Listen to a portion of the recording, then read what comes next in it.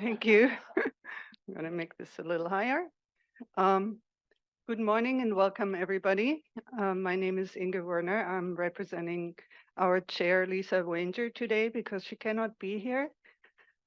Of course, the main agenda item today is the workshop on managing subsidence lands in the Delta. So first, my task is to call the October meeting of the DISB to order. And now I will do the roll call and the declarations. So I think we have Steve online, Steve Brandt. Yeah, Steve Brandt, no new declarations. Virginia Dale. Virginia Dale, no new declarations. Tanya. Is she over there? Sorry, all over the place. Tanya Heikela, no new declarations. Tom. Tom Holzer, no new declarations. Anna. Anna McCulloch, no new declarations. Diane. Diane McKnight, no new declarations. Bob.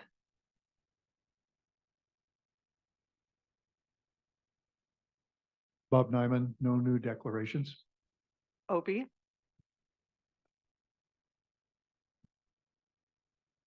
Jayanto Beseku, no new declarations. Okay, Lisa Wanger is not present. As I mentioned, Inge Werner, myself, no new declarations. So since the last meeting, we received a public comment from California Water Research on atmospheric rivers having a quasi-decadal frequency. It is part of the workshop materials. And are there any other public comments? Edmund? Right. So I will hand over to Virginia Madueño, the chair of the Delta Stewardship Council, for the land acknowledgement. Is she there? Yes. Good morning, Inga. Good morning, everybody. I'm sorry I'm not there in person with you. I am recovering from COVID, and at this time I would like to read the land acknowledgement. We acknowledge that the Delta watershed and larger Bay Estuary are located within the ancestral territory of and have been continually occupied for thousands of years by the native peoples of the numerous villages and tribes of the Bay Miwok, Coast Miwok, Plains Miwok, Maidu, Nisenan, Ohlone, Patwin, Pomo, Wapo, Wintun, and Yokuts, who make up tribal groups, both recognized and unrecognized. We wish to show our respect to them, their ancestors, elders, relatives, and their sovereignty by acknowledging the injustices inherent in a violent history of colonization and dispossession, and their sovereign rights as First Peoples. We acknowledge that the Delta Stewardship Council, Delta Independent Science Board, and other organizations here today are guests on these traditional homelands. Tribal communities have been stewarding our natural environment since time immemorial. There is much we need to learn from the Bay Delta's tribal communities about stewardship. Please consider that although this statement acknowledges the ancestral and unceded territories of the original native peoples of the Bay Delta, additional steps are required to move towards meaningful restorative justice. Thank you. Thank you very much, Virginia. And are there any other public comments? There are none. I will now turn things over to Delta ISB member Tom Holzer, who is the lead on the subsidence review.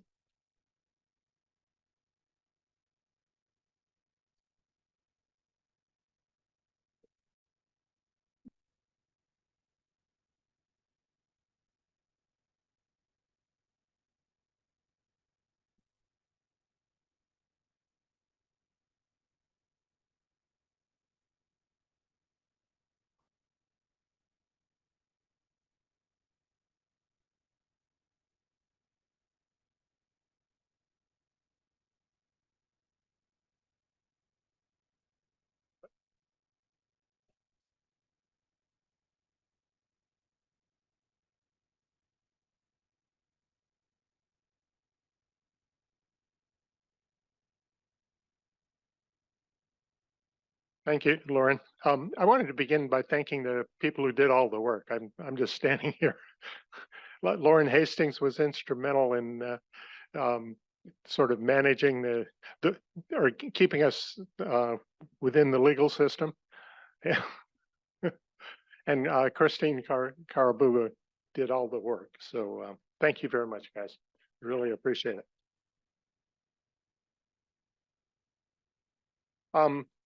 What I wanted to do was give a brief introduction to the purpose of the workshop, and let me move on here. There we go. Basically, what we want to do is synthesize the science that we are using in the Delta and identify gaps in the in that science. But that science is so interfingered with policy that it's kind of hard not to get into some of the barriers that stop us from doing certain things, or perhaps could contribute in important ways that are only there because of the barriers. So it's important to cast things as broadly. As I look out at the audience, this is about as interdisciplinary as it gets. And I think it really highlights the problem in the Delta, very interdisciplinary. I also thought it'd be useful to reflect a little bit about how we got here. And it actually interfingers with what Virginia was talking about in the tribal words. The Delta is actually very young. From a geologic perspective, it started about 7,000 years ago when the glaciers were melting and sea level was rising on the California coast. We started with a Sacramento River that was discharging out west of the Golden Gate Bridge, and as sea level came in, the estuary grew. And about 7,000 years ago, it reached the Delta region. And interestingly, about that same time, the sea level began to slow down. The amount of glacial melt slowed down, and there was a tremendous decrease in the rate of sea level rise, so that it went from about 10 millimeters per year at 7,000 years ago to about 0.6 millimeters per year. And I suspect that had something to do with why the peats were able to start accreting. So from about 7,000 to 160 years ago, the 1860s, that was the Delta. That was the natural Delta. And of course, the Native Americans were part of that Delta, as Virginia mentioned. And it wasn't until the Western settlers came in after the gold rush that we began to reclaim land. And that went on until the 1930s. And the reason we're in this room today is because of that period, because there were tremendous modifications that most of you are familiar with. And it left us a legacy of islands that have subsided below sea level. And if you stop to think about the threats to the Delta, they're very different, but they're all almost equally important. There's earthquakes, as we had a little sample of yesterday, and I guess, Russ, you're going to talk a little bit about that. There's the subsidence itself. Now sea level rise is looming in the future, and I think I forgot the fourth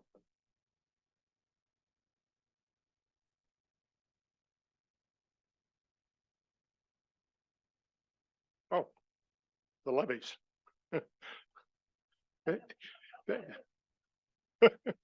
It shows how much we take them for granted. There's still a lot of non-project levees out there that give the Delta its vulnerability. And I think in this workshop, although we're focused on the subsidence and the fact that water is coming back into the Delta with sea level rise, with subsidence, it's just naturally getting wetter again. And although that's what we're here to primarily talk about, these other issues are going to raise their head.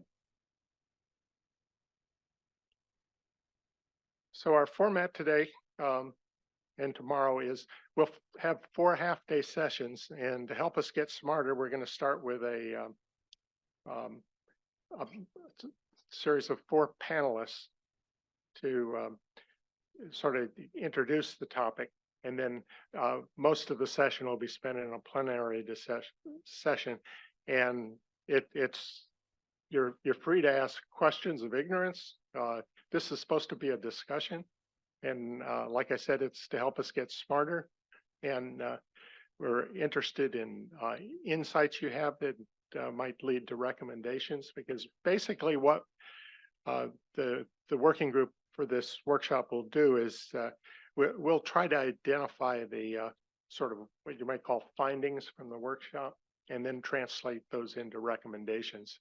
And that'll really be the essence of the report. So to get there, I think say whatever comes to mind, as long as it's related to the Delta. And I think we can end up with a very productive discussion.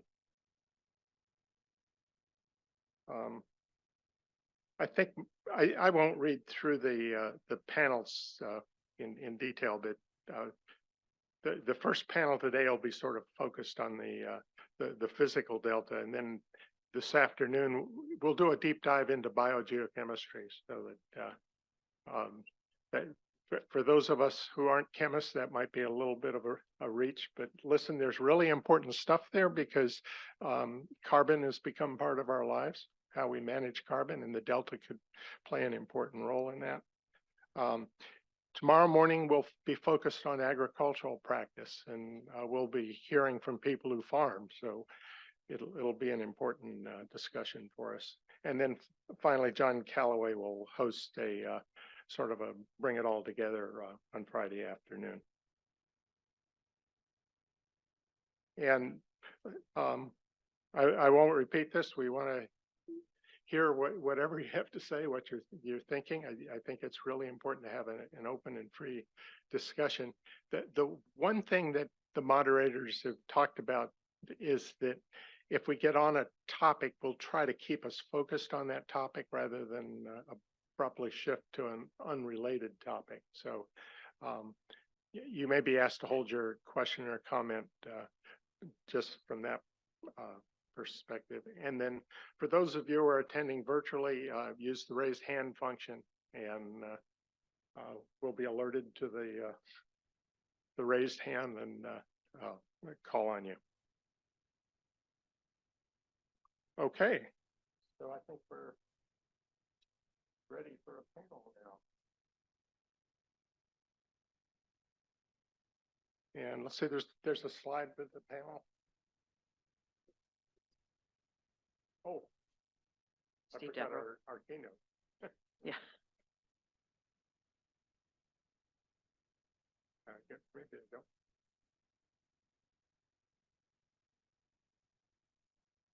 Yeah, I thought it would be good if we start to get back to Mike.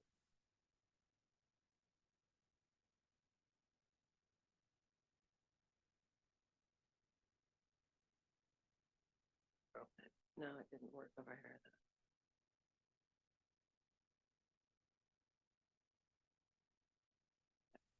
Okay.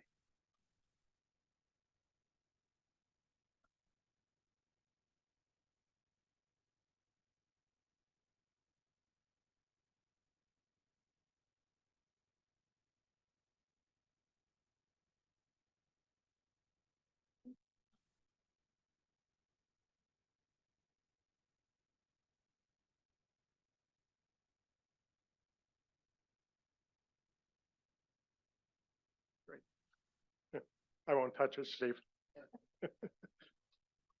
I thought it would be good to have an overview of all those issues I was talking about, and there aren't very many people in the Delta that can do it. Most of us, have our specialties, but one exception is Steve Deverel, and Steve has been working in the Delta for decades now, and has been involved in numerous projects that we'll be talking about today. And he probably knows the physical and chemical side of the Delta as well as anyone does, which is his focus. So Steve's going to give us about a 20-minute overview, and then we'll turn to the panel. Steve?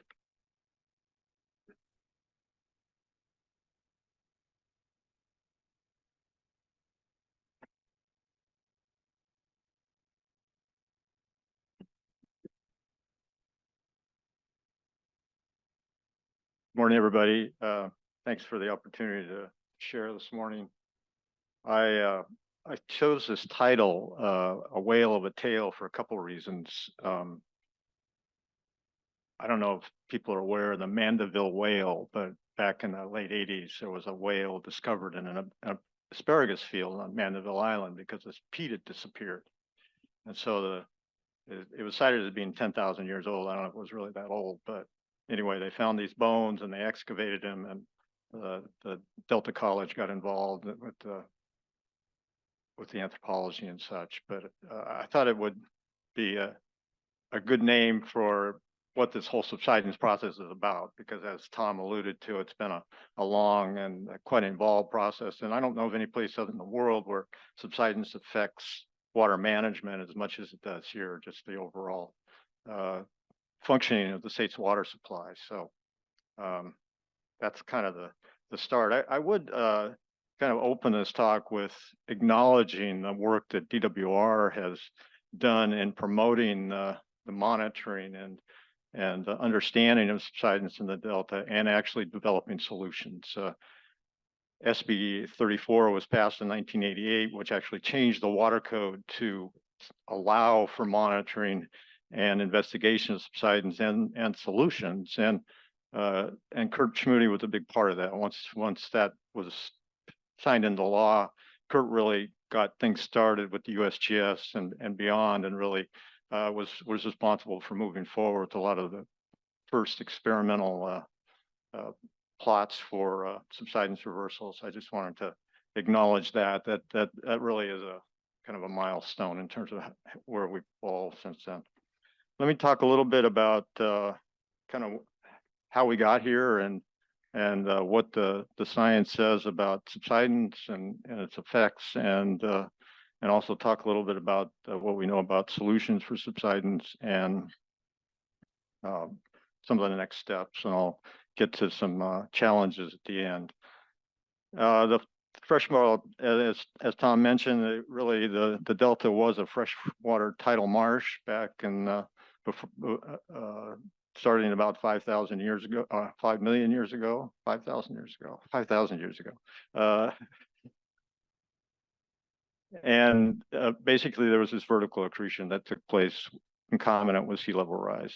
I would say at this point that we've done a little bit of work with SFEI, quite a bit of work with SFEI, and trying to understand how much peat actually accreted. The number we came up with, really mostly SFEI's work and Judy Drexler's cores and such, indicated about almost 8 billion cubic meters of peat accumulated in the Delta. The previous estimates were lower than that because we didn't include the whole landscape of tidal wetlands, but two-thirds of that has disappeared. So as a result of subsidence, we've had basically this loss of about two-thirds of the peat that was accreted during this last 5,000 years or 6,000 years. Tom mentioned the sea level rise. This is basically just a graph that shows that this rapid sea level rise until it reached the Delta about 7,000 years ago, and then progressed at a rate about 1.7 millimeters per year after that. This is actually a paper Brian Atwater, who was a former ISB member, published back in 1977. So this is kind of this Delta organic formation process is illustrated by some work we did on Frank's wetland. This is in coordination with USGS, C14 measurements and sediment samples, and modeling of the accretion over time.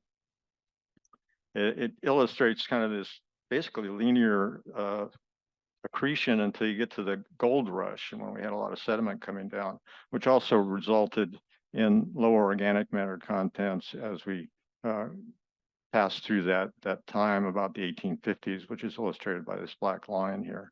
So you had very high organic matter content in these accreted sediments on the order of about an average of over 80% organic matter, but periodic sediment influence as illustrated by the graph. I think the message there is that not only was the wetland able to keep up with sea level rise, but it was also a very organic process. There wasn't much inorganic sediment that really was deposited. And part of it's the location. We know the Central Delta was more quiescent, had more organic matter accretion compared to the periphery, Sherman Island, for example, where we see more sediment in the organic materials there. And so this is kind of what it looked like based on work that SFEI has done. A lot of the shoaling and plexus species covered most of the delta as tidal wetlands. Oops.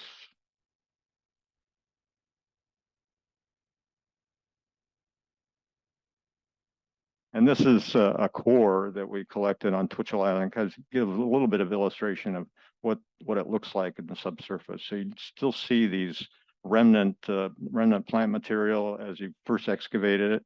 Lauren pointed out to me yesterday that if you squeeze this, all that disappears, and if you leave it out for a while, it turns black. But it's very anaerobic and has really maintained this vegetation that was deposited during the last several thousand years.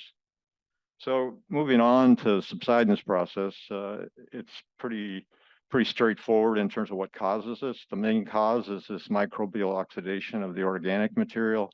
As we drained these peats for agriculture, the peat was exposed to oxygen. There was a lot of compaction that took place as a result of that as well. And there's ongoing compaction as we deepen the drainage ditches to compensate for this microbial oxidation. This shows the elevation, so I get into kind of the effects of subsidence here. We see this. We see the LiDAR elevations in 2017, which give you an approximation of the depth depth below sea level, which is more than 20 for most of the Central Delta. I mean, this is where most of the subsidence has occurred. Just to point out a few islands we'll talk about today. Sherman Island, where we have Whale's Mouth and Whale's Belly wetland. We have Bolden Island, which I'm sure Russ Ryan's going to talk a little bit about today. I'll talk a little bit about Bacon Island and subsidence there. And then here's Mandeville, where the whale was. I'll move on to Sherman Island and talk a little bit about the subsidence there that we've measured and modeled. This is actually part of the Delta Risk Management Strategy project that we participated in 2005 or so. But there is this data set that was collected by the University of California Extension Service. Walter Weir led that effort, starting in 1926, measuring elevation changes along cross sections or transects across Bacon, Lower Jones, and Mildred Island. And that progressed all the way to 1983. Actually, 82 was the last year. After Mildred Island failed, they stopped doing it. But we went in and did that same transect across Bacon Island in 2006. So we got a pretty good sense of what the subsidence rate was from 78 to 2006, about 3 centimeters per year. But before that, you know, we see the average subsidence rate being about 6.6 centimeter years, primarily because of this high organic matter content that has decreased over time as subsidence has progressed. There was also wind erosion and burning that took place up until the end of the 1950s. That could have contributed to that. This kind of shows the relationship of that organic matter content to subsidence rates. This is true worldwide. The lower the organic matter content, the lower the subsidence rate. So you see the difference between Sherman and Bacon. And Bacon was reclaimed in the early 1900s, so it hadn't subsided as much as and lost as much organic matter probably as Sherman had, which was reclaimed in the 1860s. But it also Bacon is more in the Central Delta. We probably had more quiescent accretion of the organic matter material. So compared to Sherman, more influenced probably by the San Joaquin River and Sacramento River sediment deposition. But nevertheless, a correlation, and we know that as that subsidence progresses, we lose organic matter. And this kind of points to some other factors that affect subsidence rates.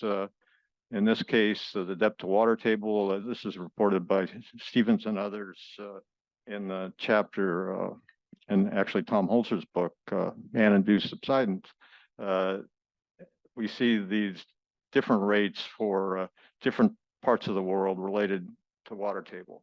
And this isn't new information. I mean, this is 1984, this was published, but a lot of work was done in the Everglades to really kind of sort this out. And then we have the effective temperature over here. So as the soil temperature increases, so does the subsidence rate, and it's proportional to depth to groundwater, as noted here.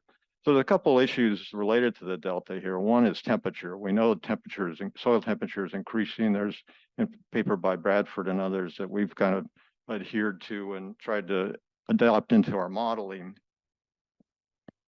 that illustrates a couple degrees temperature increases towards the end of the century that definitely in our modeling indicate increased subsidence rates. And then the depth to water is something that was recognized actually early on by DWR. There are actually reports published in the early 1980s that recommended raising the water table adjacent to levees to reduce subsidence. So these aren't real new concepts, but important to kind of keep in mind as we move forward here. So let's talk a little bit about effects. One key effect of subsidence has been demonstrated by numerous studies is the failure of Delta Island and failures levees. One big deal was the failure of the Brandon Andrus Islands in June 21st, 1972, 1 o'clock in the morning. The levee broke and flooded about 150,000 acre feet on the Brandon Andrus. It took probably the biggest deal here was that the salinity increased in the delta because of that 2.5 to 4 times. So that was really a prompt to shut down the state water project deliveries for about a month to get that salinity pumped out of the delta. It turned out that the salinities returned to pre-breach levels towards the end of August. So it took a while to flush all that out. There was quite a bit of additional outflow from the delta during that time. And then the federal project was opened up to kind of clear out that salinity. About 300,000 acre feet were released from Oroville, Shasta, and Folsom to basically expel that salinity.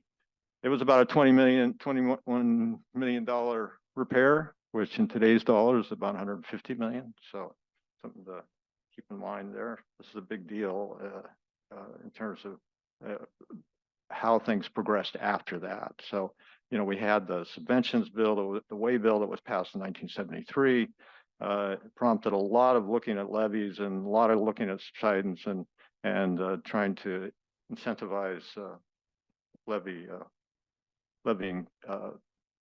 resilience, if you will.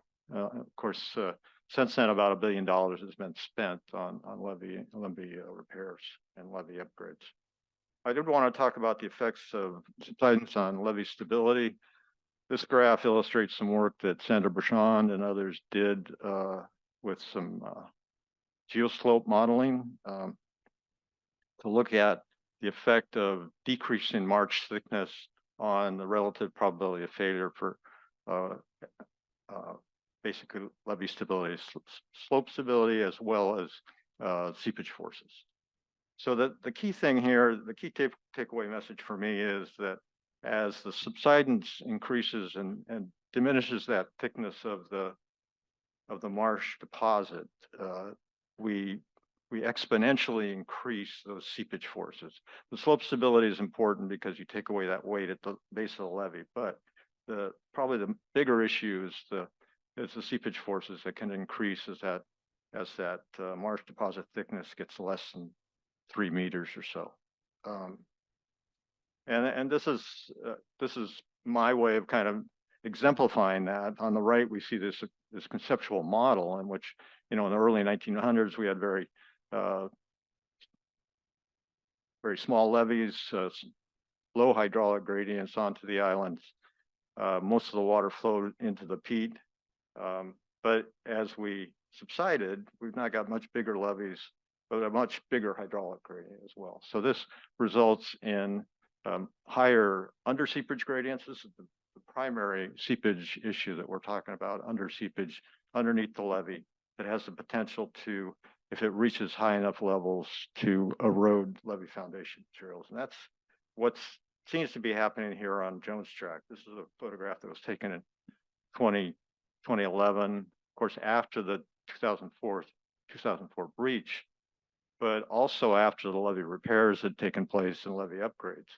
So we still had some kind of under seepage that was going on there. Eventually, I think this ditch was filled in and the levee toe was extended, but you can see along the edge here that there is this material that's been excavated out of the ditch for probably for some time. And indeed, the Delta Risk Management Strategy project speculated that under seepage could have been a factor in the Jones Tract failure. And they also said that under seepage is a long-term erosive factor in the Delta that kind of plays out over the long term for most of the Delta. I'm paraphrasing that, but that was one of the conclusions of the Delta Risk Management Strategy. And so this is kind of what the boil looked like at that time. Actually, I think Kathleen was out there when we did this, weren't you, Kathleen? Anyway, so this is that material kind of boiling up in the ditch. Yeah, you can move forward here.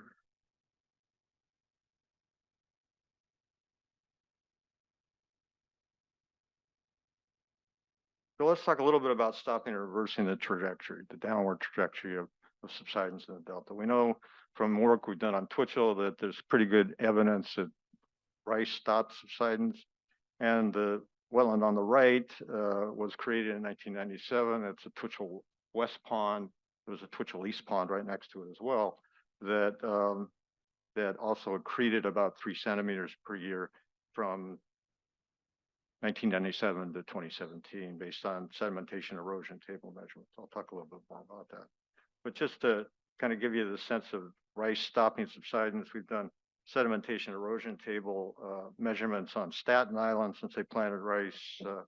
They planted rice in 2019. In this field, we started measuring in 2021 in conjunction with installation of eddy covariance instrumentation. And so we see this up and down in the land surface elevation shown here. All this is relative to the initial measurement here, but it's the up and down related to the buoyancy of the peat and the up and down in the water table. So you always have to take this in mind when you measure subsidence in the Delta and land surface elevation changes, and that you have this effect of rising and lowering the water table. This is really a technique that's used for wetlands, but it served its purpose and has served its purpose in the wetland and the rice fields on Twitchell as well as on Staten Island. So kind of moving on to the wetlands, this is the Twitchell West Pond back in 1997 when it was first flooded. You can see a few tules that were planted at that time. Like I mentioned, we've seen 3 centimeters per year of accretion there from 1997 to 2017. But this is what it looks like today. This is a picture I took out there I was with Andy Nyman from Louisiana State University, and we were up on the scaffold without UCB's permission, but we were up on the scaffold there and took a picture. I think he took the picture actually. But we see all this biomass that accumulates. I think I've heard Dennis say this, this biomass kind of is inhibiting the wetland of sequestering carbon. And Andy's words were, we got to burn this, but it brings up this idea that really there's probably more that we need to do to manage this biomass that basically all of it stays in the impounded marsh, contrary to what happened in their tidal situations where you had a periodic washing out. And also we know that the Native Americans burned these wetlands as well to kind of incentivize growth. So there are some things I think that need to be looked at in that regard. And this is a picture of Robin Miller's Foot about 10 years after the wetland was created, kind of illustrating the nature of the material that accumulates. So really, when we created these wetlands, we really followed John Calloway's model that he developed in 1996, where it's this increase in sea level rise that results in these anaerobic conditions that limit the decomposition of the biomass that results in this long-term accretion. So the idea for this wetland was, and it was managed this way for quite a while. I'm not sure it still is, but to keep raising the water level to keep the accretion at the rate that we saw there, about 3 centimeters per year. And so it is important to, if we're going to build these wetlands for accreting land surface, to keep accreting the water level in the wetland as well. And so really, I would say that we're trying to reverse this downward trajectory. And again, I point out these changes in water levels. This is data from Twitchell Island from 2009 to 2013, just before the East End wetland was created there. This is our kind of downward trajectory of the land surface elevation measured in an extensometer there. But this is also the water level, and you can see the fluctuation related to that. Again, making the point that when we measure subsidence in the delta, we need to take into account these groundwater fluctuations. But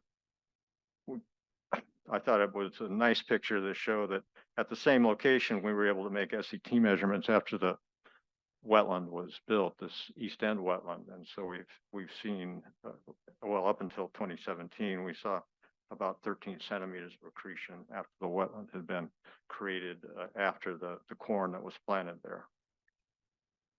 So I'm going to just progress real quickly onto the idea of land use mosaics that have resulted from the work we've done out there.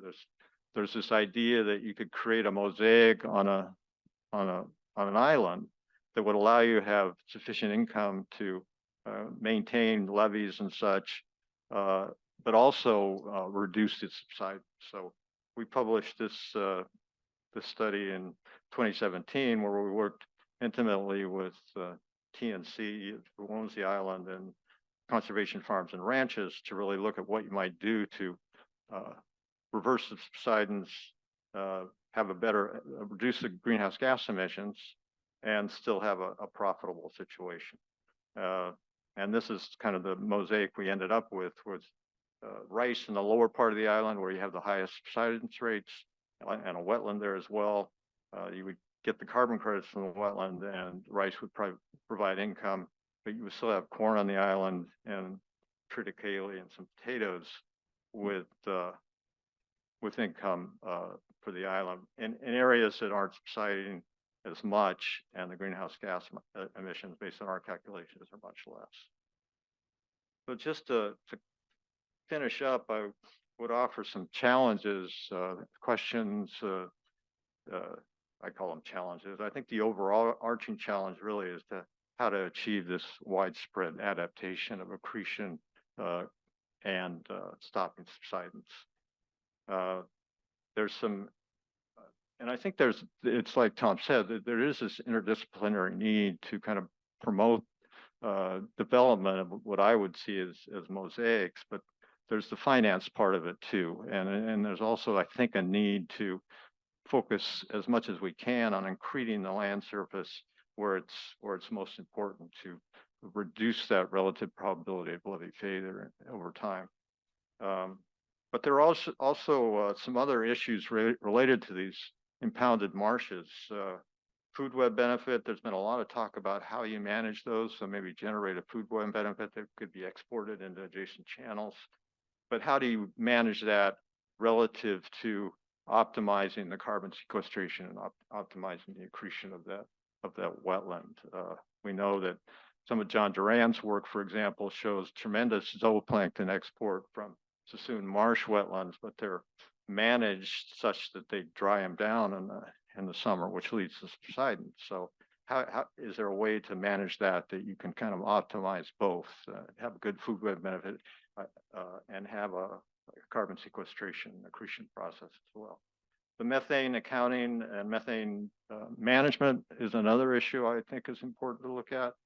One of the things we know from other places, and I think the Rush Ranch data shows this as well, that we have these sulfate concentrations that inhibit methane production. And so some of the work I did when I was at the University of California showed the kinetics of methane reduction in these sediments. So if you could manage the residence time to maybe reduce that time that the sulfate is available to be reduced, you might be able to maybe reduce methane emissions.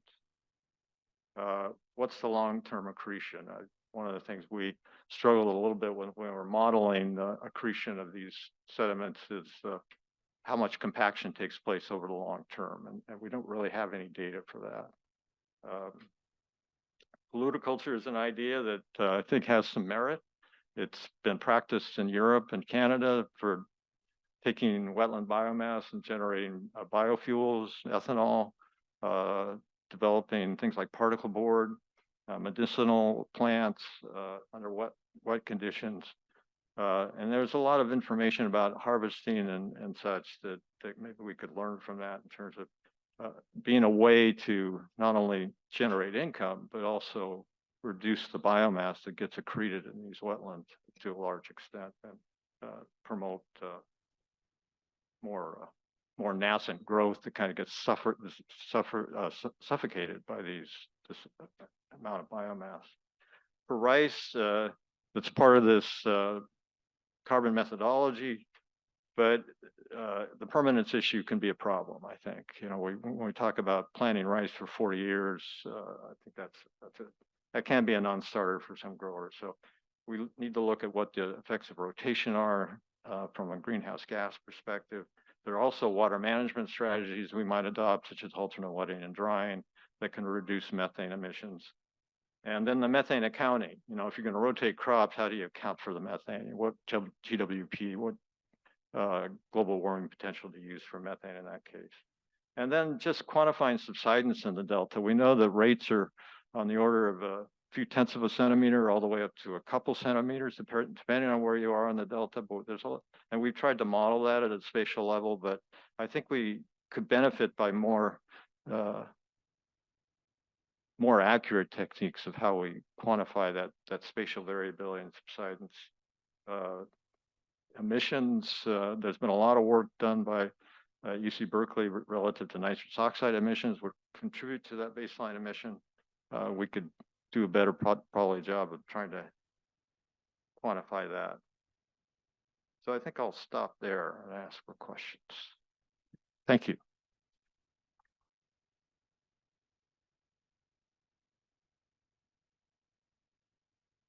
Yeah, for a few questions. I know I got one smarter based on notes.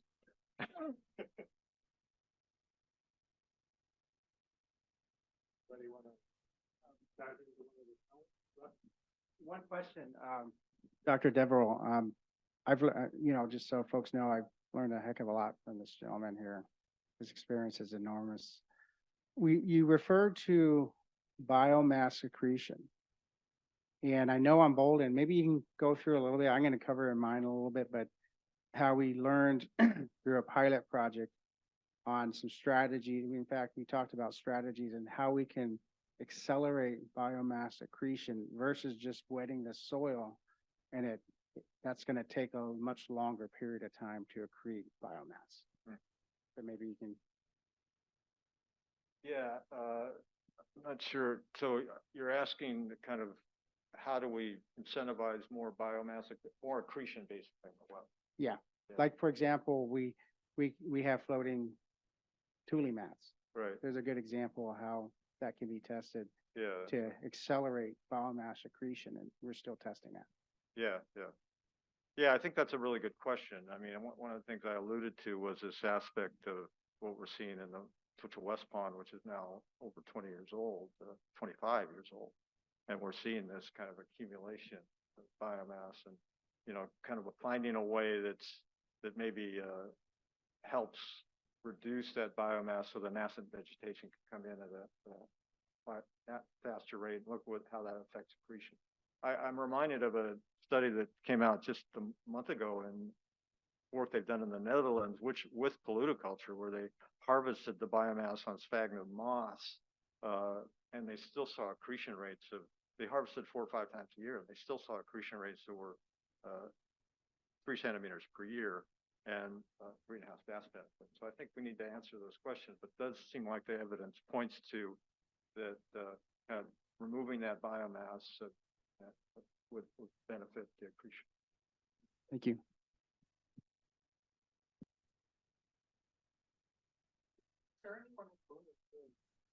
Is there anyone in the room who's doing research on biomass accumulation?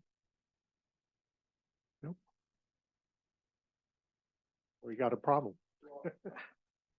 Yeah, I'll be talking a little bit about a pilot project over on Bolden Island that actually does that, and we're expanding that program to test it with Delta Smelt, for example, Right. and then also test how in an open pond type of arrangement, how that biomass will accrete vertically as well as horizontally.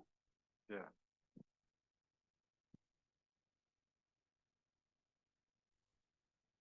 I think you have another question there.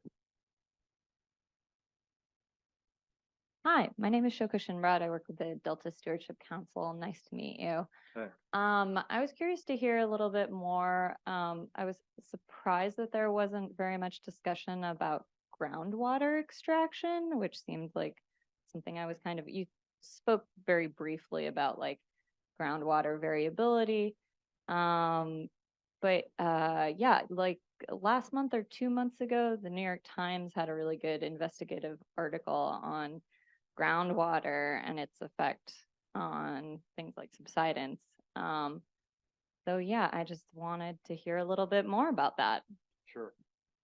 Yeah, that's a good question. I mean, most of the subsidence that's occurred in California is a result of groundwater withdrawal that occurred in the Central Valley. We don't see that so much in the Delta, although we've put extensometers, deep extensometers out there and seen very little subsidence associated with that groundwater change. Because what happens in the Central Valley is that as you lower the water table below the clay layers, you de-water those clay layers and they collapse and they don't come back. But in the Delta, the groundwater effect really is the result of when they lower the water table for drainage. As they continue to oxidize that peat, they have to lower the water table to be able to farm. And that actually collapses the peat to a certain extent because it de-waters that peat. The peat's probably, 60 to 70% water, and even more than that at the deeper levels, up to 80%. So as you de-water that, it collapses. But it's a pretty small, based on our calculations, it's a pretty small amount of subsidence that occurs as the result of that. Most of it's because you're exposing these organic soils to oxygen, and the microbes kind of go crazy and oxidize, consume.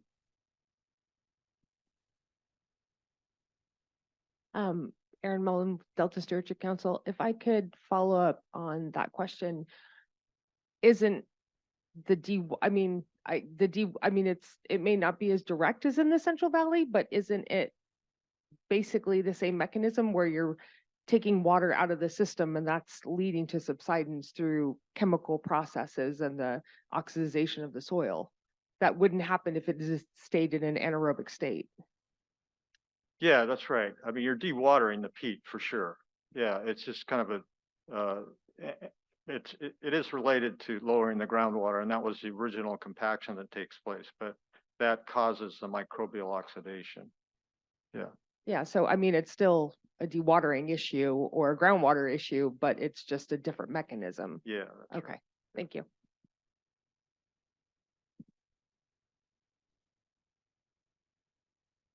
Kurt Schmoody. I know we've looked at gas extraction as well, and likewise, in addition to groundwater extraction. So it's not a deep water, it's not a deep process, it's a surface process. So, right. Yeah. The gas extraction likewise is not causing subsidence. It has Right. caused subsidence, actually. I mean, A little bit? yeah, we published some of that in 2014. We went deeply into the gas extraction and the gas fields, and we found that so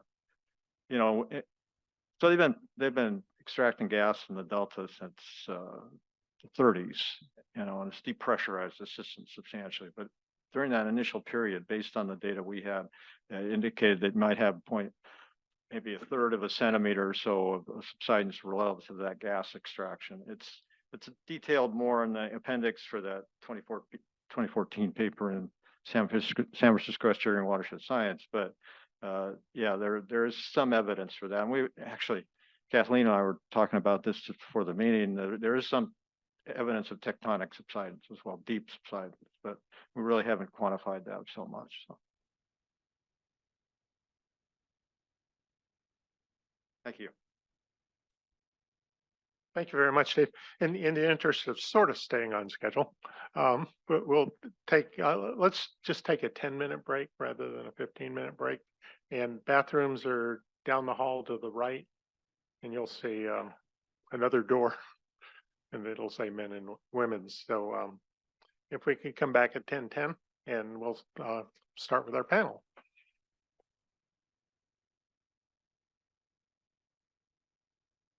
All righty, let's start getting smarter again.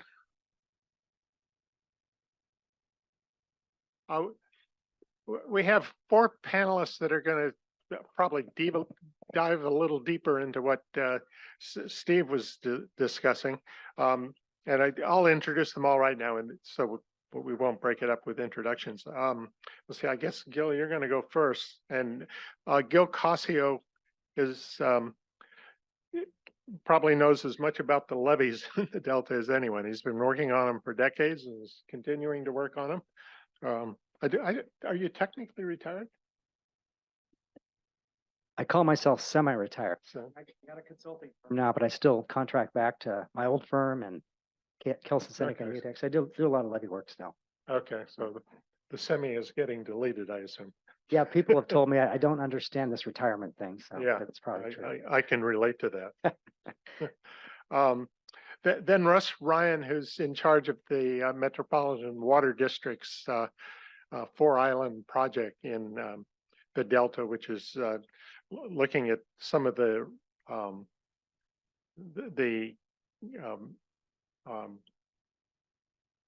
looking for the right word, reclamation processes that that Steve was talking about. David Julian is with the Department of Water Resources and manages the Twitchell and Sherman Island efforts. And Kathleen Jones is our geodesist. And one thing I learned when I was looking at the resumes that Kathleen is also a nuclear physicist. So she may be the only nuclear physicist in the room, but I think it gives us a little more clout than we might have had otherwise. So anyway, we each of them will speak for about 10 minutes. I'll stand up at 10 minutes to give you a sort of a heads up, and if you could wrap up, and then we'll go into the plenary discussion. So Gil, let's start. And let's see, you're gonna have to. Yeah, I'll start when my slides come up, but I just wanted to mention my first job out of school was working on a nuclear power plant back in 1980. So I quickly got away from that. It was not as fun as working out here in the Delta. So.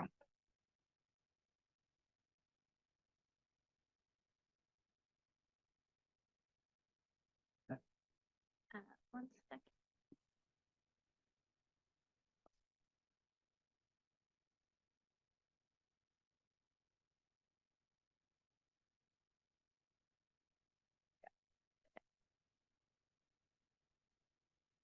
Okay, I labeled or titled my talk, How Subsidence Affects Reclamation Districts. When I first started looking at this, and I think what most people think, that it's the levees and it might be some drainage issues that subsidence affects. But then as you start looking at it, it affects farming, it affects modifications to your drainage system, some costs, especially in areas that have highly subsided of draining water. So kind of like Steve mentioned, it just affects a lot of things down on these islands. So let me see. Oops. There we go. Oops. There we go. So these are the topics I'm going to talk about. Just going to talk about where is peat in the Delta, both in the past and present. Just a general drainage issue that subsidence, just because of the fact that it's differential across the whole island, makes it hard to drain because you've got areas that were essentially at sea level, and now half the island's -20 and half the island's -10 or even higher. And so it makes it hard on the drainage system to figure out what to do. Then we got seepage problems near the levee. We got seepage in ditches, which is pretty interesting in some areas. I'll give you a couple of ideas. And then levee stability. Steve Deverel mentioned that some of these islands that have been along natural river channels get a lot more mineral soil. And on some of these islands, that's mostly sand. And when you get peat and sand mixed together, it's kind of a double whammy of trying to keep these levees up. And then the final thing I'll talk about is the zone of influence, the area near a levee that affects the stability and how accretion or halting subsidence would help in that regard.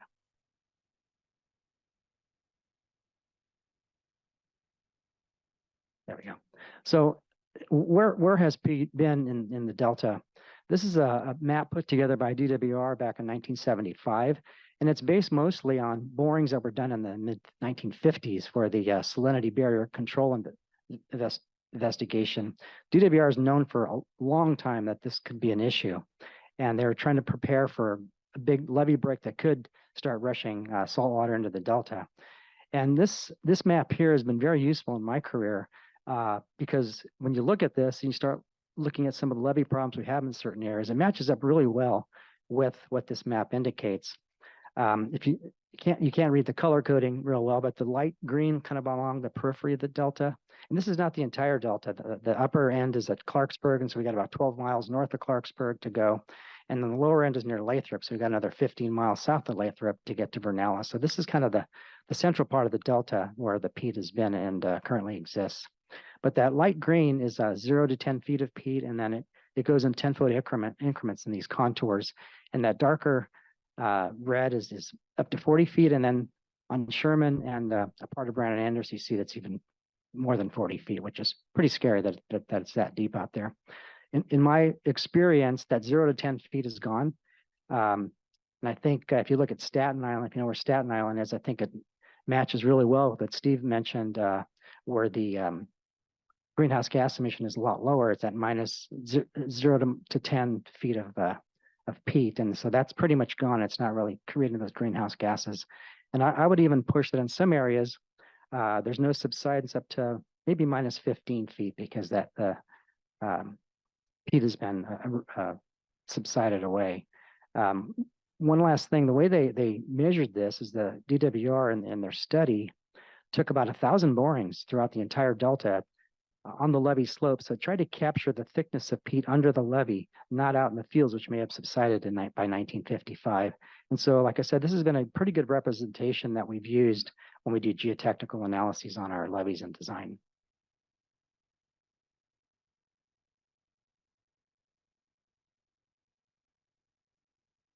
I'm having trouble controlling this thing. Oops. There we go. So this is a rinse tract, and this shows the LiDAR from 2007, color coded again by elevation. And if you look out to the left, the west part of rinse tract, you can see we're down in the minus 20, and this is during duck season, so it's probably more like minus 22 if you took the water off because the LiDAR didn't penetrate. So you got minus 22 on the left or west side, and then you've got areas that are higher than minus 10 on the right side. So you can see that 12-foot drop from top to bottom is pretty indicative of what we see in the central Delta. There's a pumping plant on the left side, and there's a pumping plant on the south side on the bottom. Those are the only two pumping plants that get water out of there. So you can see that, especially the one on the west side, would have a heck of a time draining all the water from the entire island, and especially those low spots, in order to lower the water table to farm. This is Empire Tract, which is pretty near to Ringe Tract. And the reason I wanted to show you this one is, again, it's the same sort of drop from top to bottom, about 12 feet. But at the lower left, that's where the highest peat was. In that original peat map, it showed us about 20 feet of peat. Well, when we came to do levee rehabilitation on this levee in 2015, we found that there's about 4 feet of peat left. So out of that 20 feet that was originally there, we've lost about 16, which seems to be reasonable. And it's very wet.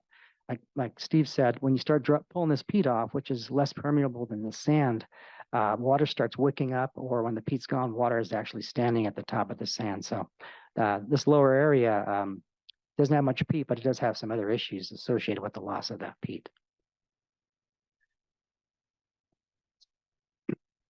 This is an interesting situation. This boil, like Steve showed that video, this is along the Sacramento or the Steamboat Slough on Grand Island.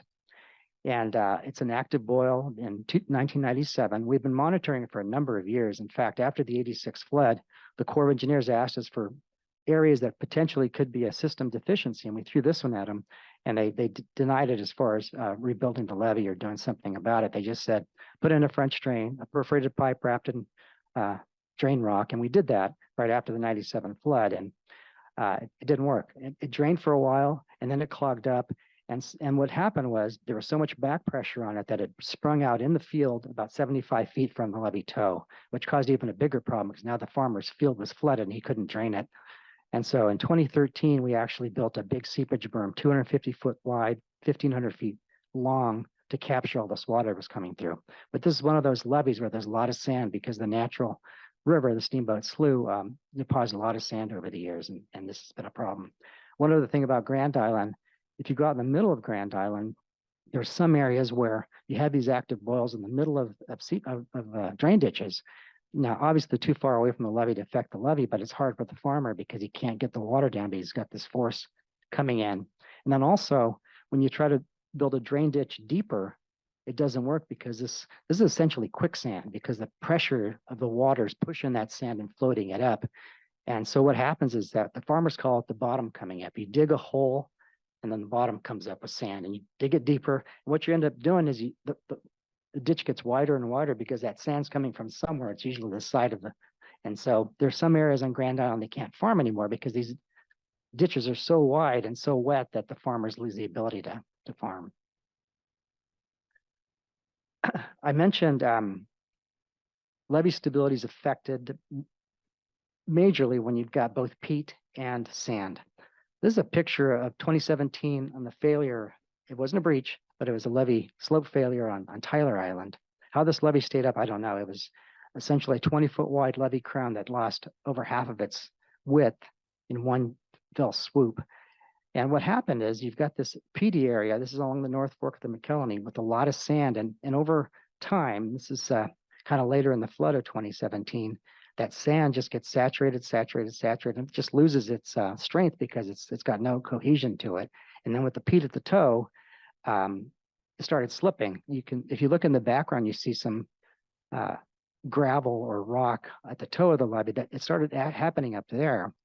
And they thought they had captured the movement by putting that little toe berm in, but then suddenly this slope failure showed up. And it was pretty scary. I like I said, when I saw it, I was amazed that the levee was standing up. This is a similar problem on Holland Tract. On Russ's, Holland Tract failed in 1980 on the north side, and this is on the east side, kind of around the corner from the north side. And it was the same sort of thing. You can see they've got fabric at the toe of the levee. They're getting really ready to build a toe berm to try to keep this levee from totally failing, and it worked. But for a lot of years, it seeped a lot. So every time the water would come up, you'd see water running through the sand, and it was kind of a problem. Back in 2012, they finally rehabilitated it. They took the levee, widened it. The crown's about 40 feet. They flattened the slope out, and they built a big toe berm. But it took a lot of years. I mean, this is 83, and they finally fixed it in 2012. So this is the kind of problems you're running into when you got both peat and sand. Now, I mention this because the peat may not be supporting the levee per se by its weight because it's very light, but if it can keep water from running through a levee, it helps out quite a bit. This also happened on Bolden Island, another one of Russ's islands in 1997, just south of the McCalamy River Bridge. And in 1983, it also happened on Staten Island, just about the same spot that Tyler Island had their problem in 2017. So I think through the years, we've repaired most of those sites. So hopefully it doesn't happen again, but it's something that could really cause a levee breach failure pretty quickly. Okay. The last slide I have here is actually, I have one more.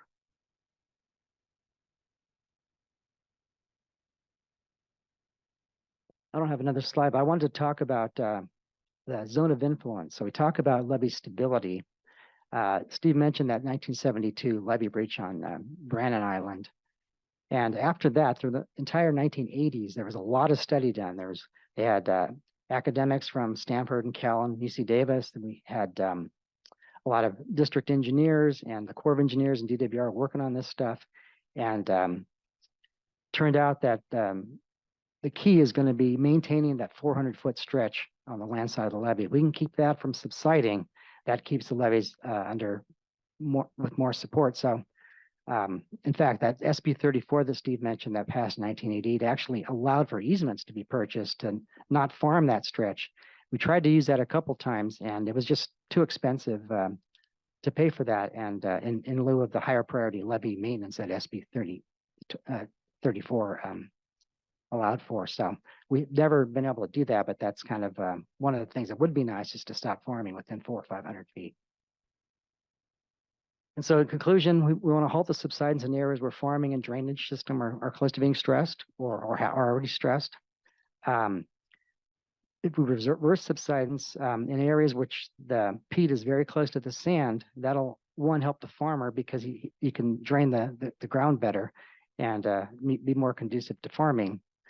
And then finally, just be aware of where subsidence and the depth of groundwater exist and whether it may affect levee stability. You know, my old firm, MBK Engineers, is one of two big firms or major firms working in the Delta levees, and there's a handful of others.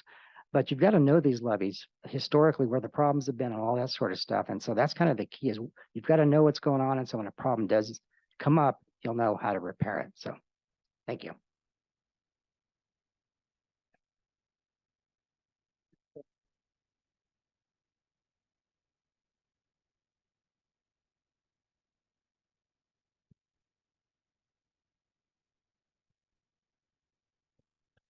But what we're going to do is we won't take questions other than if there's some question for clarification. And then when we're done with Kathleen's talk, we'll go into the question and discussion period. So Russ, you're on next. There's the red button and you can hear me. Thank you so much. I'm glad to be here to share some information with you. Again, I've worked in this area in the Delta for 15 years, various topics relating to water supply security, ecosystem restoration, and a variety of other topics. So I'm going to give a real quick, yesterday was quite an eventful day with the 4.2 magnitude earthquake off the Midland Faults. And an interesting thing is I was actually on my way down with my boss down to Stockton for the reclamation district meetings, and my phone just started going off 30 messages and then we got our alerts, and basically I have, with the planning efforts of DWR, and I really thank DWR and the county OES for all their training. So over the past several years, they've had a concerted effort for training. I have what's called a dialer team, which is the Delta Islands levee response team, and they performed amazing yesterday. So in a few calls, we had everybody mobilized to the different our 4 islands, and really in about an hour and a half, 2 hours, we had an assessment on all of our 4 islands, and all 56 miles had been surveyed and patrolled to determine if there was any extent of any damage out there. There was no damage, which also I'd like to also say thanks to DWR and the state for the special projects and subventions programs, because over the years with that investment, it keeps these levees strong enough to withstand deformation type forces that would, slumping and levee failures. So it was quite eventful all day yesterday. My management, my senior management, my general manager, all chiming in, how are our levees doing? And they held up pretty darn good. So really proud of that. We're currently still monitoring it, just because there could be, I just before we started here, got an alert that there's probably another aftershock in the Delta. So we'll see, that just happened. So we'll see. I've got a alert from my emergency ops team down in Southern Cal that they just sent me a message, but not, my phone's not pinging, so it mustn't be that bad. What I do like to say that purposeful, thoughtful, meaningful planning is essential to this. This is a great discussion. Subsidence is an issue that's not going to go away. I mean, I'll be talking more about Metropolitan's islands and how we are, what does it look like currently? And what did I do here?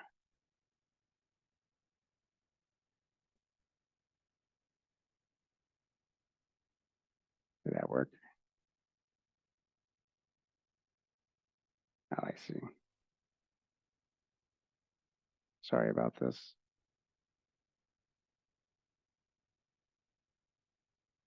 There we go.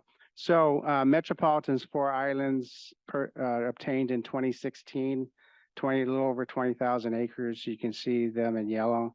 Part of it was chips out towards the west, but Metropolitan sold that off to GWR for under the biological Delta Smelt 2008 opinion, where there was a requirement for restoration acres. So that kind of helps satisfies that.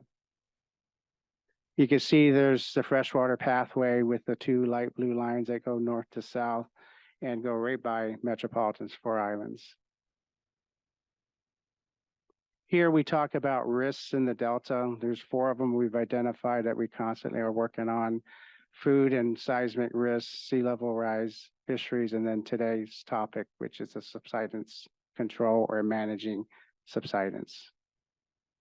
So this is a repeat of Dr. Deverel's. I will say that usually when Dr. Deverel presents stuff and I follow, I probably should just say everything that Dr. Deverel just said, ditto, because he's taught me a lot, and Gilbert too, on the levees, and this graph depicts how the water moves under the water seepage. One of the things that also puts pressure on the levee system is the hydrostatic pressure. So if you can imagine the system that floodwaters are moving in, that we call it river stage, that increases the river stage based on floods. And then there's another element, the king tides. King tides happen twice a year. And they also happen in January or December, January period when we have floodwaters moving through the system. That adds another element to the water stage elevation. In 2017, we had another element that contributed. We had a very big low pressure system that also raises the sea level. So we had that issue. I remember standing on WebTrack with my boss, and he was saying, "Why are we here?" The elevation of the water from the river was 6 inches below the crest of the levee. So you can imagine, it's like, okay, are we in trouble here? So moving forward, you also look at the seepage, which is your basic flow net that moves under the levee. And as Dr. Deverel and Gilbert related, it's proportionate to the thickness of that layer that's holding it back. So Dr. Deverel over this couple of decades has looked at surface wetness. In other words, areas that are getting too wet to farm. And those are the areas that the peat has thinned. There's what they call a muck layer in there that's of clay material and other stuff that is thinned, that the water moves in the least path of resistance and moves up through the flow net. So that's what we're seeing more and more wet areas, and that we see it more in the deeply subsided areas. We have Bolden Island that's up to 25 feet subsided in the center of the island. Bacon is the next one, 20 feet subsided. And then you've got similar on Holland Track and Web Track. So these are issues that we're dealing with. We know that we have quite a challenge in front of us. And then to add to that, as subsidence goes downwards at a rate, you've heard 3 centimeters a year, you have sea level on the water side that will be going up. Now it's more gradually over time, but still we have to design for that as we talk about levee improvements. So in 2020, Metropolitan was awarded a grant from CDFW that the purpose of the grant, and you can see here to look at each of Metropolitan's 4 islands, evaluate each based on a metrics that looks at opportunities for ecosystem enhancements, water supply security, carbon sequestration, subsidence control, which is what we're here today to talk about, agricultural best management practices. And what I really kind of brought it all together too is when we had a discussion with the various public interests, we realized we can't be successful without some community partnerships on various aspects. So that actually ended up playing very key to my board. My board is very interested in that. We also had engaged with Dr. Don Hankins out of Chico State, so Miwok tribal member. So we had that influence and input for what we call ecoculture. That also is very important because we looked at establishing some more historic values on the islands. And so what came out of the process is that they were evaluated, and then Bolden Island was ranked as the preferred place to start. And then WebTrack came in second, which you may have heard that WebTrack has a grant from the Delta Conservancy that looks at taking WebTrack, roughly about 3,000 acres, and into managed wetlands, and about up to 1,500 acres into rice. So it's very complicated, but you start to make these changes and leverage greenhouse gas emission reductions and get crediting through the different protocols that are approved, whether it's through American Carbon Registry or through the Air Resources Board process. So here, this is a multi-benefit restoration planning effort. Again, it's starting to wrap up now, and the phase that we're in now is we're concluding what we call the planning cases, which will feed into conceptual ideas that will go into a final report, which is first part of 2014 or 2024 next year. And what that report will do will identify potential pilot projects, and this is all on Bolden Island. It'll also look at potential research and further scientific type studies. One of the things I want to talk about with regards to scientific studies. So on Bolden, we already prior to this grant, we engaged into a pilot project where we had 8 18-foot diameter containment areas, and we actually got our rootstock of Thule marsh from Twitchell Island in their experiment that goes all the way back. Kurt Smoody started that back in the mid 1990s, and we took the rootstock and put it in 8 different flow regimes, whether it's a closed system to a more open, like open river system. And we mimicked the flow residence times and varied them.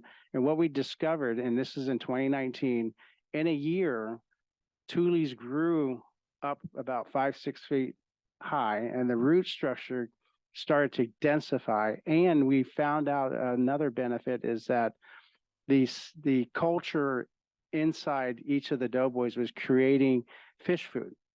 And the fish food, we have it tested. And now what we're doing is we're going to expand that program and move portion or most of these floating Thule mats into one of Bolden's ponds. It's the west pond that we're looking at. And now we're going to see how it reacts in a bigger environment. And then Dr. Sean Acuna out of our Sacramento office is working with the fisheries to bring in Delta smelt in containers and then basically put them next to these floating mats to see, is there any improvements, any benefits of this fish food that benefits the fish? And they'll test that over like a 6-week, 2-month period. And then they'll study the fish and see if the fish grew, what did they eat, analyze it from a scientific basis. So I just wanted to highlight a couple of those things, and that's my presentation. Thank you.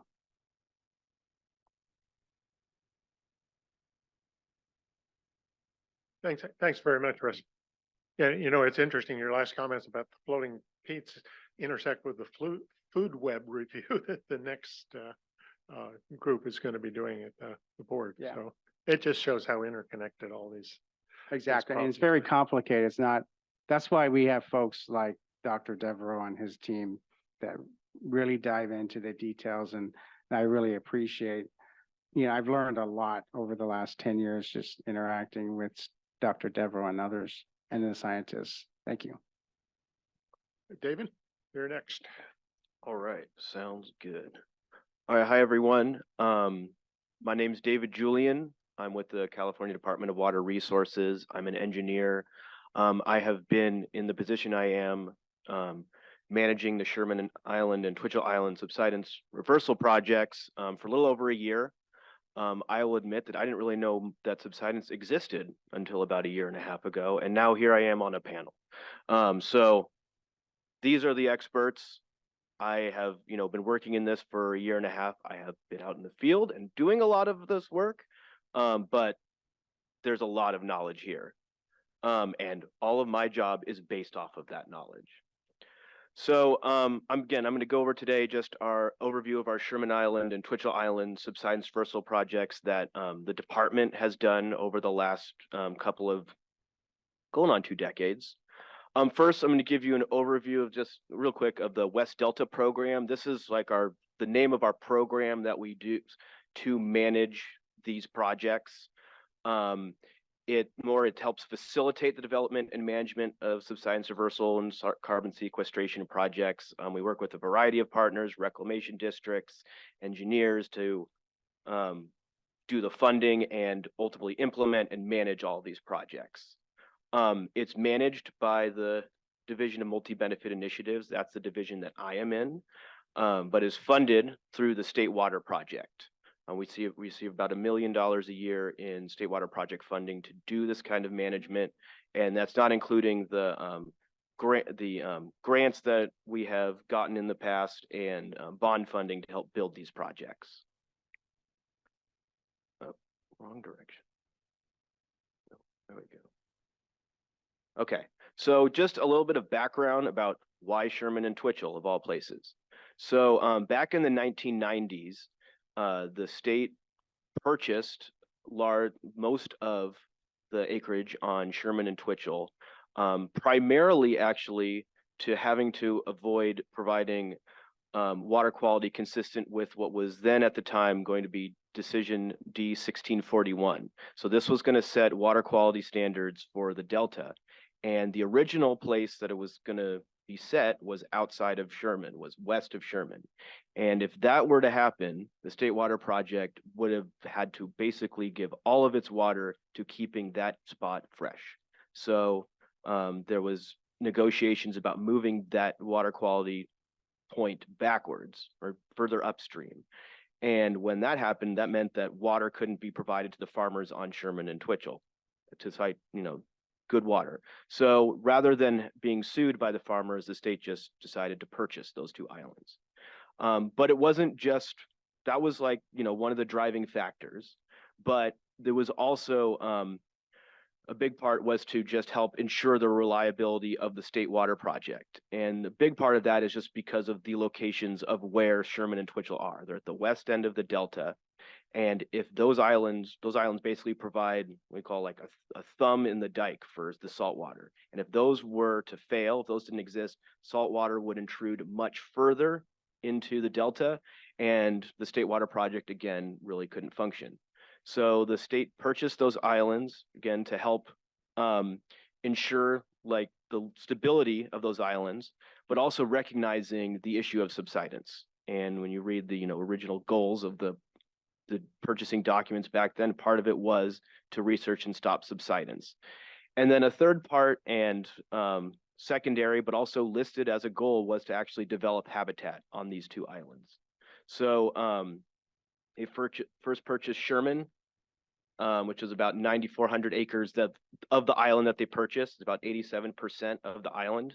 I do like to point out for this, I liked Steve's title of his called, Whale of a Tale. Look at the shape of Sherman Island, right? And then Twitchell Island was the other one, purchased about 3,000 acres of that island, again, about 80%. So while the department doesn't own all of the islands, owns a vast, vast majority of them. So our more elevation figures, right? Here's just a zoom in of Sherman and Twitchell to, again, give you a sense of the current elevations on the island. This is LiDAR taken a few years ago, and elevations are 15 to 20%, 15 feet, 20 feet below sea level, right? And with them being so important to the operation of the state water project, the fact that they're so deep, like these two numbers here are basically they're calculated we call accommodation space. So basically the volume of water that would go into the islands if they were to fail, right?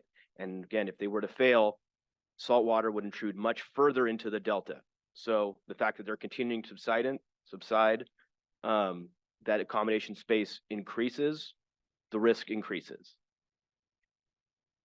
So I'm going to just go a quick overview of just all the different projects that we have. So first was this 14-acre test wetland that Steve has talked about, Kurt helped create. 14 acres, this was the proof of concept wetland project. Then in 2010, the first kind of bigger project was built, Mayberry Farms down here on Sherman Island. It's about 315 acres. And then the Twitchell Rice project, roughly about the same time, was constructed. So this wasn't just about doing managed wetlands, it was also about doing rice. And it was also more or less kind of doing a test. How successful can rice be for stopping subsidence and also providing income, so an alternative to wetlands. Then the east end was finished constructed around 2013. And then the Whale's Mouth down here in 2016, about 650 acres. And then we recently just completed construction of this Whale's Belly, about 1,000 acres. So altogether, it's about close to 3,000 acres of wetlands, about 500 acres of rice. If you line up that elevation map with them, it kind of lines up with the low elevation areas especially, right? So we're trying to target that. Most of these were actually built just kind of opportunistically. Proposition funding, grant funding would show up. It's like, all right, great, we got the funding, let's build these. There isn't necessarily like, all right, we're gonna build this first, and then this first, and then this. It was when funding became available, they were constructed. This is a diagram, looks like a general schematic of the East End project. Just to kind of give you a sense of sort of how they're designed. They're designed basically with we call cells. They got berms that surround different areas that have water control structures in between them that facilitate water flow between these cells. And then they're graded to basically allow for peat to build over time while still maintaining some freeboard on these berms. Over time, right, ideally, as the peat continues to build, we'll have to increase the size of these berms. But the idea is they're also graded to allow water to flow from the highest point down to the lowest points. This one, there's a siphon that comes off of the San Joaquin River that feeds the highest elevation cell, and then the water kind of flows through there. And then you'll see all these little blue squiggly lines and ponds. Those are partial design elements to try to create some habitat complexity, but also to get enough soil volume to help build those berms. We're taking soil, simple, like let's say cut fill, cutting soil from all these swales and ponds to create these berms. Come on. There we go. I think I actually skipped one slide that I wanted to do. I wanted to talk briefly, familiar picture, right? The primary goals of our wetland projects is subsidence reversal and carbon sequestration. We've measured, as Steve has talked about 2 to 4 centimeters a year of soil accretion. And then from a carbon sequestration standpoint, measured roughly about 10 tons CO2 equivalents in greenhouse gas reduction.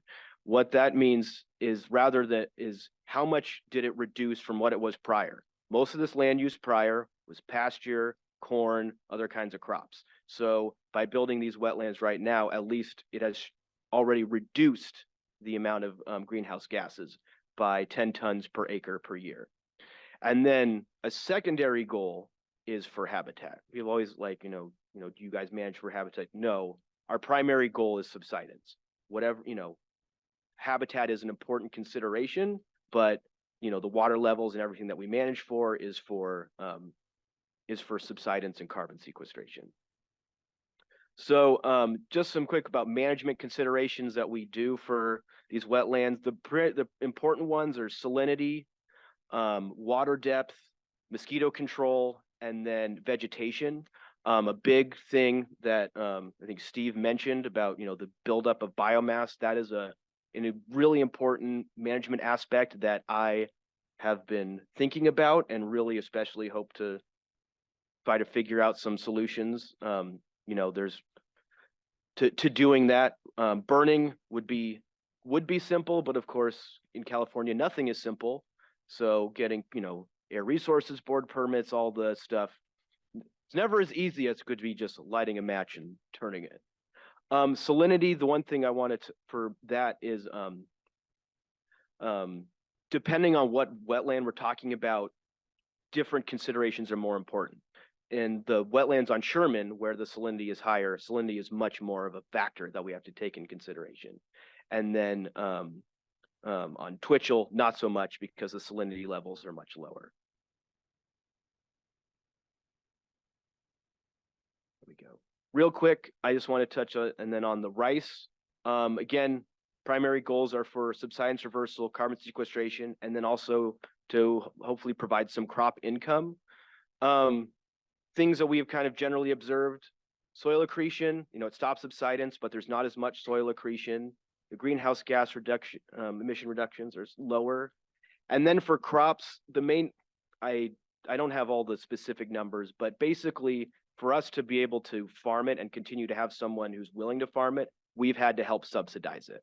So that's kind of the main thing. And then, of course, providing a secondary goal of migratory waterfowl habitat by flooding them up in the fall. The last thing about our projects is that we have actually taken them through getting carbon credits, at least registered for them, through this American Carbon Registry. And through that process, we actually developed the carbon offset protocol that American Carbon Registry uses for restoration of wetlands in general in the Delta, and accrued about 52,000 credits that are currently registered. One thing though is that they aren't being used right now. The California Air Resources Board has to accept the protocol in order for them to be used, and then legislation that was recently passed has kind of hamstrung some of our ability to really put them to use outside of potentially our own use. It's still something we're figuring out among many things.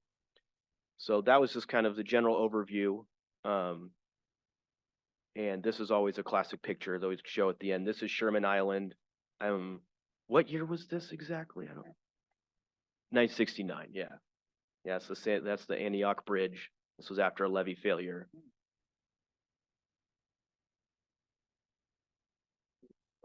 No kidding. What's interesting about your comment? Oh, thanks. What's interesting about your comments is very often on the board, the dual goals of the Delta Reform Act, we kind of treat them as separate things. They don't come together, but what you're describing, providing a reliable water supply for California, and then restoring, protecting, and enhance the Delta just come out in spades. So it's a small window into a big problem. Kathleen, do you want to tell us about geodesy? I'm sure I'll have problems with the mouse. Okay, my name is Kathleen Jones. I'm a scientist at the Jet Propulsion Laboratory in Pasadena, California. And as you already heard, I used to do nuclear physics, but at some point I made a career change and I was doing system engineering on this new instrument that we had built at JPL. It was a radar. It was an imaging radar. You could use it to measure elevation changes, so changes in ground position. And we were testing this, and we flew over California, San Francisco area, and I kind of looked out the window, and I see the Sacramento Delta. Well, I'm not from California, I'm from Louisiana, so I look up about it, and I thought this instrument would be perfect. You could use this to look at these levees. So I look at the literature, and not too surprising, the first person I call is Steve. And I said, well, I have this idea about, using this new instrument to monitor the levees. And Steve said, well, that's a good idea, but what you really need to do is look at subsidence. So that's how I got into looking at subsidence. And so I'm going to talk about some remote sensing for monitoring both the levees and land subsidence. Let's see. So the goal of using remote sensing is really can be summarized as the idea that you can get a synoptic view of what's going on. So it allows you to take a snapshot of the entire delta at one point in time and try to measure the conditions across, across the whole thing at once.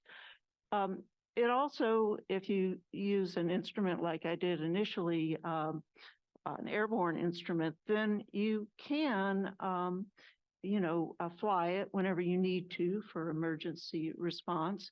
The fact that you're using one instrument and one technology, or one technology, even with more than one instrument, can allow you to do consistent monitoring across all the sites. And you can, of course, look at places that are very difficult to access. And, you can look at things that change in very subtle ways. What I was doing was looking at changes in ground level, but you can also look at changes in water and soil moisture. So you could, in principle, use it for looking at seepage and talk about that. So, what can you look at? We were looking for, in the end, we ended up looking for seeps at some level. Cracks in the levees, we did identify that. Slope instabilities, which is a big issue. And then my favorite about the delta is subsidence on the bottom, because if you look down that road, this is a photo I took, you can see a little dip in the road. You're probably not unfamiliar with that if you've ever driven around the area. But that is a sign of the fact that you have such a heterogeneous situation out there. It is not enough to measure one spot on one island in order to understand what's going on. You really need to monitor the whole thing, and you cannot do it, really effectively with single measurements that are widely spaced in time. So I was asked to talk about geodesy. Geodesy is just, the technology for measuring the position of different points on the Earth. And on the ground, you could use a total station survey, kind of an optical survey.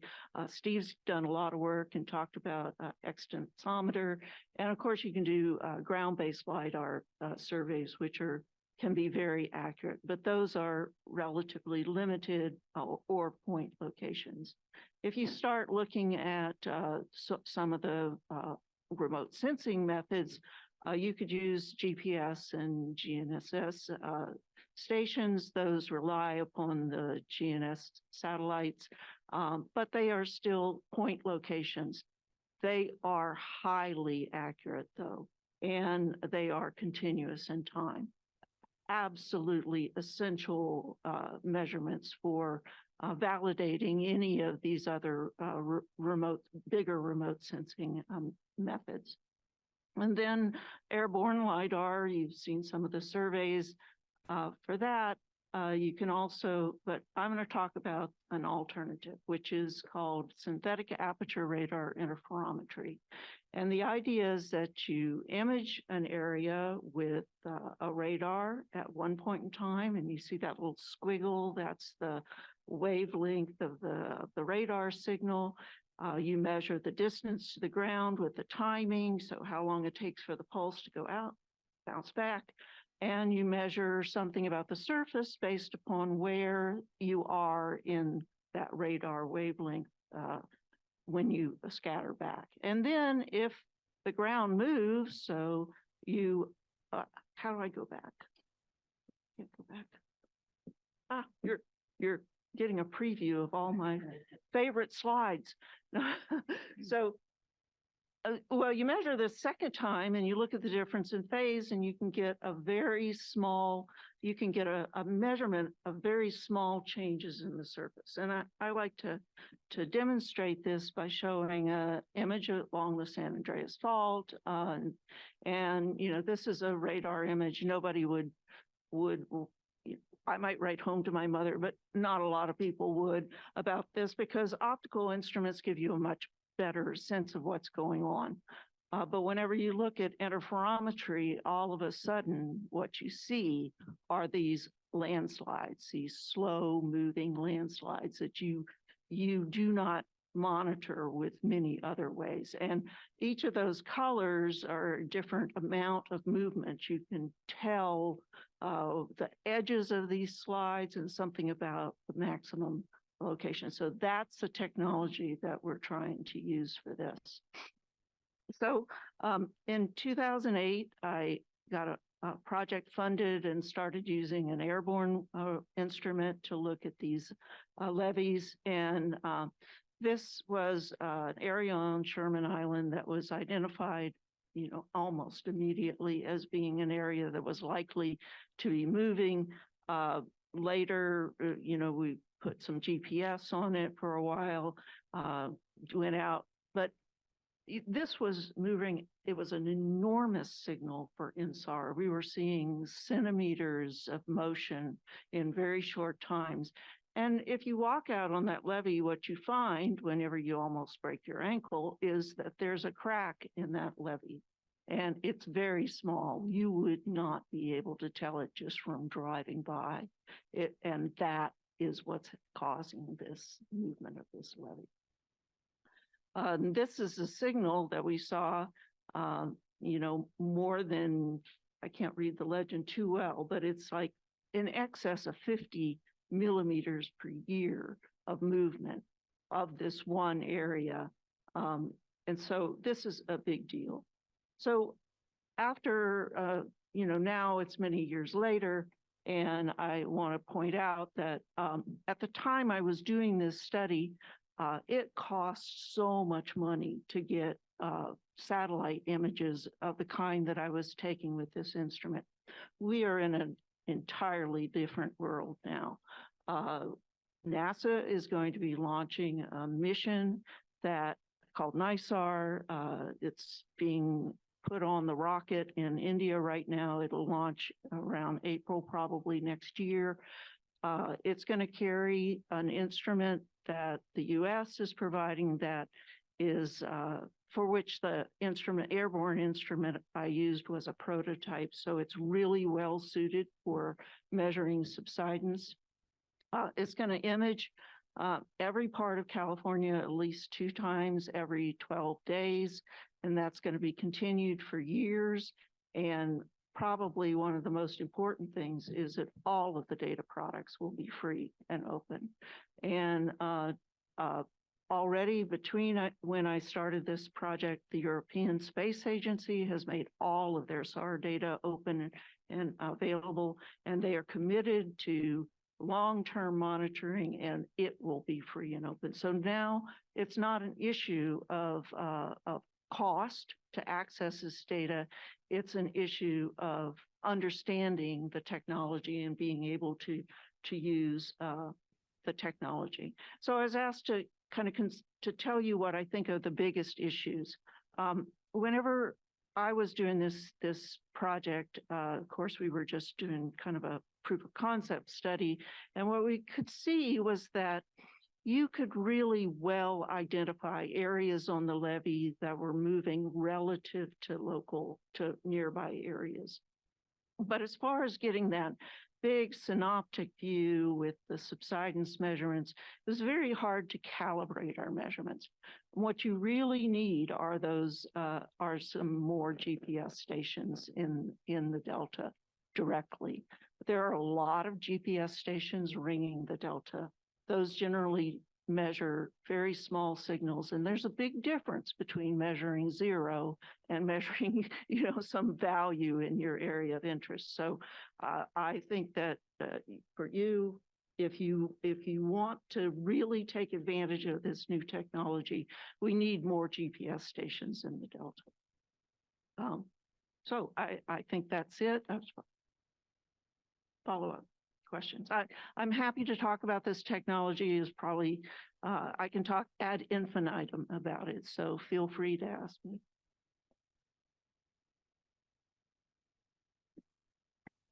I'm curious, David, you might know the answer to this. Is there any coordination or any state involvement in geodesy?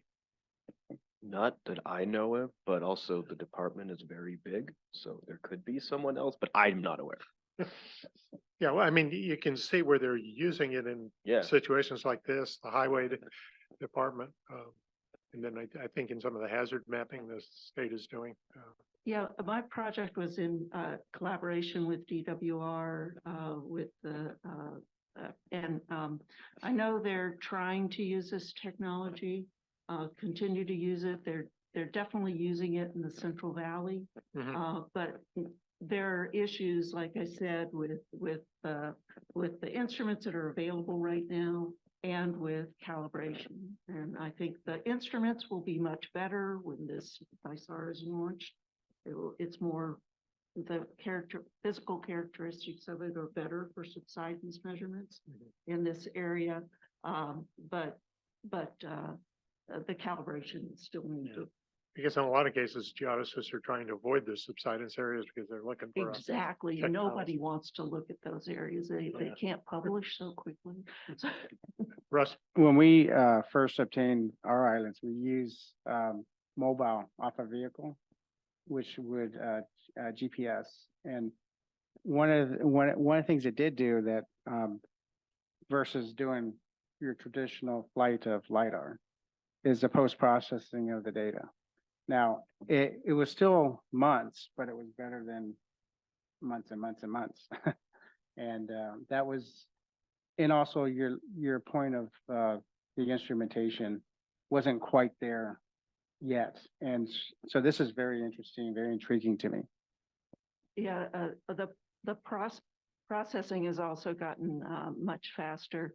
I didn't mention it. This instrument's going to download 32 gigabits of data per day. And so in order to keep up every day, the data will be processed and posted. I don't think I have that thumb drive. Okay, well, let's open it up to discussion, although you can see we've already opened it up. Inga. And the mic will, Inga, over here. Lori. Right, raise your hand. Inga. Oh, you said Inga. Oh, and I'm sorry. Same Really here, helpful. different table. Oh, it's on. Oh, Okay. I had a question for David. I was curious about your comment about the carbon credits not currently being eligible for being used based on legislation. I'm wondering if you could speak to that a little bit more. Yeah, so I forget exactly what the bill number and everything, but it was basically that carbon credits could not be sold on the carbon market if they received state funding. It was my understanding and our general understanding. So our things were almost entirely state funded, right?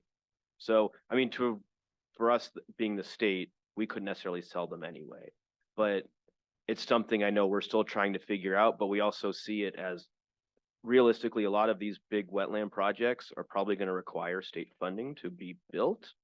And if the carbon credits can't necessarily be sold, that could hamstring it. Again, I think we're still, at least for our purposes, we're still trying to figure out the first step before any of that can even happen is that the California Air Resources Board has to accept this protocol. And once that's accepted, then the next step can go. I like to bring a point out to this, Russ Ryan. I'd like to bring a point. Another issue was having to do with stacking of credits. Now, with the managed wetlands and rice protocol that David was referring to, it has to go through a administrative process through the ARB, and it takes some time for them to adopt it. And Dr. Deverel could weigh in on this too, is one of the issues is they don't have projects. They're looking for projects that are going through this voluntary versus mandatory. So ARB would have a mandatory disposition of it. Right now, ACR has the voluntary market. And so when you get more projects, then ARB weighs in.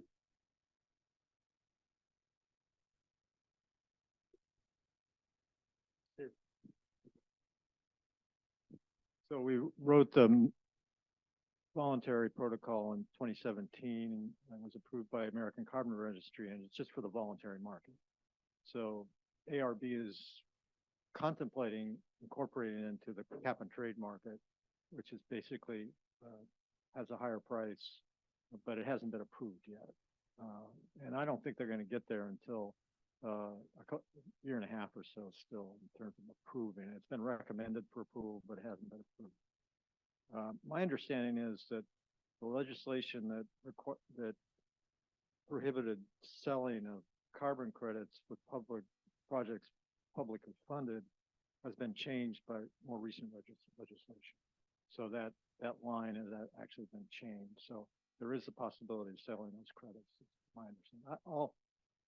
In our fourth panel, we're gonna talk more about this. So I'll follow up on that.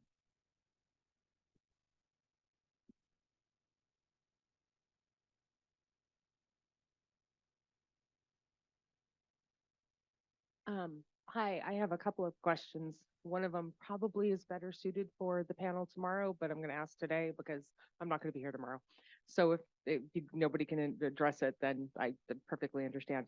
My first question though is just to Kathleen.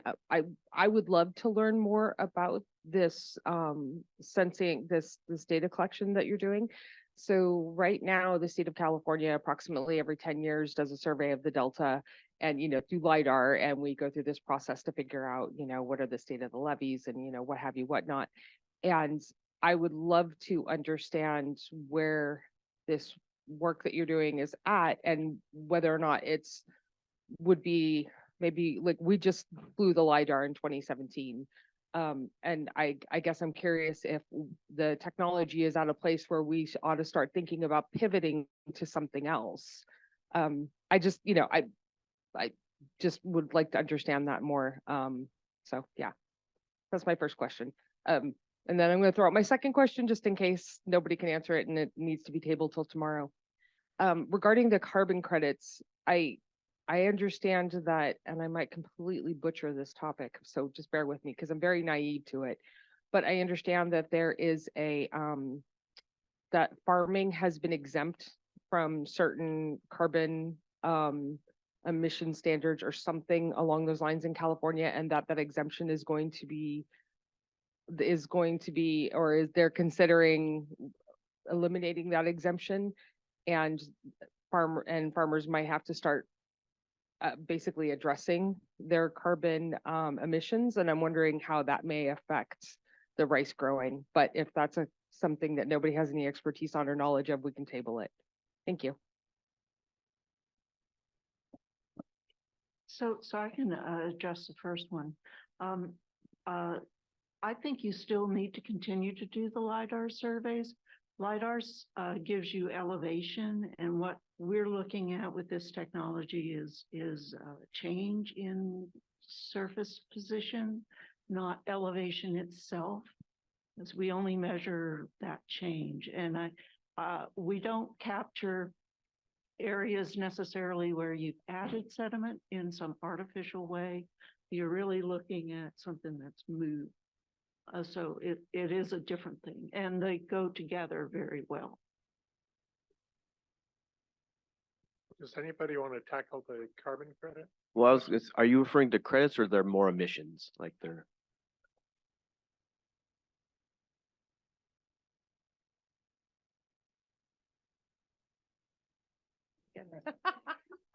It's me.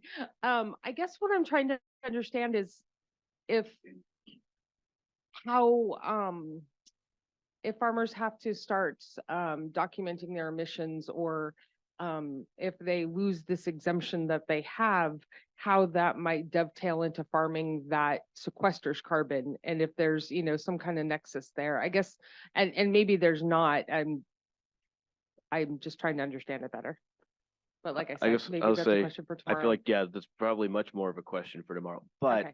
I can kind of give some just anecdotal stuff of what we're seeing on Sherman and Twitchell in terms of like the reclamation districts and the equipment that they, and how, because we rely on them to do most of the work within our wetlands. And there have these more stringent emission standards are starting to have a real effect on, the equipment that they can have. And they're starting to have to evaluate, well, is it even worth buying new equipment anymore? Versus like starting to have to rent equipment or go to alternative means than just owning your own equipment. Because for one, the emission standards can keep changing. And if you were to buy a piece of equipment, it might be obsolete by within a few years, and you might have to get some new ones, so it might not be cost effective. So that's at least what I'm seeing, just listening in on their meetings and working with them. So that's the best I feel like I can answer. But I feel like tomorrow would be better.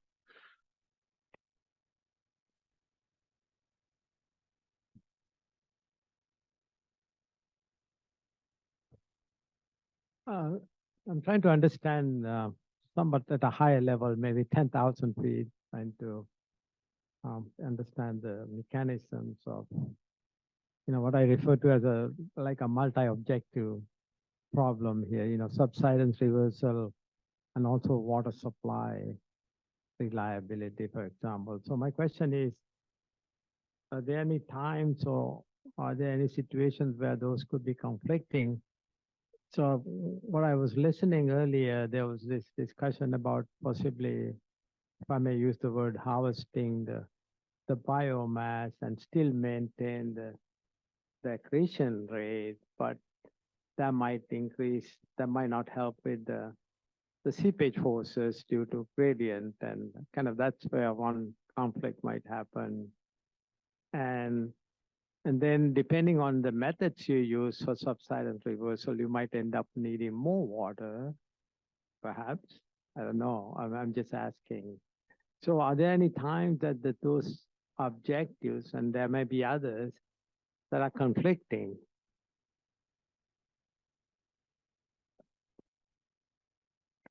Who wants to feel that? I'll take a stab at it. This is something that's come up in our planning effort. We've discussed, they conflict insofar as if you don't have a solution. I mean, obviously subsidence is a big deal. Hydrostatic pressure on the levees is a big deal.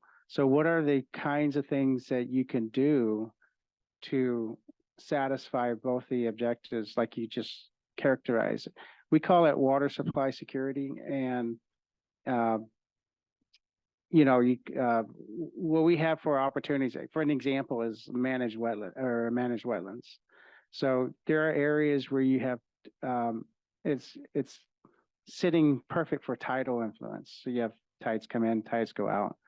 You could do a setback levee that we could put a biomass in there and time it into the future when you would open it up.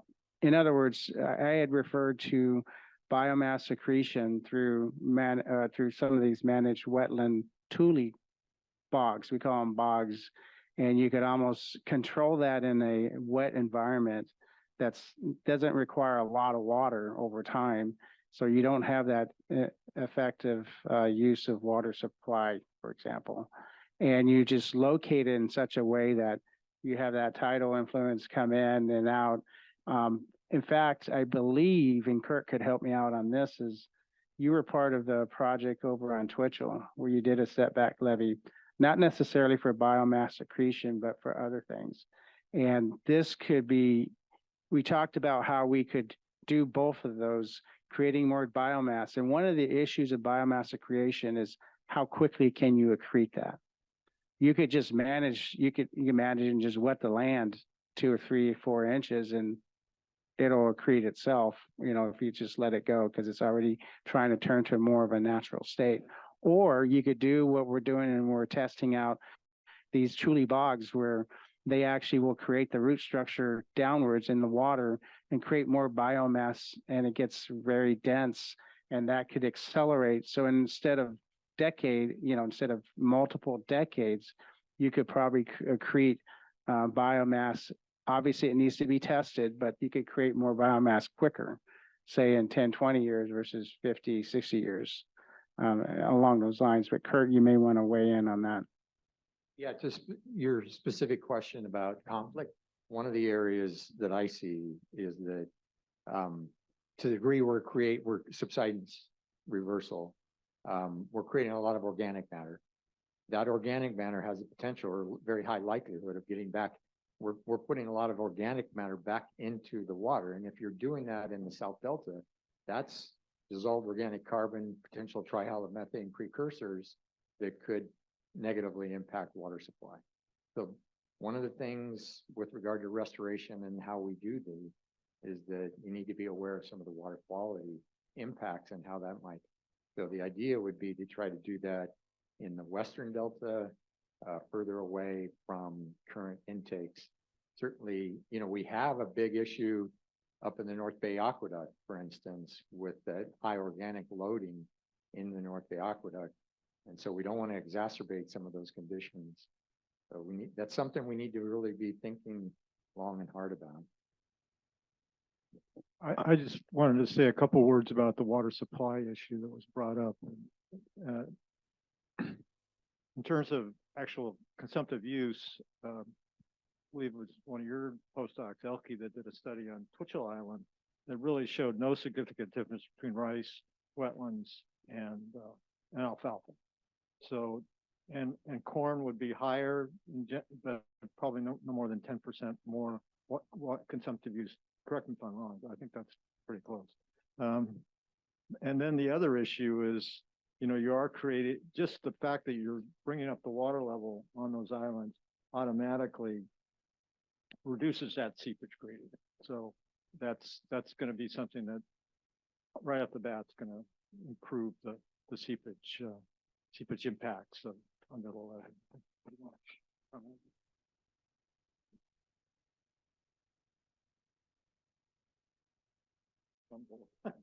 Two mics in the same place. I think my question is a follow-up on the question that Obe answered, and I think it could be for David or Russ. It seems like step 0 for reversing subsidence is buying land on an island.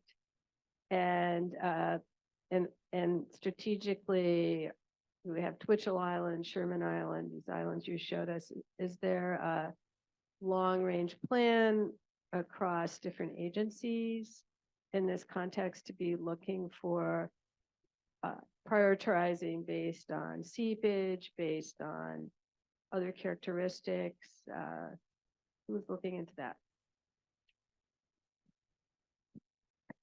I think David and DVR has already started that, and they've put in place near term that goes into long term. Metropolitan's Islands, we are in the process of that. That's what the grant does. It lays out the mosaic and describes what kind of opportunities. As we talk about subsidence and stopping subsidence, I mean, that's obviously elevation driven. So your topography, and then you have to, there are other concepts that have been presented. Pollutoculture is one of them. You heard that earlier, talked about is because one of the challenges is creating an economic environment that allows for farmers to sustain farming. It may be a different kind of farming. Obviously, we have Dr. Deverel mentioned about corn, and that's the biggest contributor to subsidence because of the disking. I mean, you can go through all that. And then rice is a potential solution, not only for stopping subsidence, but creating more of an economic benefit. Then there's other things, again, pollutoculture is another idea. There's a lot of other ideas that tackle. So in this planning process that's concluding, we will come out with a report that will lay out near-term and long-term opportunities or recommendations. So you'll see that in January, February 2024. I'll just at least for Sherman and Twitchell, there's much more of a planning effort to focus on the long term of how do we want to manage these two islands. As far as I'm aware, in terms of looking at other islands as a potential strategic place for the department, that is not, I am not, again, not aware of that. I think it's more, a lot of it is focused on how do we incentivize, how's there incentivize current landowners to start doing this kind of stuff. If I could add to that, that's kind of the $64 question in this whole thing is, how is the Delta going to sustain itself if a lot of land turns into wetlands or whatever and doesn't produce income like a farm does? And you might hear some of that tomorrow when the farmers come in and talk. But that's kind of the key. I remember a meeting a few years ago where one farmer got up and says, you know, you guys don't have a dog in the fight. So there's no incentive for you guys to make money. You're getting money from the state. You know, David talked about the subsidies that they have to maintain wetlands. I know their rice hasn't made a whole lot of money. So that's where there's a huge balancing act. And maybe the social scientists that come on in the next panel or two will talk about that, hey, there's kind of a tipping point. If these levees or these islands can't make enough money, the levees aren't going to be sustained, the drain systems aren't going to be sustained, and the Delta economy could go under. So that's going to be kind of the big crossroads is, when do we make that step where the state just has to take over because there's not enough farming to do that anymore? I don't know. You know, that's an interesting point you're making. When you were talking about sea level rise, you were talking about current sea level rise, not accelerating, but you look at the sea level curve projections and it starts accelerating. So that the Delta is going to be a much more stressed system near the end of this century, and it's going to have a huge impact on the agriculture in the deltas. Yeah, that's what we don't know yet, what that's going to do. I know a lot of farmers are thinking about it because a lot of them are putting in French drains, changing crops to accommodate generating more income. So some of the lower areas can be turned into wetlands or other types of farming, but it's a slow process. So I don't know how we predict it all from now, but I guess in the next few years, as people start implementing some of these changes, we'll see it's going to be viable. We're going to be able to continue it. Sea level rise won't change the way they do things, or it will to the point where they can't keep doing it. We'll see. I remember in a meeting with Jessica Rudnick in one of the reclamation districts I worked for, she asked that question, what are you guys going to do? Because sea level rise is going to immediately raise your water table. And without even blinking an eye, these are farmers that are multi-generational families farming. They're going to start putting French drains in soon. Maybe planting grapes or something else that is a little more conducive to more income. But then there are other farmers out there that are more corporate or not as long lived in the Delta, and they may not want to take that chance and just be able to survive. These old farming families in the Delta as long as they survive, they're good because this has been their home for 150 years and they'll keep it going the way they've always had. And they'll pay the money out if they have to take care of the salt or whatever else may be coming in. I'd like to add to that. One of the approaches that we've used is it's given fact that we have wet areas. We call it too wet to farm. I mean, and we talk to the farmers and the farmers will say, yeah, you know, your lease agreement says I have to maintain, but I can't get in this area. I'll lose my equipment. And so part of that strategy that we're looking at is how do you change that dynamic to produce something? Whether you're restoring wetlands, whether you create a setback levee and create a bench for a tidal marsh, for example. Now, one of the things that's really critical to that is location, you know, for various interests, whether you're a water exporter or in Delta farmer that's concerned about water quality. Exporters are also concerned about water quality in a different way, but it brings us together. What I'm trying to get at is, I think by using examples and testing those examples and opportunities and working with a local community that farms from a private perspective, because they're looking at a business model. Anytime they have to expend hundreds of thousands of dollars, it affects their business model. And they have to lay it out. And I've had enough conversations to know that it's pretty stressful for them as things change and their acreage may decrease because of these wet areas. So how do we incentivize that? That's a bigger question. It's in a bigger, broader group with the politicians as well. So I think one of the keys is going to be Staten Island that Steve mentioned in his talk. That's where they've got a nice mosaic of land uses and crop types that if that can economically pull through, then that might be, you know, the way that kind of a model for the future. The work that Russ is doing on Bolden, I'm not as optimistic about because Bolden is not a good farming island. And so that's where farmers are going to say, well, it started out bad and now it's worse. So why do I want to follow that? But I think Staten is a good farming island. And if they can mix the mosaic up to where they can make money and provide the habitat and subsidence reduction or reversal, I think it'd be kind of a model that we can watch in the future.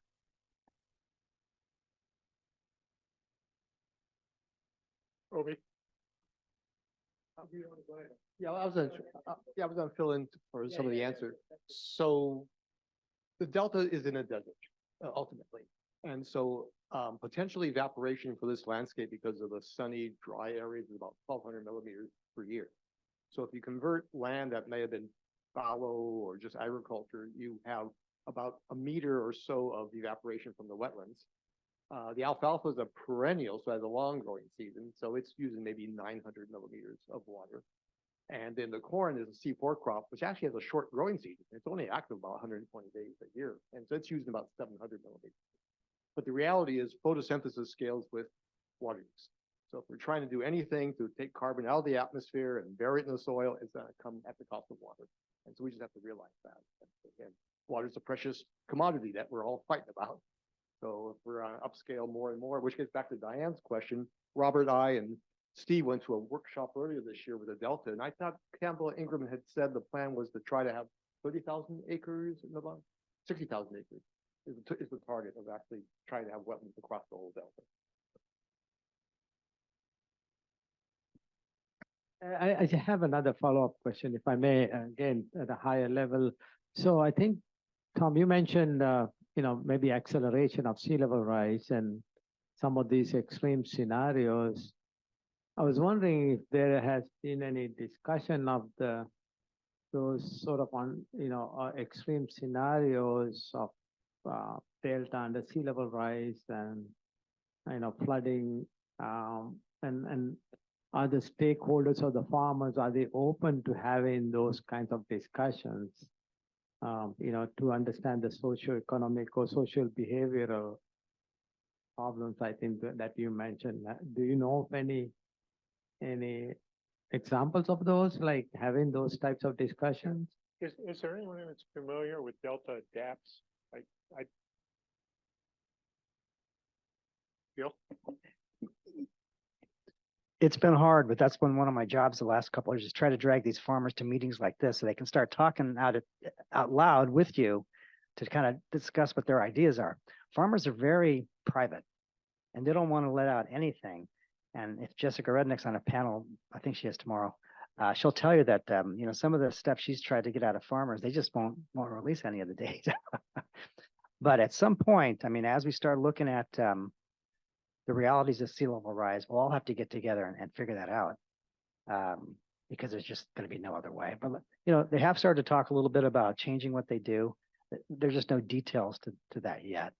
But I think at some point, especially if the farmers tomorrow that are growing rice and doing other things are come off as positive, I think more farmers would be interested. It's going to take, and you got a person from Zuckerman Farms tomorrow, and they're big, and they've been around the Delta for over 100 years. And so I think if his talk is, like I said, very positive in pushing towards rice or other types of land uses, I think that'll go a long way into convincing other farmers to start trying it. Kind of add some of our experiences with working with Bruce Gorinto at the Rice on Twitchell.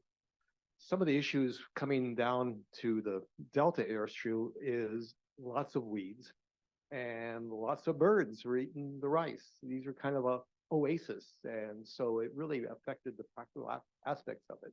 I know that was some of the issues that Steve was having. Maybe this other Steve's kind of smiling and listening. So he needed subsidy to make it happen. And then the other issue, I think, was this idea of elasticity of the prices. So there's a certain market historical that was up in the Western Sacramento Valley that had certain pricing. And as you expand the area of rice, the prices kind of drop. And so that makes it less economic too. Lots of economical issues. Butler from Davis was doing a lot of the work with us on this big project with Will Horowitz I could talk about.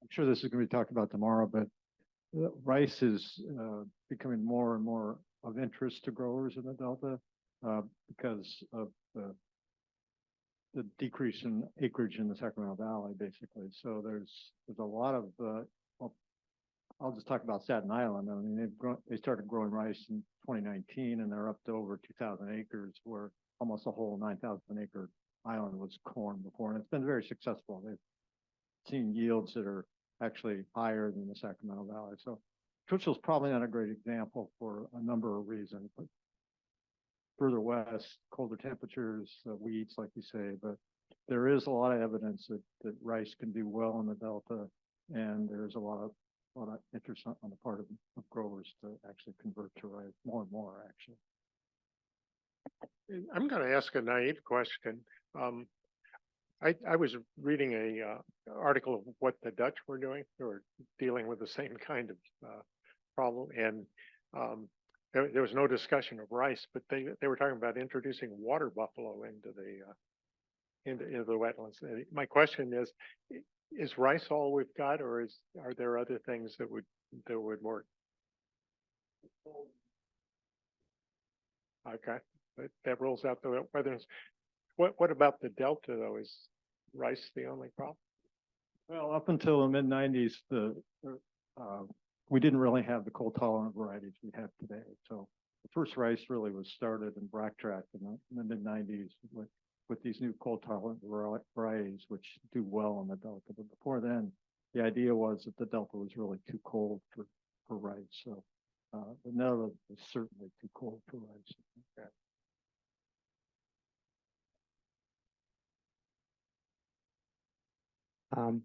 Hi, I'm Robert Short. I'm a researcher from UC Berkeley. And so I've been to Twitchell and Bolden Islands many times. And I'm curious because a lot of the land use seems to remain really stable, and it's difficult to turn over land to more advantageous land uses or, land uses that help resist subsidence. And I'm curious what the biggest hurdle is in terms of completing projects that maybe have been planned. And I guess Is it permitting issues? Is it strategic recommendations? Is it just come down to lack of immediate funding to pay for the construction? And really, I guess David and Russ have a lot of, but all of you have direct experience with this. So I'm curious, first of all, what the biggest hurdles are towards completing a project and establishing either a mosaic or a wetland restoration project. And I guess secondly, because I'm sure money does play a big part in that, is there a system for ingesting sort of outside private funds from maybe outside the region? Because it is a region that has interest groups all across the state. And I'm sure there are people beyond just farmers and the state government that would contribute if there was a system for that. And I'm curious if that exists. Well, I will speak for the wetlands on Sherman and Twitchell, and funding is definitely the primary driver of making these things happen. Because we own most of the land that's not wetlands is leased, and within those leases is like the expectation that these will eventually become something else, not necessarily but they're going to become something else. So converting the land is not necessarily a problem. Permitting, I think at this point, the process has been I'll figured out. It's always complicated, right? But it's kind of one of those things that you can work through. But it's for us, it's always been having funding available to, and that's comes to some degree of like the priorities of our department. So that's why, and I talked about it's kind of just been when funding's been available, it's just kind of been a strategic, or not strategic, it's like, oh cool, some funding's available, let's build this wetland. I would echo that. Funding is a big issue, always has been. And so like David said, is we leverage whatever state funding that's out there, grants, those kinds of things. Interesting thing about this topic is Metropolitan, we've been looking recently, in fact, we have a board presentation that actually talks about that. So what we're doing is we're looking at different types of revenue centers. We call them revenue centers. Different ways that you can make money, not just from agriculture. There's things like talking with CDFW, there's mitigation banks for SRAs, for example. They're out there looking for diverse locations that could help. WebTrack sits beautifully located out for potential mitigation banks. Another one is also reducing costs, because the big driver is cost of these islands. That's why we talk about how do you sustain that cost, how do you pay for it all? And one area is I know our innovative manager down in Southern Cal is interested in green energy, looking at and we're not talking about big footprints, but smaller footprints for solar energy for power. And so we can reduce those costs as well. So you kind of have to look at both reduction of costs and creating opportunities for additional revenue centers. Duck hunting is obviously popular in the Delta, so there's another revenue center driver. So there's a whole bunch, and I would say stay tuned for our later in January board meeting. We'll be going through this particular topic. I was also going to say, I think just the carbon market in general is something that I think could be a big outside, entity like coming in, but once that's all figured out. Gil? Yeah, one of the problems we have right now, because I work for private landowners for the most part, is that a lot of the grant money that's coming out is not available to private landowners. It's got to be some sort of NGO or public agency. Metropolitan Water District is a landowner, but they're a public agency. So they can get a grant where most landowners can't. And so that makes it a little bit difficult. I know I've talked to Campbell Ingram about that, and they're working on trying to figure out how do we get by this law that kind of restricts us, and they're working on it, but it isn't quite there yet. But definitely money's the big thing. If we can get partners from outside, that'd be fantastic. But I haven't heard of anybody showing up in the Delta with a big bag of money. I was working with an NGO this last year, and they were looking to buy some land in the Delta for rice, but they needed to find money elsewhere to kind of get everything going. And I don't know if they ever got that done or not.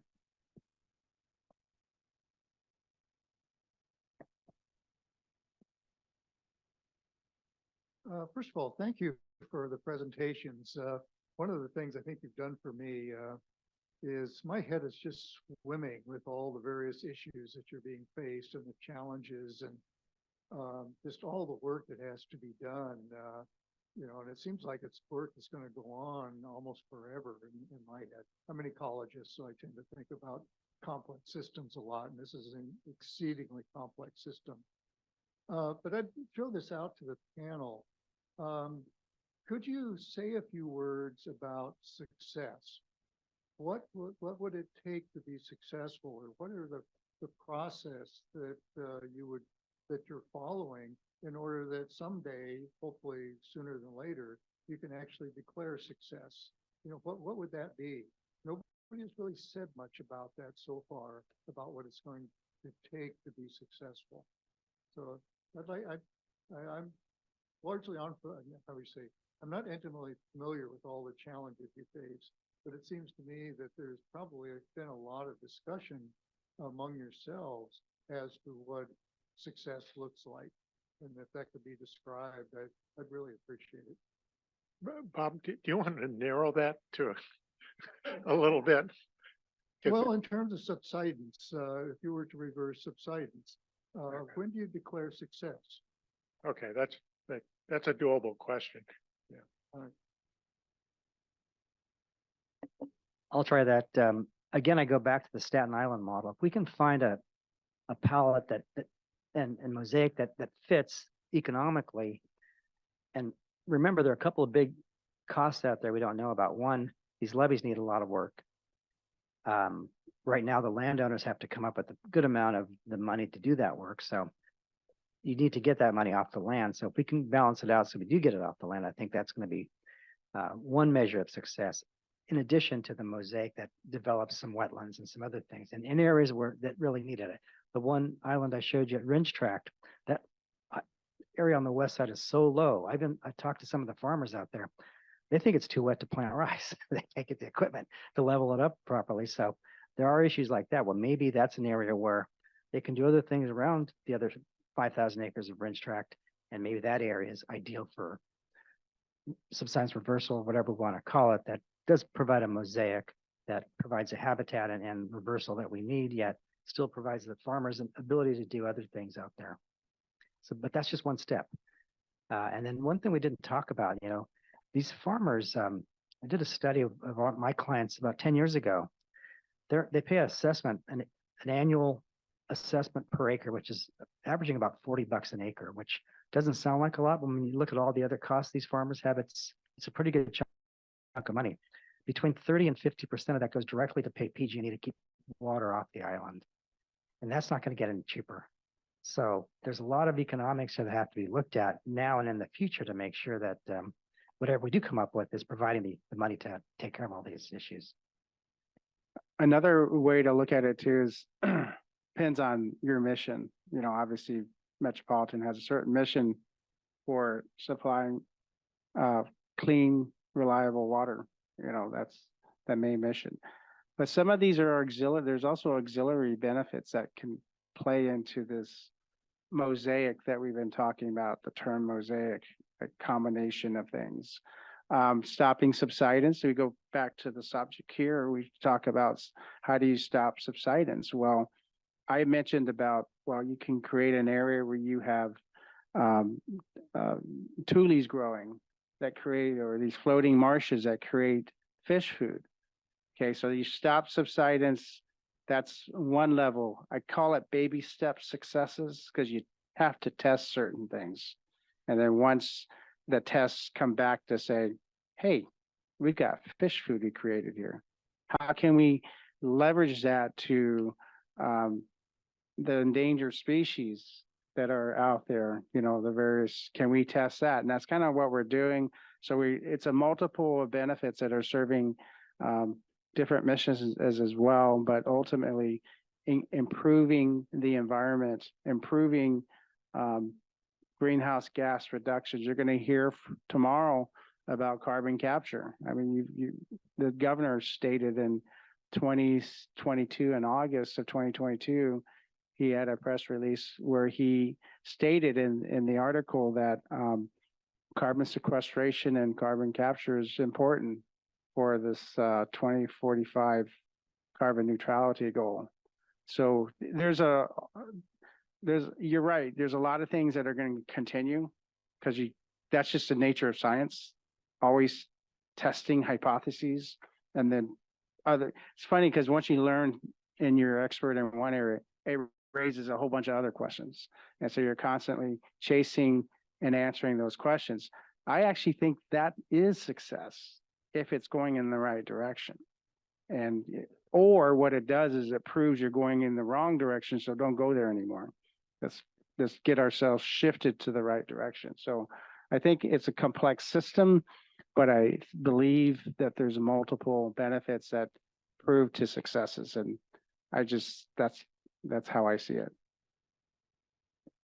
I think one other thing I was going to say again, it kind of depends on your view of success, but if you wanted to say ultimate, at least ecological success is theoretically, if we grew all the peat back, you could get back up to a tidal marsh and you could kind of return some of the delta to its pre-settlement phase, and then all the ecological benefits that could come from that. How long that could take hundreds of years, right? We don't know. And again, with all the other things going on in the delta, that might not be feasible. But I mean, and I think about, all right, at the end of I tried to get very granular. The success, at least for me, is like, okay, did I grow 5 inches of peat? Did I grow 10 inches of peat? All right, cool. And success. Virginia. Well, thank you. This discussion is great. I'm Virginia Dale. I'm on the ISB and from the University of Tennessee. So my experience is really different, but in Tennessee, they are trying to develop a process that can be then shared with private foresters in that case that will demonstrate the cost and benefits of a carbon market being in place. And so I'm taking Bob's question and addressing it toward the carbon market. What do you see that would be successful? And maybe that I would define success in terms of you have a process in place that the farmers could then make money off of potentially a carbon market. How would you scope that out, if possible? Kirk, were you raising your hand or stretching? Yeah. I was just going to say, I don't really know what the prices that they're looking at in carbon markets. It's hard to say, but just renting your farm ground to a tomato grower is, $300 or $400 an acre every year. So I can't imagine the carbon credits are that valuable at this time. They have increased. I know I don't know what the latest is, but $20 per metric ton, which is twice as much in 5-7 years.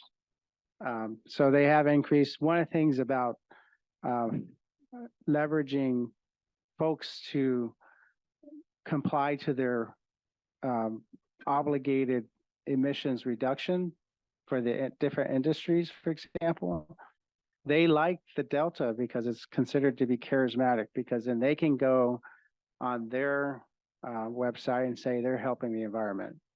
And that's anywhere from, I've heard 10 to 15, 20% value increase just in the credit. So, that plays into what we're talking about in terms of carbon credit.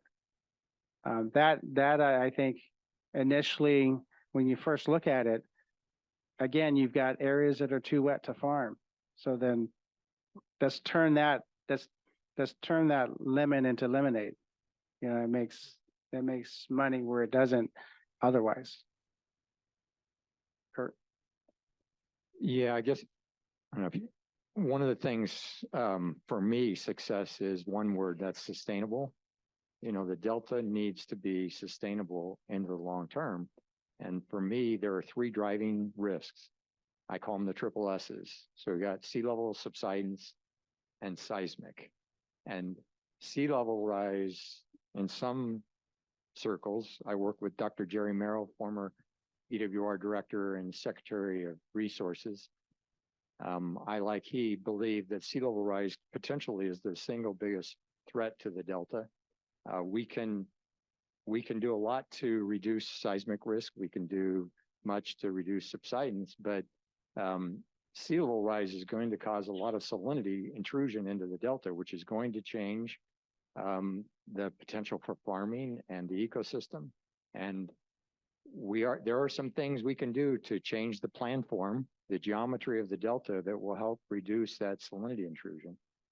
But the Ocean Protection Council, which Dr. Merrill refers to, is, saying we need to plan for, while it's not high probability, but 7 to 10 feet of sea level rise, not 2.5 feet.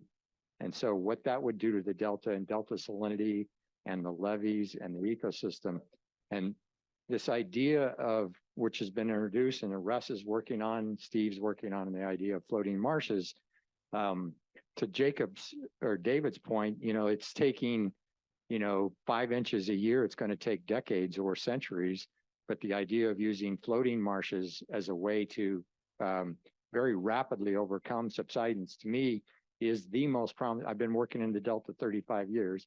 It's the most promising thing I've ever seen to help address these triple S threats. Because if we can bring the Delta back up to sea level, we've drastically reduced the seismic risk. We can do a lot in terms of the ecosystem, and we can capture a lot of carbon in the process. There are a number of big benefits associated with this floating marsh project. So anyway, in summary, the success to me has always been something that we can say, because I like to think long term. Where are we going to be 50, 100 years from now? And we need to be working towards those long-term goals. To me, that is sustainable as something that's going to be able to withstand these triple S threats, the seismic, sea level rise, and subsidence. I don't know if that makes sense.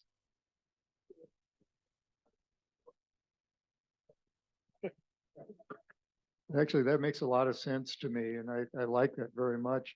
My question to you, back to you, is can it be done on a scale that's Delta wide, or is it always going to be the small parcels that are going to be dealt with? Do you see being able to be successful at a larger scale, at a kind of a landscape scale, or is it going to be localized?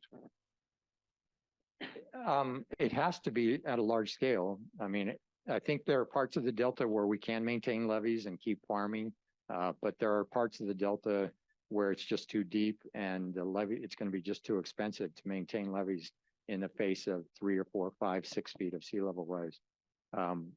That's my opinion. It's going to be expensive regardless. To the degree we can reduce, if we can introduce these floating wetlands, we can have a significant impact on, well, not only carbon capture, but on the integrity of the levees. Because the idea would be to introduce floating marshes and then gradually bring them up, and then till you can reintroduce them back into tidal action. So I don't know if I'm kind of getting off track here, but like I said, I'm just repeating that the floating marshes to me, and all the years we've worked on this, represents the single biggest opportunity to counteract all those risks that we're facing. One of the things I'd like to add to that is, as you may or may not know, Metropolitan received a grant from the Delta Conservancy for WebTrack. And one of the things is taking a large scale approach for managed wetlands, 3,000 acres. So to have 3,000 acres converted to managed wetlands is a larger scale.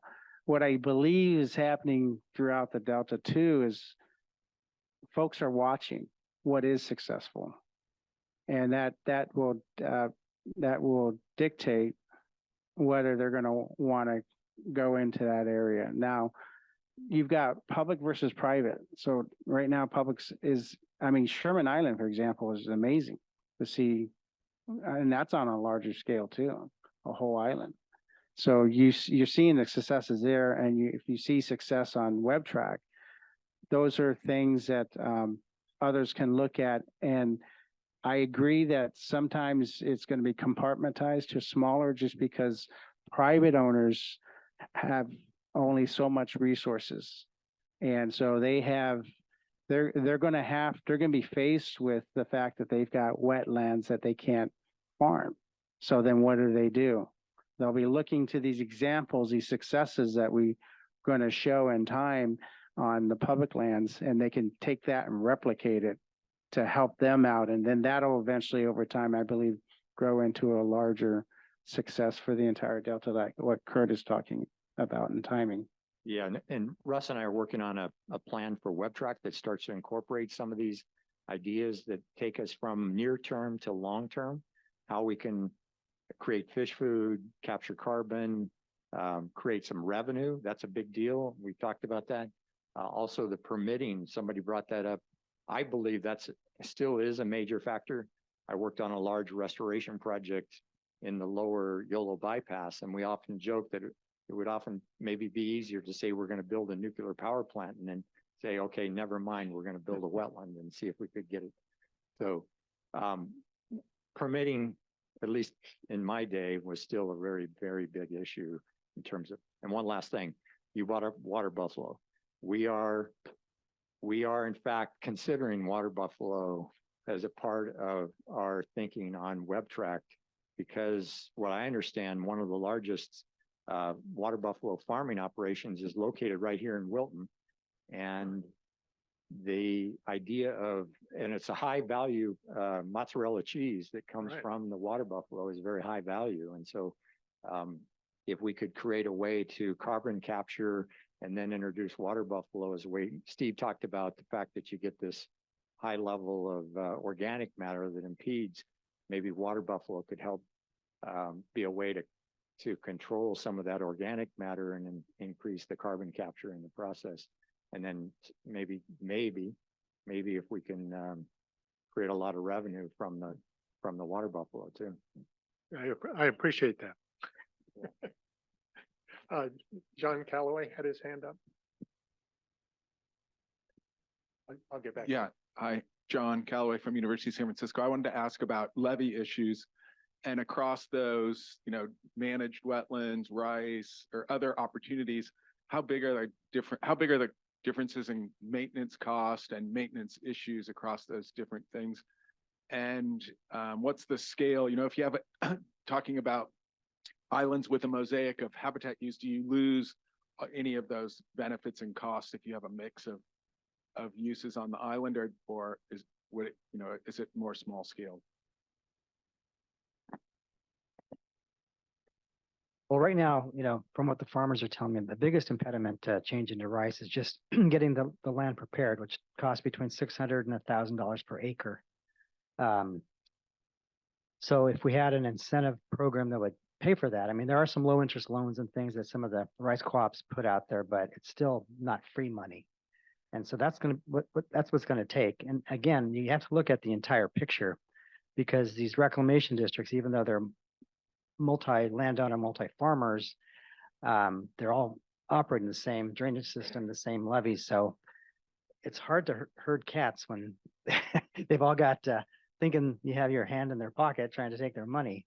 And some guys that just want to grow corn are not going to make as much as the guys that are growing blueberries. And so there's a little discrepancy there to get them to agree to a certain levee assessment or any assessment as far as maintaining wetlands.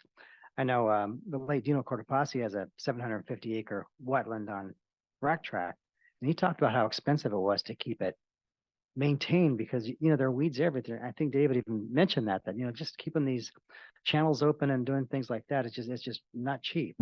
And it doesn't make any money. So Dino was fortunate to have the wherewithal to pay for all that out of his pocket, but it's going to be hard for other landowners to take that sort of cost on. Yeah, I can give you just some, in terms of just cost for just the maintenance that we do on the wetlands just over the last year. It's been about $500 an acre of just regular maintenance. That's, including, all the mowing and everything, but also repairs that we have to do. So it is not cheap. And what did that acreage apply to? That's about, I think the total, it's like 2,700 acres. And this is, I did the math across all of ours, and then you just do a rough divide and everything, and it was about $500 an acre. That's for the managed wetland. Yeah.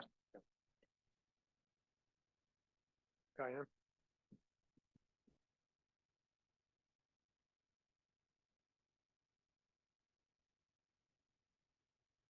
So I'm actually following up on Dennis's point about how it takes water to have these subsidence reversal. And I was wondering, could we think about this from the point of view of it's going to take water to protect the water supply going to Southern California? But how much water is that? As a percentage, is it 0.0001% or is it point? It's probably not 0.1% of the water. So is there some? Are you asking for the whole delta? It's sort of say this target acreage of new wetlands that you just mentioned.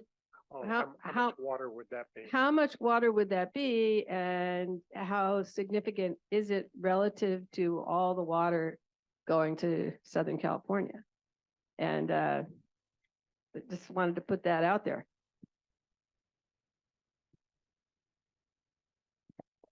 I'll take a stab at it.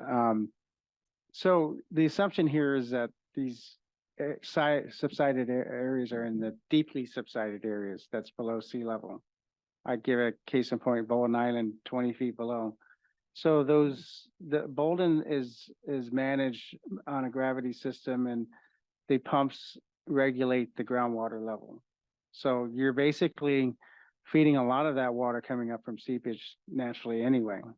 There may be some, it's a small fraction, very small fraction that would come off of the river for surface, because you would pull the water into the siphon into an area that you have your managed wetlands, for example. I'm talking about evaporation, evapotranspiration losses. Mm-hmm.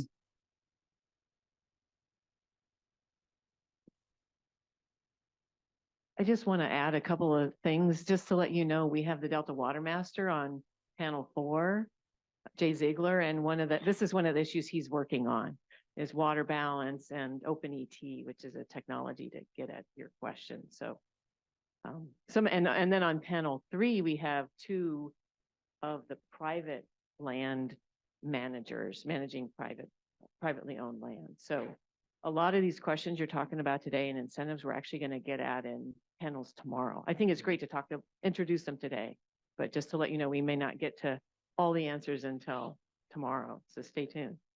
But did you want to respond, Dennis? I want to amplify David's point. All of us, once we start investing in these wetlands, we can't turn our back and forget about them. We've already had the experience at West Pond, is that it had, I think, increased by 20 inches or so. So the state had to come in and put higher berms. Otherwise, we kind of don't keep it underwater, and then that carbon turns back to the atmosphere. So all these wetlands are already 20 feet below, and so you might have a 3-foot berm. So you wait 5 inches a year. After X amount of years, you reach that top of the berm. You got to build up again. So we have to remember all this. And it costs even more money. Hopefully.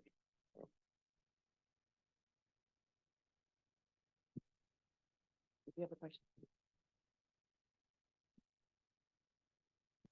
Hi, Tanya Heikela from the Delta Independent Science Board. I guess my question's really about adaptive management and how adaptive management plays into the management of the wetlands and the islands owned by the state. And kind of related to that, I guess, to getting back to Kathleen's presentation, to what extent are we really using the most up-to-date data and evidence around subsidence and what's happening on these islands to really inform in an active way how we're managing them. So just like to hear more about adaptive management. Yeah, I can definitely say it's been a lot of lessons in adaptive management this year, especially with the very dry summer we had last year and then the incredibly wet winter we had this year. So last summer we had really low levels, and the state actually directed that all of the water to the wetlands to just be shut off. So we had no water going on to our wetlands until the rains came in about December. And as a result of that, the water in the wetlands became very saline, especially in the ones on Sherman. So this past year, we have been, because there's been extra fresh water, the salinity levels have stayed extra low, at least in the surrounding rivers. We have tried to flush out as much of the salinity as we can. And that's going to be an ongoing thing as long as we're managing these wetlands. There will be periods where it's very saline, we can't put water on for whatever reason. And then, there'll be periods when we also try to flush out the salts. At the same time, there are other issues. We had nutria in one of the wetlands. So we managed the water levels working with CDFW to try at least concentrate the nutria so they could track them. At this point, I have heard that they're all gone from the whale's mouth was the main concentration. I believe they're there and they'll always be there. Mosquitoes, another factor, right? So again, we have to manage water. We manage water levels to some degree to try and keep the mosquito levels down. So there's constant adaptive management. That's not including the breakdowns and siphons that we might have. So we might have to manage the water levels differently because one of the siphons broke down, so we can't get water to one part as well. So we need to adjust the board. So I say like adaptive management, it's like a daily thing going on. But more also to Kathleen's, I'm going to be incredibly interested in this tool whenever it comes, because we have some ongoing monitoring. Dennis has a couple of towers out there, and then Steve does some measurements for us periodically, but it's not something that we do. We have like a ton of stuff ongoing regularly because again, it's just expensive, and we're limited, as I told how much it costs just to maintain these. That's not including work we're trying to doing to expand the wetlands and everything. So the more tools that become available that we can use, we'll definitely use them, but it's a balancing act that we have for that. One thing that David didn't mention that I remember Dino Cortopassi talking about are beavers. Beavers already hamper farmers, but when you start creating a wetland, you have a jungle to get to where the beaver is, or put in some features that will not attract a beaver. It gets very expensive. He had different pipes that had grates on them so beavers wouldn't get in and plug them up, and he had it was kind of amazing what he had to do to grow trees and shrubs and tulies and stuff. Yeah, I would echo that. That is another issue that we deal with, especially, we're giving them thousands of acres of perfect habitat for them. I have noticed, at least in our management, is that it all depends on how you design and build these, and then the population of beavers is a combination. If you have enough different outlets, if you have enough different water control structures, so they take over one or two, but as long as we have extra, we're okay. So it all depends on how a big part of design is incredibly important to these wetlands and all these different things that you need to consider when designing them.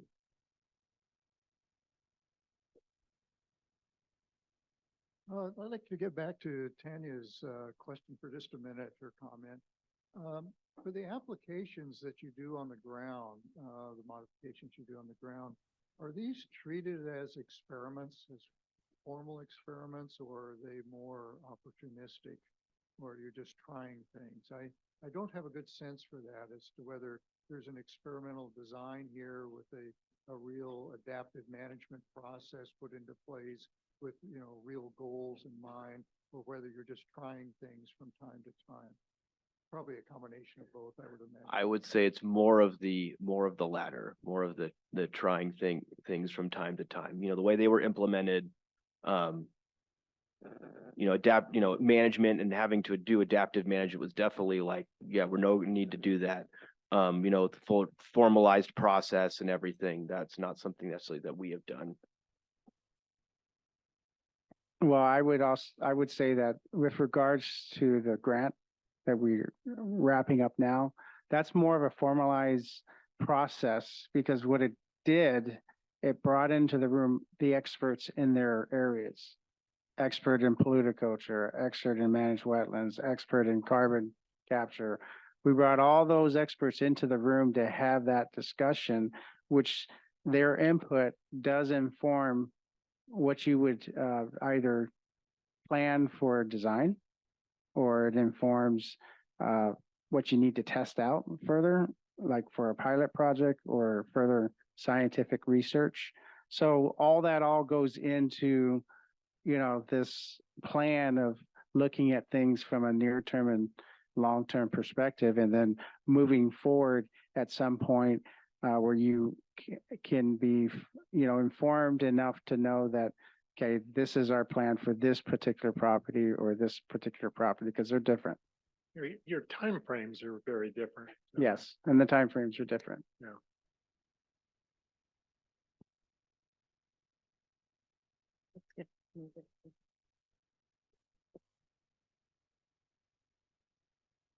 Hi, good morning. My name's Sarah Medina. I'm with Restore the Delta. My question is specific for David. How were the wetlands and carbon levels affected by the higher water temperatures we saw during the drought and the lack of flows?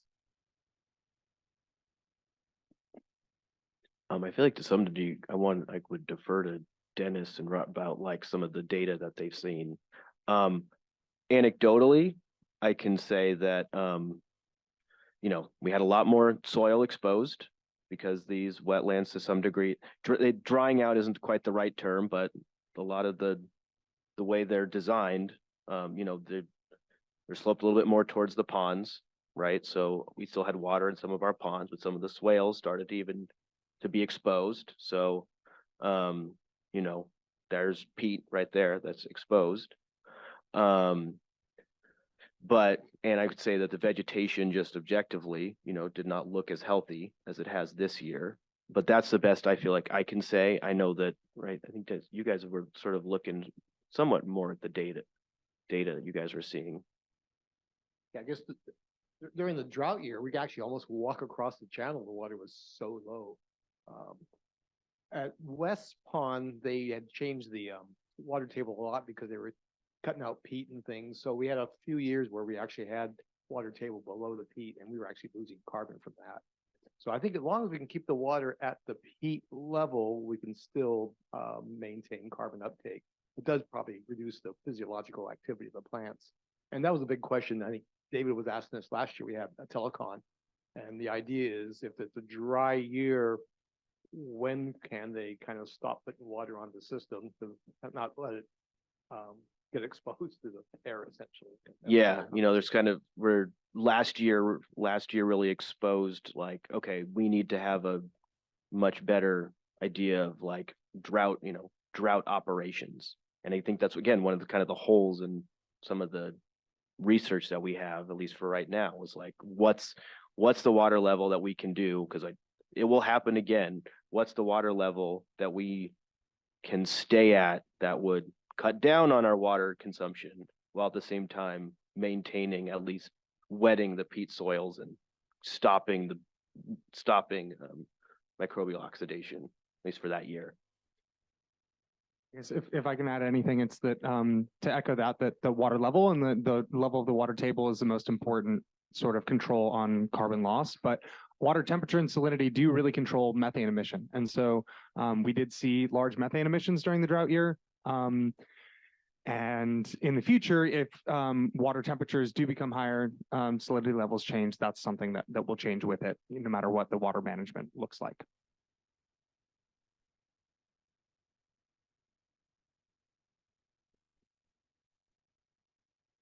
We have a we have a public question from our Zoom. Michelle Jesperson, you have the ability to unmute your microphone to present your question. Thank you. Good morning. Can you hear me? Yes, we can hear you. Okay, great. Yeah, I just wanted to pick up off this discussion because I think it's it's a topic on our mind, and I'm wondering if others in the room can speak to how we can drill down and do a study or figure out these minimum water levels that maintain the wetlands in drought conditions. Is this like something that would be a research topic that we might be able to, pursue or support in some way?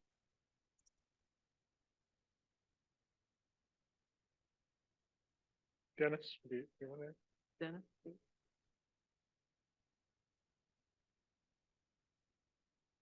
I mean, the reality of California is that we have a year-to-year variation of about 30% of rainfall. So we're going to have wet years and we're going to have dry years. And I think we just have to realize that's a reality and design our systems to deal with the two extremes. So that's kind of how we think about it. And David already said it, these dry years will happen again and these wet years will happen again. It's just be smart about it and adapt as best we can. California leads the country in variability. So yeah, no, and you can there's a neat website. You can actually download all the long-term records, so you can look at rainfall going back to 1900s or so, and really look at this kind of stuff. So it's pretty cool. Yeah, the thought occurred to me when we were talking about this that it'd be interesting if we defined what that sustainable delta is and looked at it in terms of water taking climate variability into account, because the drought years and the wet years are going to be very different. I mean, we all should go back to the Delta Atlas. When I first started our research, I downloaded it, and you can look at the salt layers before Shasta Dam and after. And when you had before Shasta Dam on the dry years, you'd have salt all the way up to Clarksville. And so these ecosystems always saw fresh the salt water a lot, essentially. Yeah. So Shasta Dam helped provide that hydraulic barrier that kind of hangs out around Sherman Island. But historically, the Delta really experienced salt all the way up on the dry years. We haven't talked about the California water supply system very much, but with that kind of variability, the impacts can be huge. I guess to sort of directly respond to the question that was posed, I think that we do know what the optimal water level is, but it's not an easy task to maintain that water level, especially in times of drought. And it seems like this past year, there was a regulatory requirement to stop adding water to our wetlands. And even if they had the regulatory freedom, there wasn't necessarily an adaptive management system, like a responsive management system to maintain water several inches above the surface for all the extent of wetlands. And that's what we would need in order to reduce carbon loss. So I don't think it's as much of an open research topic as it is an open responsive management network adaptation that could be expanded on, but I'm sure it's very expensive and it's not quite that easy. So. Do we have any other questions, Edmund? Edmund, do we have any? I'm sorry, Edmund, do we have any other questions? No. Yeah.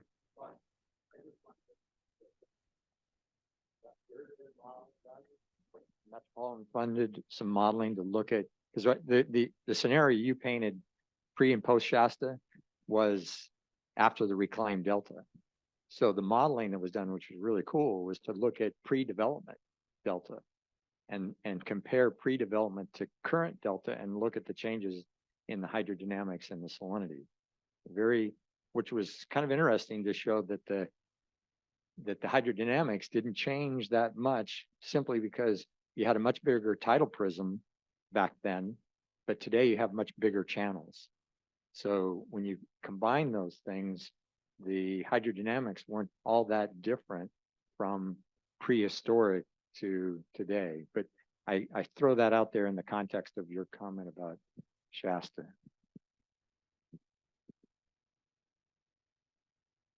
Okay, any more pressing questions? We're sort of closing in on our lunchtime.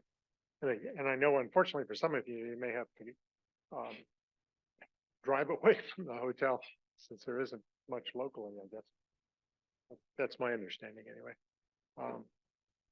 So I have the task of, let's see, I'll read it directly. Reflection of key takeaways.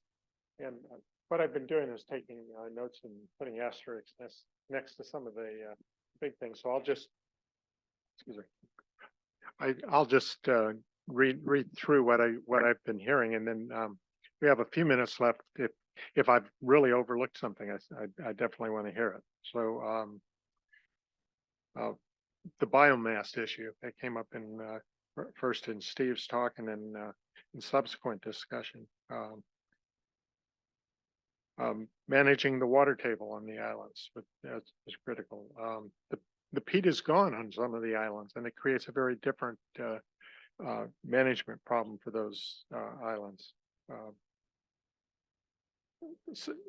The importance of sea level, and particularly an accelerating one, is important. We talked a little bit about floating peats and the promise they offer. And so going forward, that's going to be an important issue. And I have another note here on biomass removal. Kathleen talked about the lack of GS or inadequacy of GPS instrumentation in the Delta for geodetic studies. And the monitoring is going to get a lot easier or cheaper with the improvements in INSAR availability. Let's see. Kurt talked about the hazards being sea level rise, subsidence, and seismic.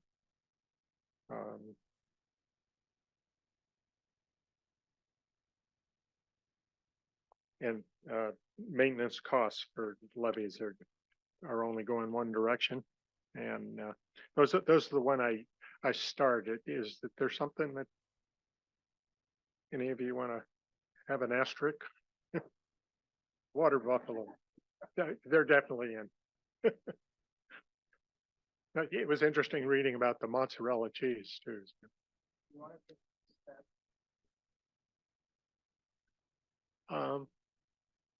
Economics. That's a good question. Originally, when we were planning this, we were thinking economics, but that becomes a whole. I know. Yeah. That's another panel. Yeah. I'll make a note. I mean, it could be a recommendation.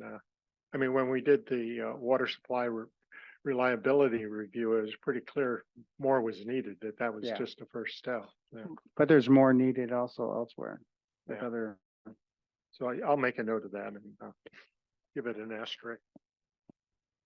So I have a comment about water buffalo.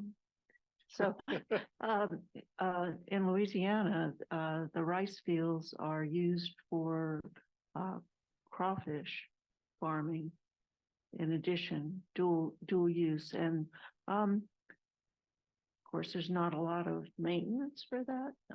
The crop yield versus the weight of the animal is much better than for water buffalo, and it's a very expensive, valuable crop.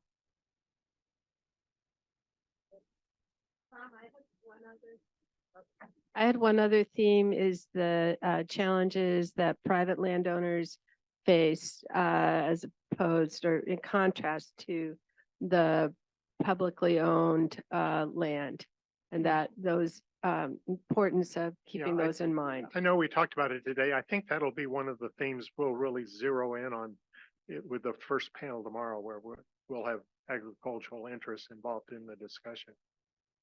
Regarding the buffalo, we went to visit the mozzarella buffalo farm in Tamales, and it was really fascinating because entrepreneur and his wife that were trying to get it going. He died of cancer, so she took it over.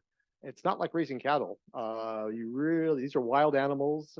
She was finding a way to be able to milk them in a unique way because she had to keep the mamas with the babies together. Otherwise, it caused a lot of friction. And so there's a lot of cultural issues to learn about to actually do it. So then you have to actually make the mozzarella and et cetera. And my Italian friends are very snobbish. They didn't like the quality of it compared to Italian mozzarella. So that's a whole different issue. So, yeah. I don't know if this is something for tomorrow or not. I don't recall hearing much about projections into the future, sort of scenarios and modeling that would be needed to look at for various time scales and the various scenarios, what they may look like. And I don't recall hearing much about that. That might be available, but that's something that might be identified as a need at least tomorrow, maybe. Yeah, I think it might be a recommendation. We didn't build scenarios into this. There will be some of that. Oh. I need to be propped up, which is why I'm leaning over there. Okay, well, let's just go straight to Steve. Well, the only comment I would make, and I don't think we really touched on it today, but we have explored it in other forums, is the notion that if we reverse the trajectory by planting rice and creating wetlands, we reduce that relative probability of failure over time. And one of the estimates that Sandra Bouchon made was that over a period of 50 years, you really reduce that relative probability of failure substantially. How does that play into the whole economic issue? And what are the cost savings in terms of levee maintenance that result from these changes in land use, and how does that play into the economic picture? I really haven't looked at that, and it's not an easy question to answer, but I think that's something that maybe we ought to keep on our radar is, because as we change land uses and it gets widespread, there is a benefit to the stability of the state water. Yeah, because some of the risks that really need to be included in some of the risks that need to be included in a scenario are really hard to quantify. Yeah. Which is why you're doing a scenario, not a risk analysis. But both the Delta Risk Management Strategy Project and the other one that was just completed in the last couple of years, the Levee Investment Strategy Project, both, the hydrologic risk of levee failures is pretty big, over the next several decades. And so if we can reduce that risk, there's a substantial savings as a result of that, as demonstrated by the Brandon Amherst failure, how much that costs, and so to have multiple islands fail and the costs associated with that, one could begin to factor into that the effect of land use change. Yeah. Okay.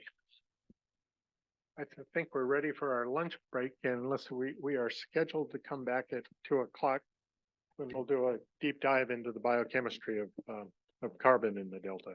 Tom, can I just say one thing? If folks want to come out to Sherman and Twitchell to actually see the wetlands, I would say it's publicly available. You contact me and I'm happy to take folks out and actually see it on the ground. Yeah, if you haven't seen it, it's definitely a fascinating field trip. Okay, so see you at 2:00.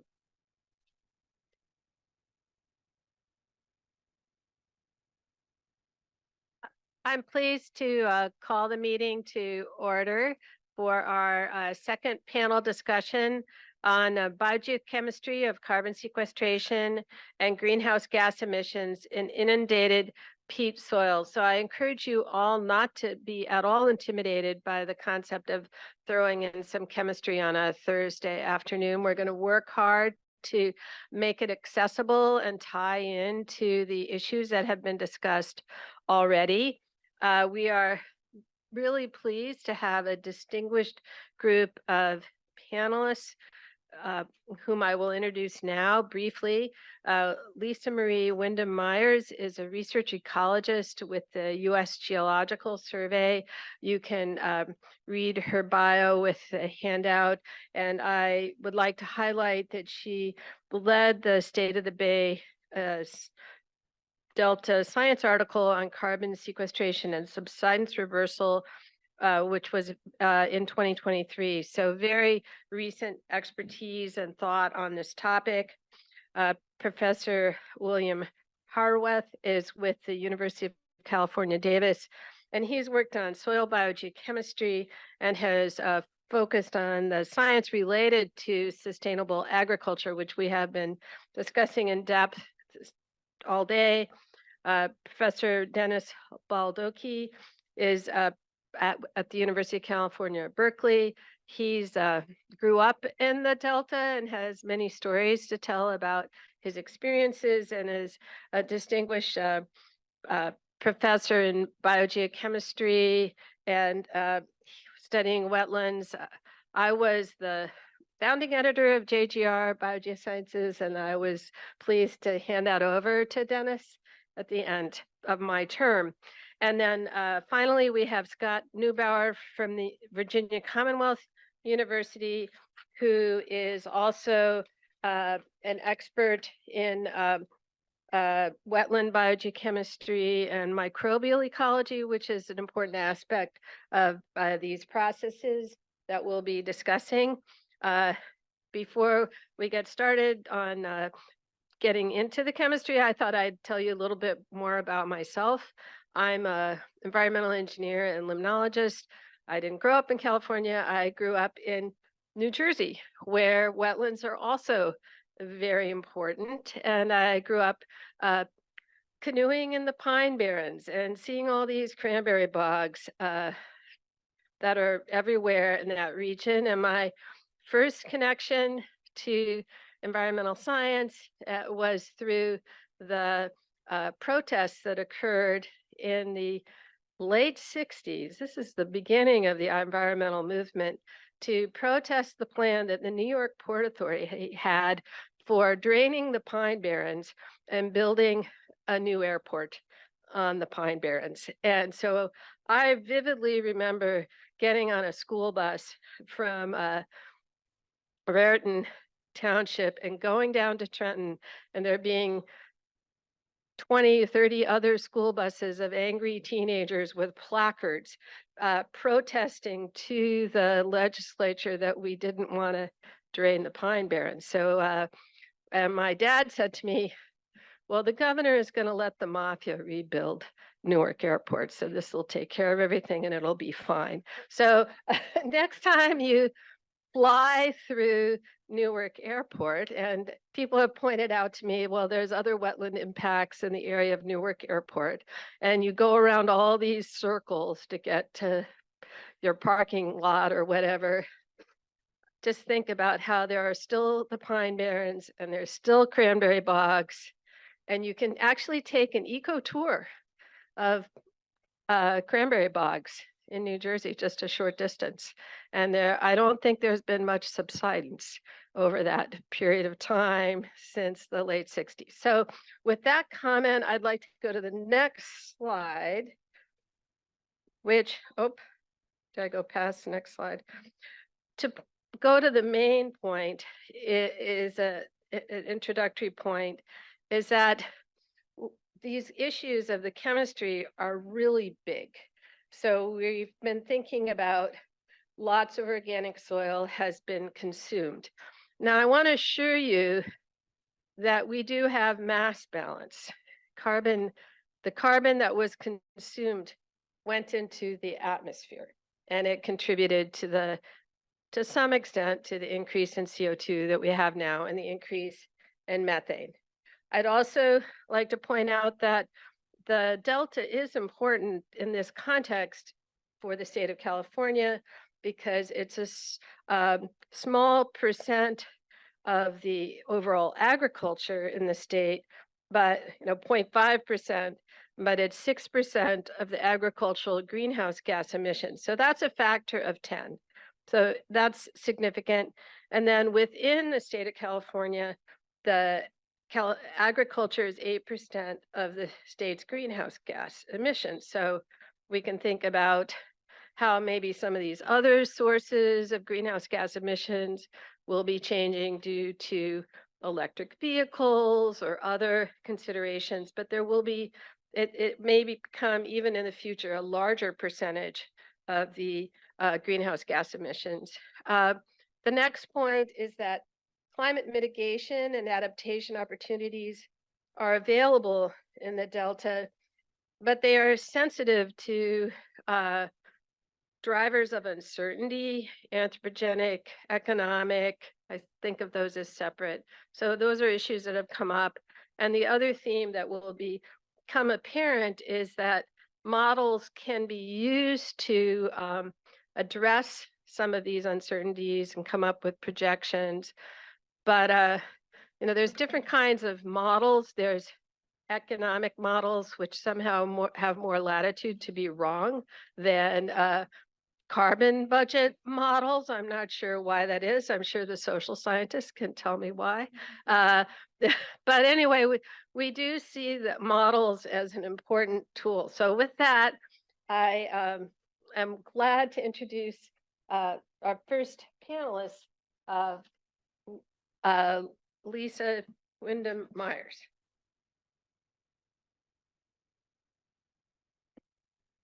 Great. Well, I appreciate that climate context. I'll be extrapolating on that a bit. I also want to point out, I enjoy the New Jersey context. So thanks for making this not seem like just a unique issue here in the San Francisco Bay Delta. So let's see. Next slide. Oh, I'm not looking at my slides there. I'll look up here. So, no worries.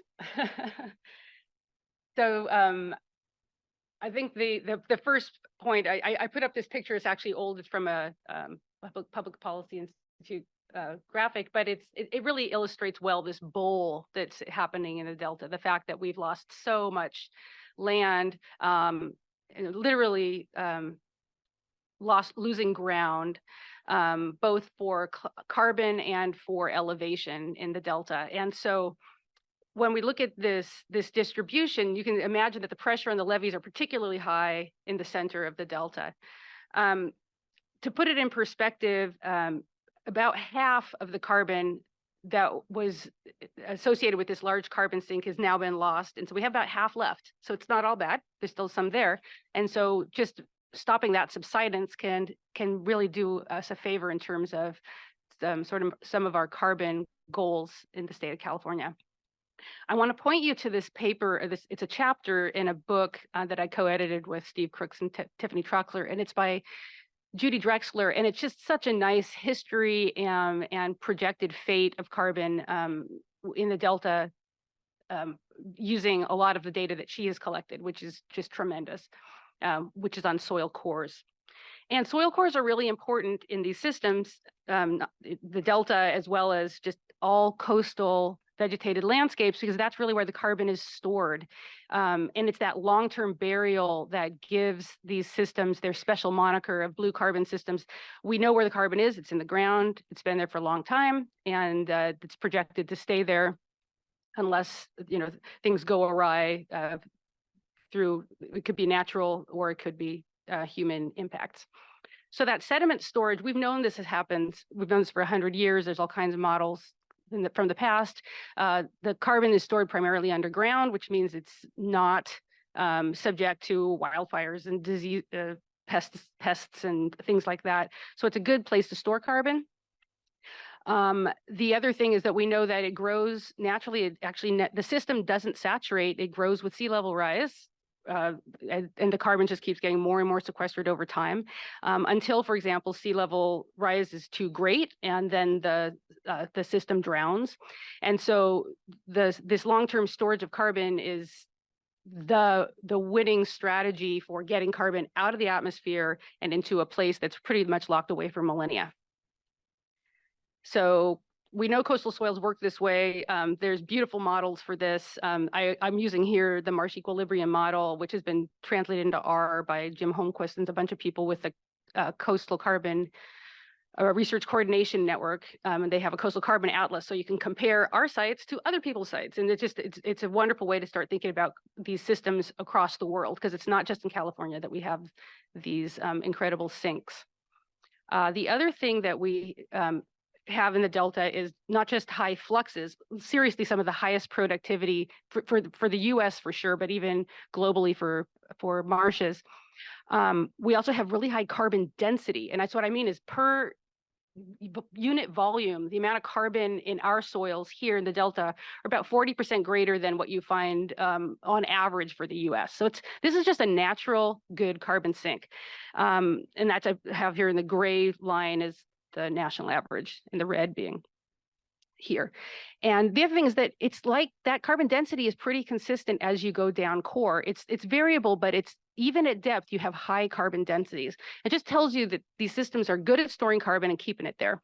And another thing, this is data from Judy Drexler again, is that these peats started growing 6,800 years ago, but they go down 10 meters.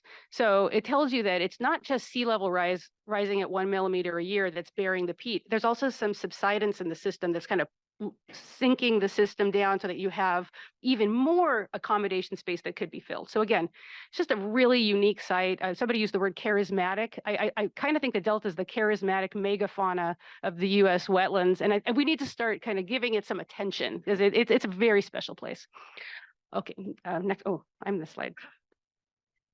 So another thing about fluxes, well, when you want to store whenever you're storing carbon, you're basically taking it out of microbial play, and therefore you're giving some of the less free energy yield microbes a chance to use that carbon, and so they are often methanogens, and so you can make a lot of methane.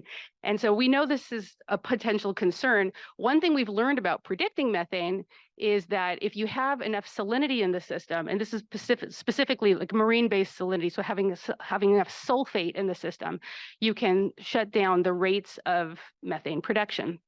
And so when we looked at chamber data, this is from a synthesis report. Sarah Knox actually put this slide together. When you look at the chamber data in the circles, you can see it looks like about half strength salinity. When you have half fresh water, half seawater, then you don't have to worry about methane anymore. And then we've all been saying that for a long time. But as we've started to add eddy covariance data into this data set and also done some really harder core synthesis work, we're seeing that you can actually start to slide that curtain down.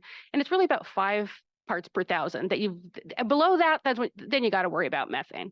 And so the good thing about that is most of the wetlands, coastal wetlands in the US are above that point. This is a good, there's not that many super saline wetlands, but there's a lot in this zone. So this is a good sign for wetlands that we aren't necessarily making as much methane globally, nationally than was predicted by this originally.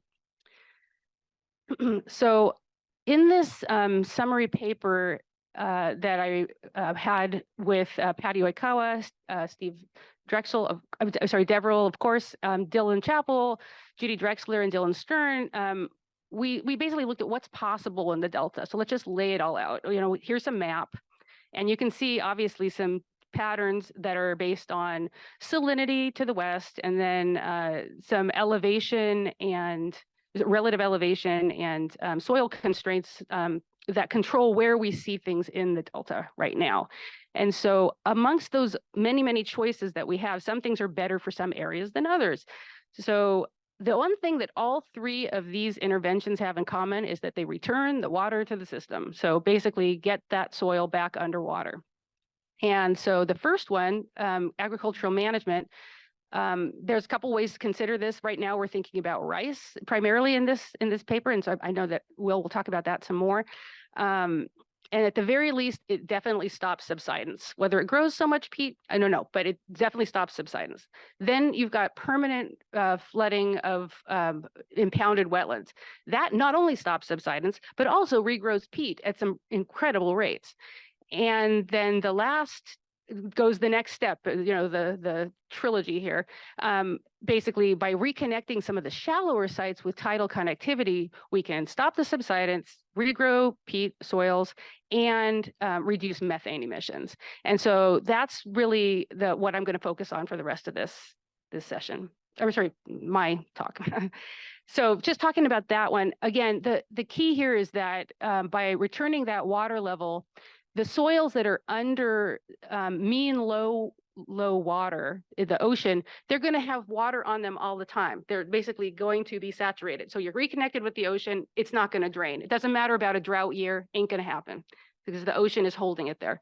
So you're going to protect those old dense carbon stocks. If you restore the tidal connectivity, you can also start building soils back up and using sediments, yay, to start rebuilding that soil and making it have those geomorphic processes that keep it in the long run. And so that is important. And the last thing is that through that marine sulfate and potentially under other things like cooling that comes from the tides, you can have less methane emissions in these sites and to just stop that arrow going up. And that's really what's interesting. That's kind of the tail that wags the dog here. All of those are important. All of these carbon removal techniques are important, but from what we're seeing in data is that if you can reduce methane emissions from a impounded freshwater site and turn it into a somewhat saline, tidally connected site, you can have a huge bang for the buck in terms of carbon benefits. The other one that's just starting to now be considered is this idea, again, it's kind of the Odom outwelling hypothesis, the idea that you are exporting food to you're tidally connected, so you're exporting carbon to the estuary, and it could be through food or it could be through dissolved inorganic carbon or alkalinity. And if in fact we are exporting it and it stays in this carbonate form, it can add to the long-term ocean sink. So people are starting to think about tidally connected wetlands is not just a land sink. It's not just in the soil. It's also heading out to the ocean and potentially being buried there. And I have to just plug that so much of the work on this exact question has happened here in this Bay Delta with support from the Delta Science Program. And it's now kind of this global thing people are doing, and there's actually new monies coming in to do some modeling, comparing our site here to other people's sites around the country. And then I'm just going to close with the paper that came out 2 weeks ago by a colleague that many of us work with, Jim Holmquist. And he basically did what everybody's been wanting to do, which is really get to the heart of what's possible with this methane reduction by returning tidal action to wetlands. So he basically pulled together a bunch of maps that were essential. So relative tidal elevation, impoundment status, this is for the whole country, reference wetland salinity. So salinity is near where you're doing the restoration. And by looking at all those and then doing some additional synthesis on flux data and having an expert elicitation, he came up with parcel-based restoration potentials. So how much bang for the buck can you get with a single restoration? And he just happened to use San Pablo Bay for this site. And in fact, San Pablo Bay has some really nice hot spots there in the Napa wetlands, the Fish and Wildlife Service. And so that's a place to consider for some of these removals. And then I guess I'll just close, there we go, just by saying there's a lot of complex terrestrial aquatic interfaces in this delta. And so I didn't even talk about channels. So aquatic vegetation, this whole idea of the floating marshes is important. I'd like to talk more about that. The riparian floodplains are important. But in the end, I want to point that even though there's all these actions going on, we need to think about the whole portfolio, all these actions. The really sort of biggest opportunity here is on agricultural lands. There's still 90% of the Delta. And I'm going to just make a plug that Twitchell Island, where all of this original work with Roger Fuji and Robin Miller to look at peat accretion and subsidence reversal with Kurt, it sounds like, the reason we have a wetland supplement to the Intergovernmental Panel on Climate Change is because the data from that site were so amazing that they said, we absolutely need to add a supplement, and everybody put your stuff in. And that was the winningest site in the world at the time of that supplement going in. So I just have to say, the Delta is a very special place. And thank you. And before we move on, I forgot to say something that Tom said at the beginning of the previous panel, which was we're going to take questions at the end, but if there's point of clarification questions, we'll take those at the end of each panelist. And Lisa Marie, thank you very much for your talk. And in case anybody was thinking of asking a point of clarification question, I want to point out that methane is of particular concern because it's a more potent greenhouse gas than CO2. However, methane doesn't last as long in the atmosphere as CO2 does. So there's these trade-offs, but in the near term, there's a lot of interest in managing methane to limit the attainment of a 2-degree warming. So with that, we'll move on. But if you have a question after the next panelist that's of that nature, raise your hand. I'm on. Okay. So I'll go into some mechanisms that we uncovered in doing a few projects over the years, about 15 years now, looking at mechanisms that affect methane emissions and nitrous oxide emissions from these delta wetlands, and mostly in rice systems. Okay, let's see. I think I just do this. No. Okay. So I like in my talks to give you what I'm going to say up front. And so factors affecting stability of soil carbon and higher soil carbon soils are more stable. So that's the reason to manage for them. Sources of plant and soil carbon that contribute to methane emissions. And we hypothesized that it was the plant carbon, the newly input carbon that was driving methane emissions, but it's actually the old carbon. And then predicting carbon and nitrous oxide emissions, and that's based on soil carbon content. And high carbon soils tend to be sinks, which we just don't even consider in our thought about greenhouse gases in wetlands. It's something to do with water management, as we'll show. And I said high carbon soils are more stable, and just something exotic, something unconventional. We can eliminate the biology and use water treatment methods to actually build soils. If we want, if we have, for example, soils that are in a very degraded state, they're always too wet to farm or something. There's ways around it. Okay, what am I doing wrong here? Stop. Okay. So one of the things we found was that with new carbon inputs from, for example, rice or from wetlands, the amount of carbon, old carbon that's being mineralized depends on the original carbon status of the soil or degraded carbon status of the soil. And so we looked at different soils with different carbon amounts. And so from 2% carbon to 50% carbon in this case. And so when you add residues back, say at the end of harvest or something, these soils with less carbon in them are more positively primed. And what does that mean? It means that when you add new carbon to a soil, the old carbon increases in the decomposition of the old carbon increases in mineralization rate. So it destabilizes the old carbon in low organic matter soils. The effect disappears as you get higher soil carbon content. So we should be managing our soils to sequester carbon so that we can stabilize the carbon in the soils, because this priming process is a ubiquitous general process that happens when you add fresh carbon back to soils in any system, in any wetlands or upland systems. It doesn't matter what system you're talking about.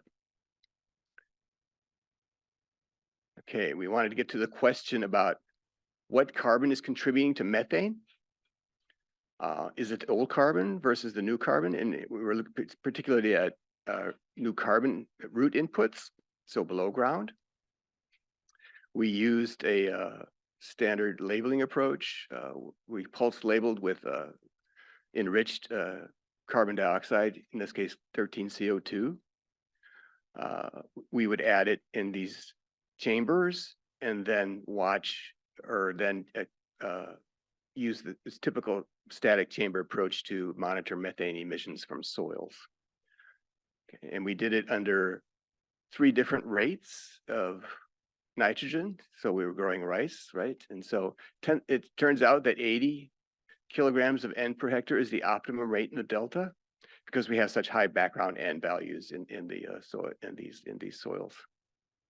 160 would be typical of the Northern Valley, for example, of rice production.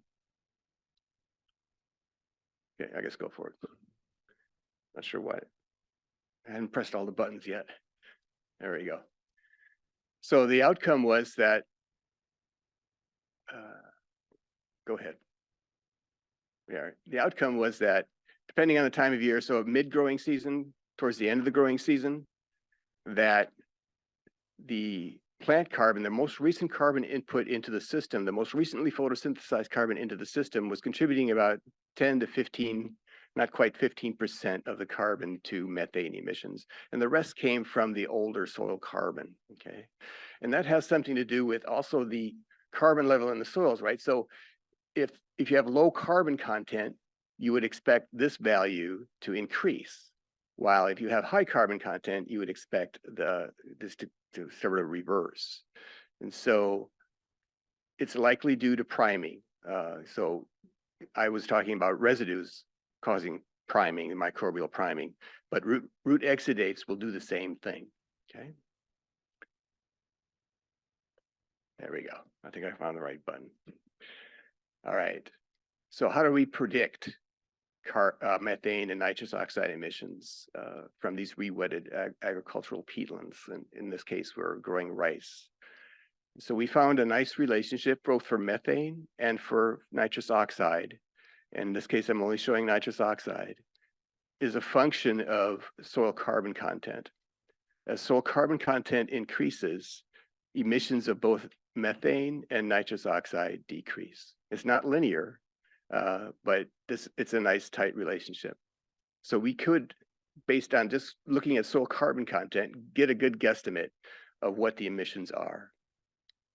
And then in an agronomic nitrogen rate trial, comparing 0 to 80 kilograms of N per hectare, we see the methane emissions generally aren't affected when you have higher carbon content, or the effect of fertilizer is not significant in higher carbon content soils.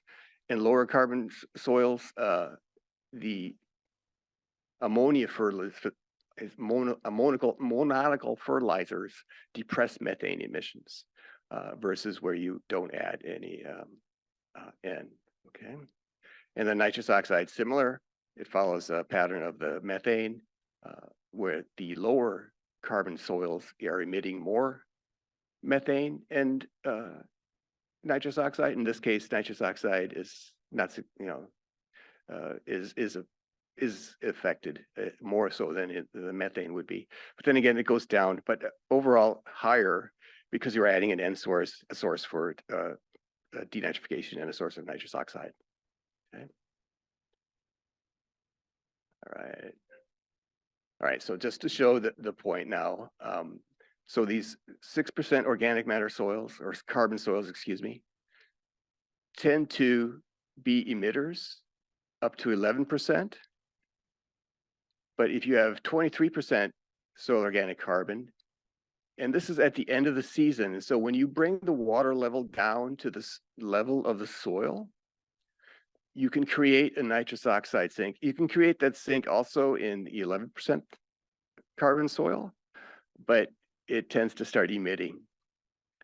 But in the higher carbon soils, the response is mostly a sink. So the reduction of nitrous oxide back to N2.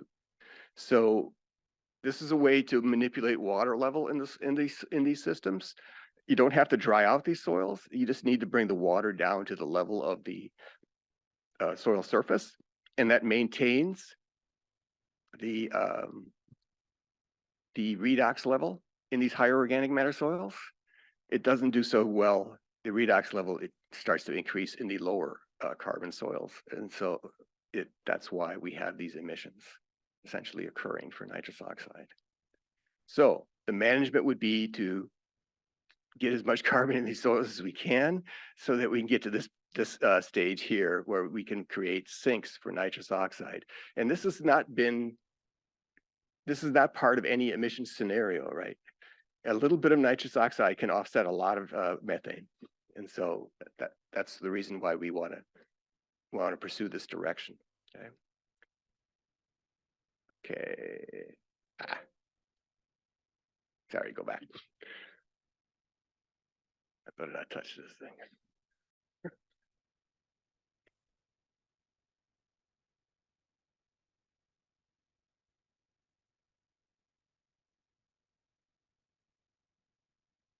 And I'm going to end up with this slide. Oh.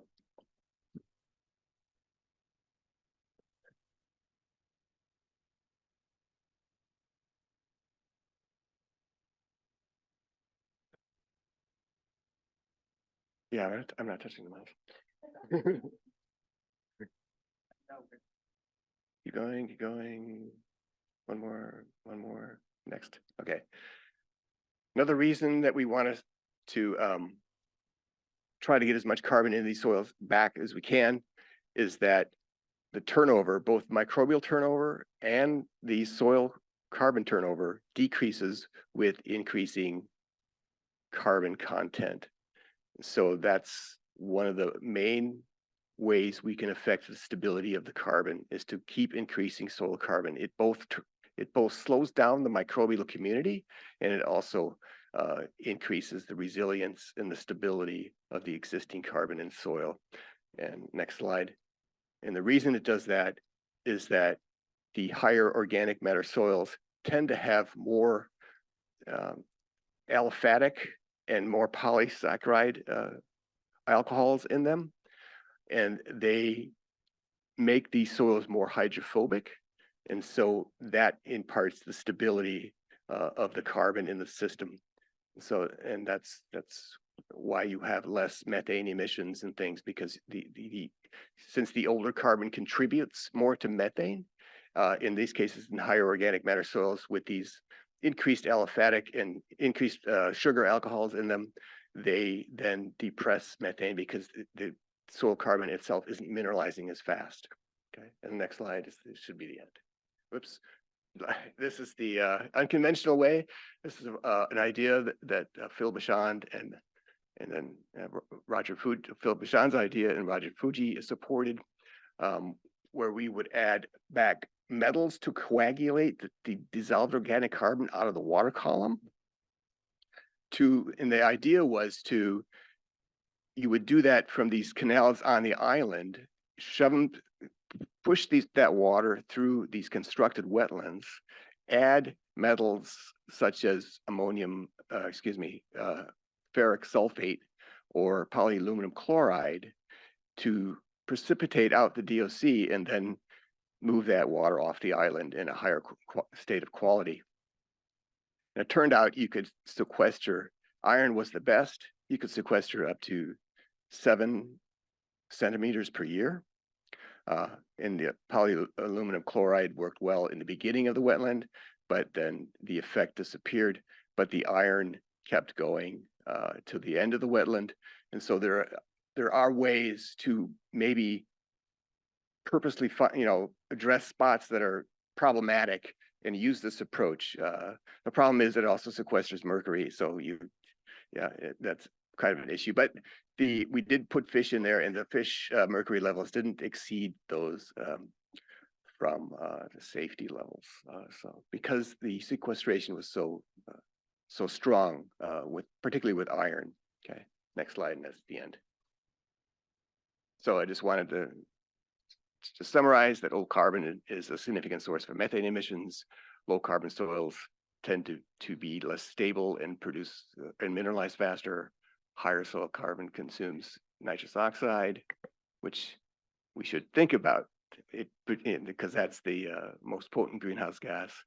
We have lower microbial and soil turnover with higher soil carbon soils. think about metal coagulants, and yeah, I'll stop there. So, thank you very much. Any, yeah, let's have a round of applause. Wake everybody up. Are there any point of clarifications? Thanks for pointing out that nitrous oxide is a very significant greenhouse gas. Any other points of clarification? Microphone really quick.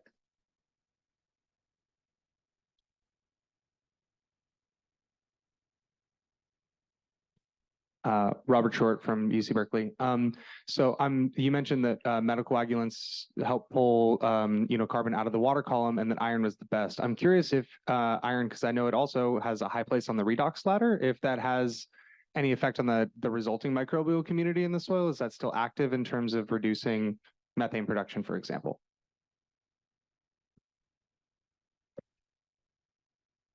We didn't have a chance to look at that. I mean, the hypothesis would be that you're adding iron sulfate, and sulfate would hopefully depress methane emissions, but we never got enough funding to look at that. Yeah. This question about the redox potential in the context with methanogenesis is a question that is keeping recurring and not recurring, and people are pointing to the redox ladder. Just to clarify, methanogenesis is exclusive to archaebacteria. And the redox potential that would have to be measured is the redox potential inside the archaebacteria. The archaebacteria can buffer that. And we do not have an electrode that is actually that small, because the archaebacteria are 1/10 to 100th of the size of a normal bacteria. So we can't really measure the redox potential inside in order to assess what is really going on. And we've done studies over thousands and thousands of bioreactors in Germany that are all basically mechanical cows or mechanical digesters. And there is a very, very low correlation between the redox potential and the actual methanogenesis. Redox potential is not a great indicator for anything with respect to methanogenesis. I agree. Yeah. Thanks for that comment. I think we have a plan to coagulate DOC down in Los Angeles to reduce the trihalomethanes and then ship it back to the Delta and add it to the wetlands. Okay, so we move on to Dennis. Thank you. Oh, good afternoon, everybody. As a biometeorologist, we're really interested in studying the breathing of the biosphere. And to do that, you really have to measure trace gas fluxes, moles per meter squared per second. And you have to do it really of a coupled system of carbon dioxide, water, and if you're trying to look at soils, also greenhouse gases such as methane, essentially. So this is kind of what puts us into this sphere. Historically, a lot of the biogeochemists essentially would put a chamber on the soil like this, and they take a syringe, look at the clock, take another syringe, run to the gas chromatograph, look at the concentration differences, and try to figure out what the flux is. The biosphere keeps working, and so Will's here, he can't be out in the field, others are here, and so we really need to understand the ecosystem at the ecosystem scales. And this is where, as micrometeorologists, we have this fancy technique called eddy covariance, which I'll tell you about, that allows us to measure trace gas fluxes essentially all the time, essentially. And this is really kind of the basis of this work. I guess the other motivation is I was raised in the Delta, and if I look at Steve Deverel's figure a few days ago, we've lost this much peat in my lifetime, essentially. And as a Californian, I really worry about protecting the water conveyance system through the Delta and the rest of the state. The reality is if the Delta collapses, and my dad was involved with the 1969 Sherman Island collapse, for example, you shut down a $4 trillion economy. So we really have to protect the Delta. And if you talk to anyone out in the Bay Area and students, no one hears about it. You know, this is a small community. It's kind of sad. So we really have to, it punches it higher than its weight, essentially. Oops, yeah, one more time, go back. There you go, okay. So just kind of like everyone else, kind of give you a heads up on what we want to talk about. You know, why do we want to restore wetlands, essentially? I've done a lot of my career work on upland ecosystems, and those soils are exposed to oxygen. And typically about 85% of the carbon dioxide you take up through photosynthesis ultimately is lost by ecosystem respiration. The beauty about wetlands is now you flood the system, you inhibit the oxygen transport to the sediments, And now you have either the redox bladder, if it works or doesn't work, but you end up reducing decomposition rates.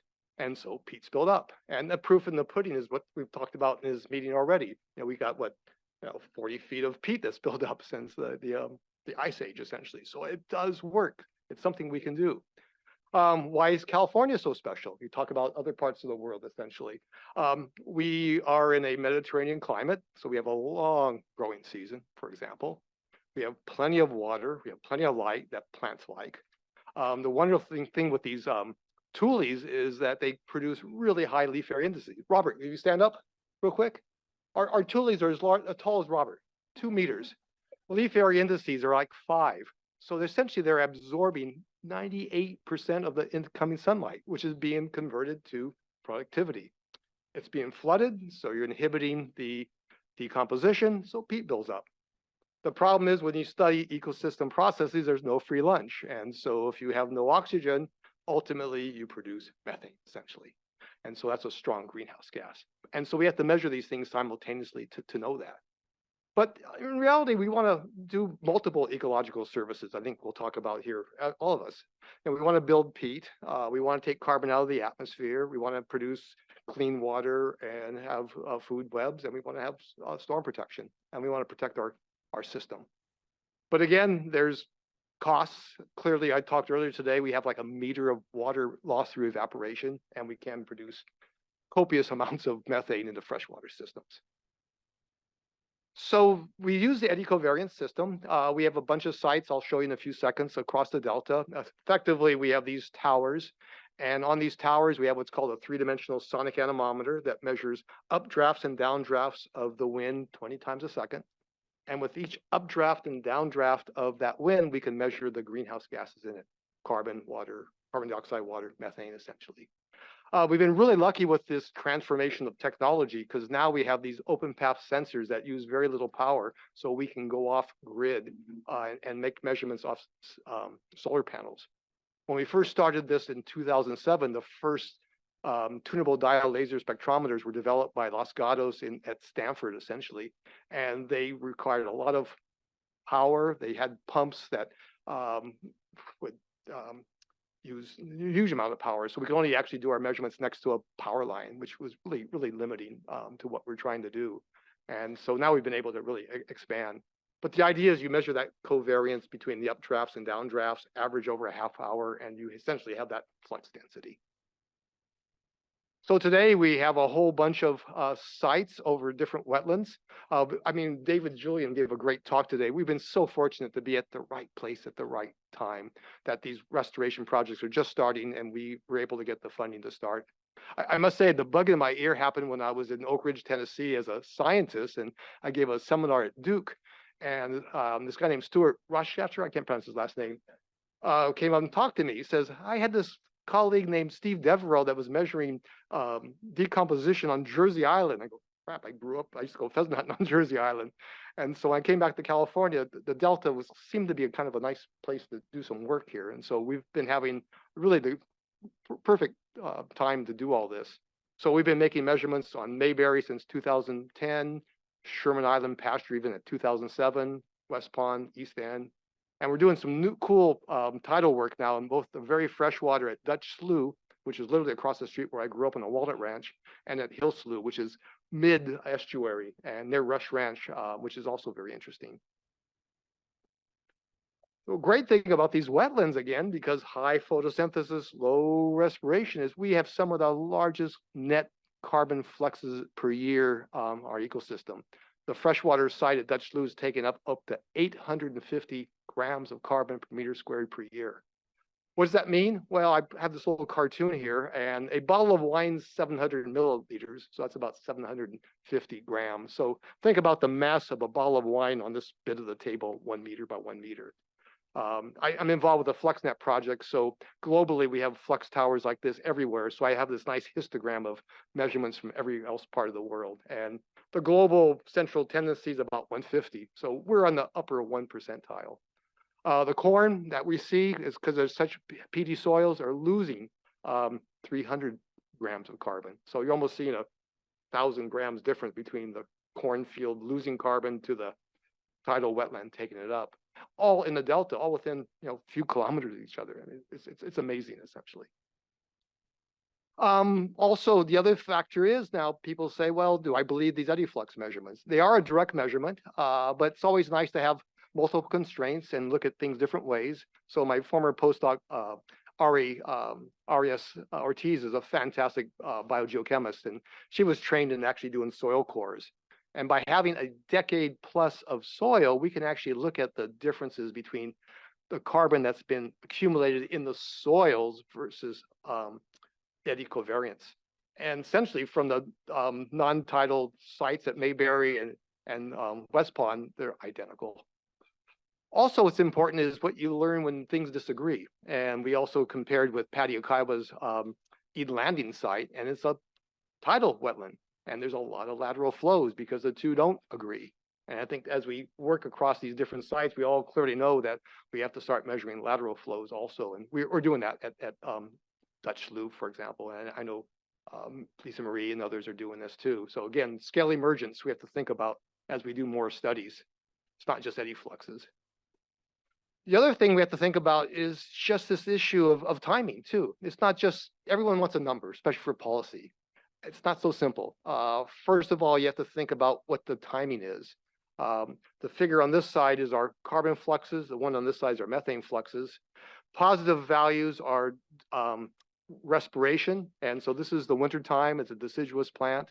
But we actually have pretty low losses, about 2 grams of carbon per meter squared per day.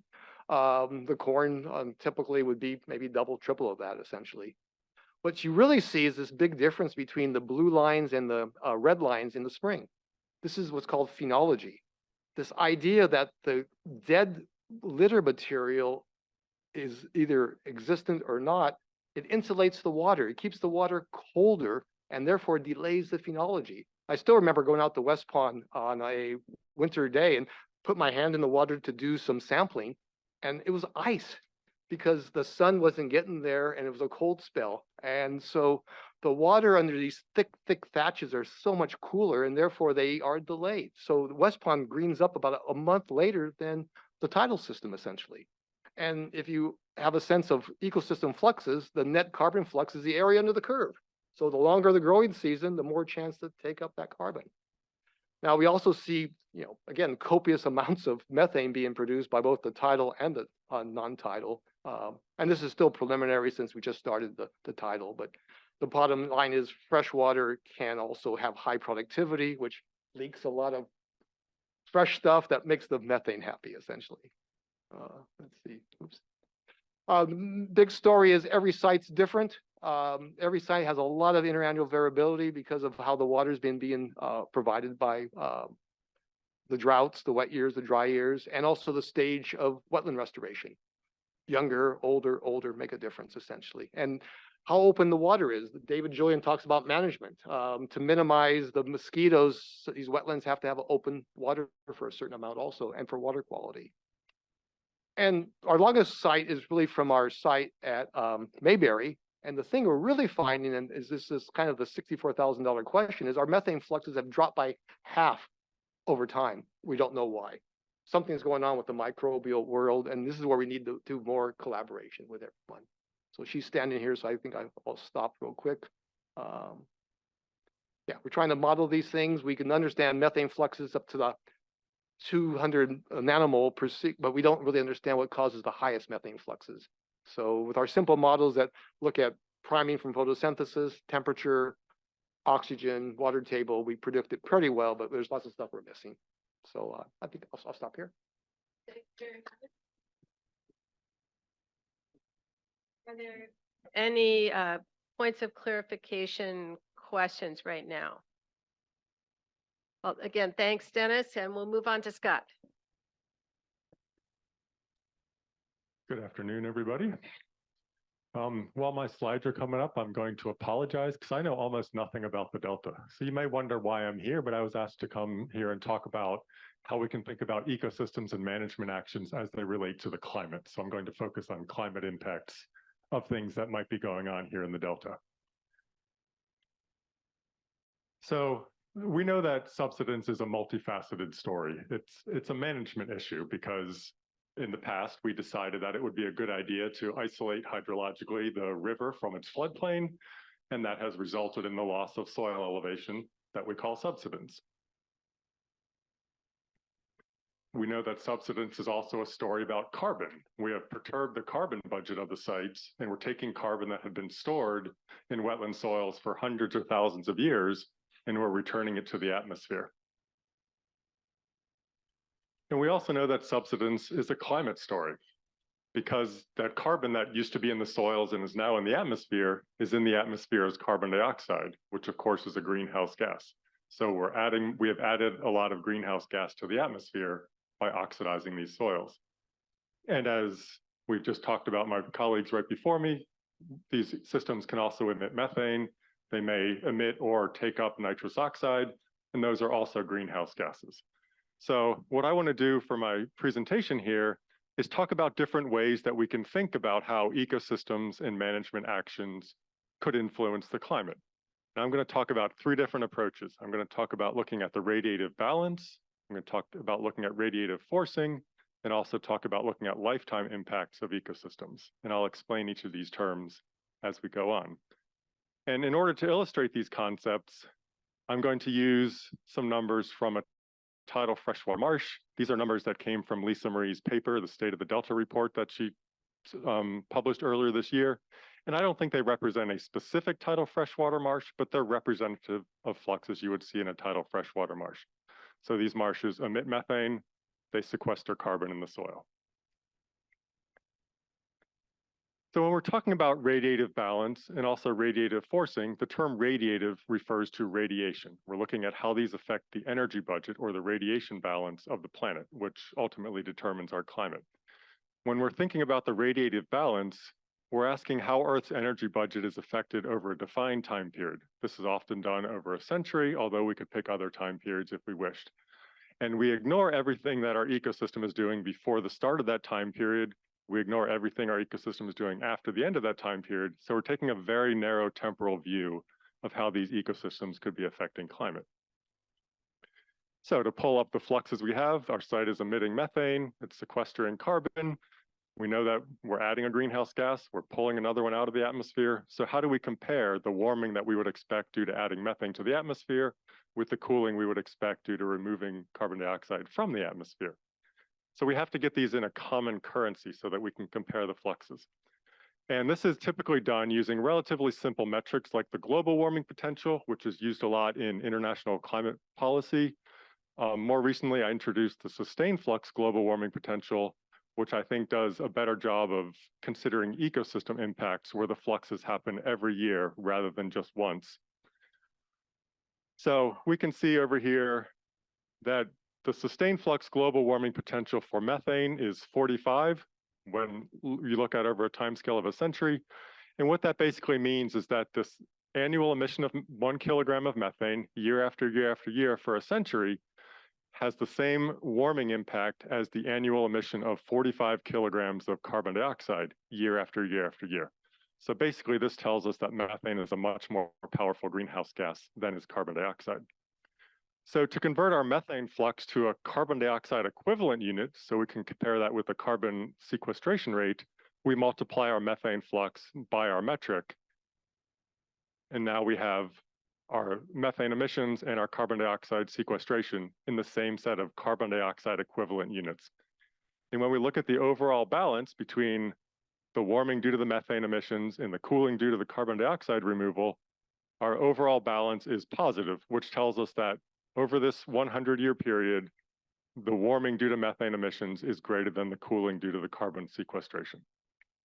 But I want to caution you that just because the radiative balance is positive doesn't necessarily mean that this marsh is contributing to climate change.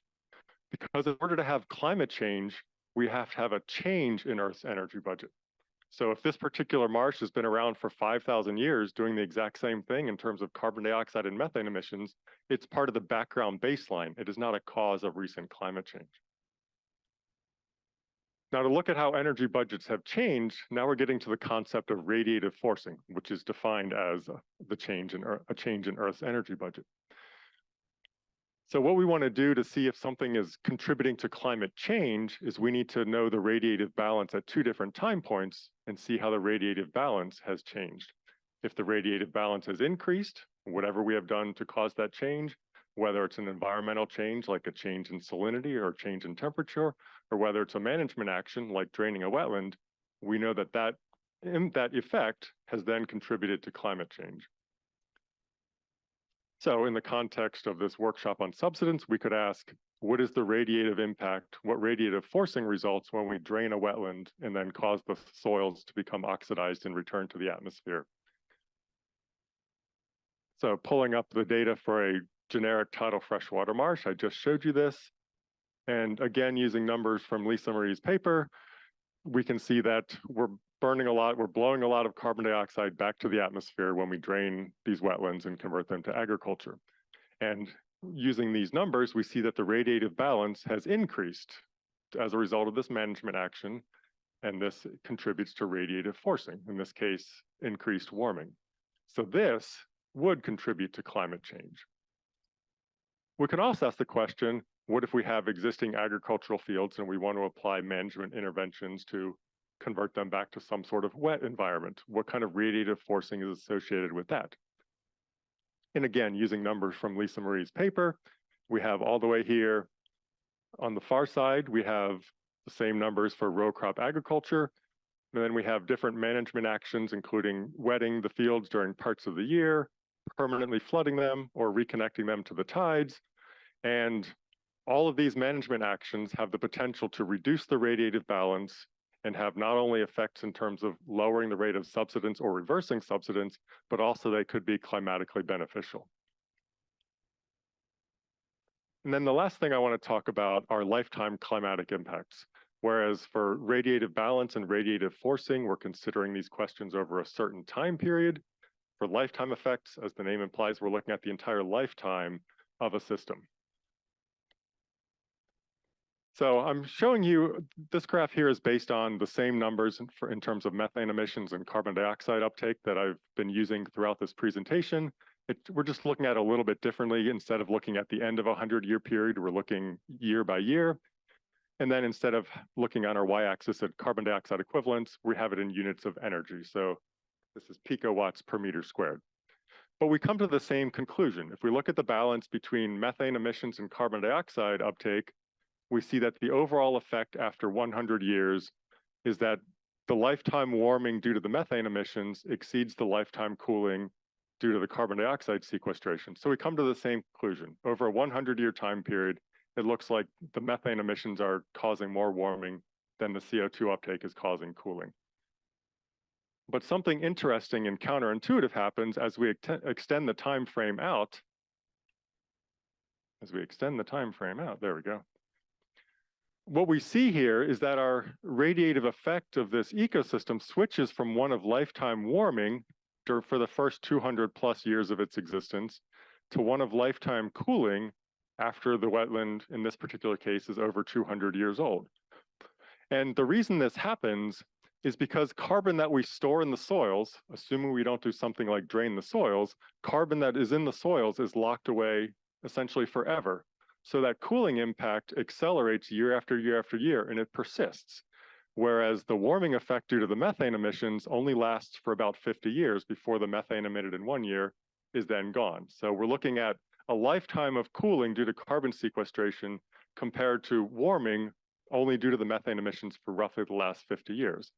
And at some point, depending on how fast we're emitting methane and how fast we're sequestering carbon, our system switches to the point where that lifetime carbon sequestration outweighs the warming due to methane emissions over the last roughly 50 years.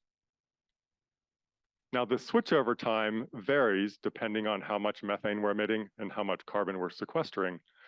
In brackish marshes, because they store carbon at high rates but don't emit much methane, the system is lifetime cooling essentially from the moment it's formed. For this tidal freshwater marsh, it may be a couple hundred years. For a tidal freshwater marsh I've worked in Virginia, it's on the order of 900 years. For sites that emit a whole lot of methane or don't sequester a lot of carbon, it can be thousands of years or longer. So there's not just one number for the switchover time, but if an ecosystem is sequestering carbon in its soils, eventually it will, and it sticks around for long enough, eventually it will reach the point where it has had a lifetime cooling effect on the climate due to sequestering lots of carbon in its soils. And given that wetlands in the Delta could be 6,000 to 7,000 years old, based on when the rate of sea level rise slowed down, that suggests that a lot of the remaining natural wetlands in the Delta may be old enough that they have had a lifetime cooling effect on the climate because of all the carbon they've stored in the soil. And that leads to a recommendation, not just for the Delta, but everywhere, that if you have wetlands that have sequestered a lot of carbon, it's probably best to keep that carbon in the ground so that you maintain that lifetime cooling function of the system. And then to bring this home, I'm going to skip the first point here, and then I'll come back to it at the end. But the different interventions that Lisa Marie talked about and that have been talked about throughout this workshop, they have the potential to be climatically beneficial in addition to slowing down or reversing subsidence. As all four of us up here have talked about, there are uncertainties. We have a really good idea of the basics of wetland biogeochemistry, but there are still uncertainties in terms of what controls various factors that could influence the climate, including spatial and temporal heterogeneity. Dennis just talked about, we see methane has gone down by half, but we don't really know why. So there are certainly questions in terms of biogeochemistry that we can continue to answer. Nitrous oxide is something that we don't have a lot of data on.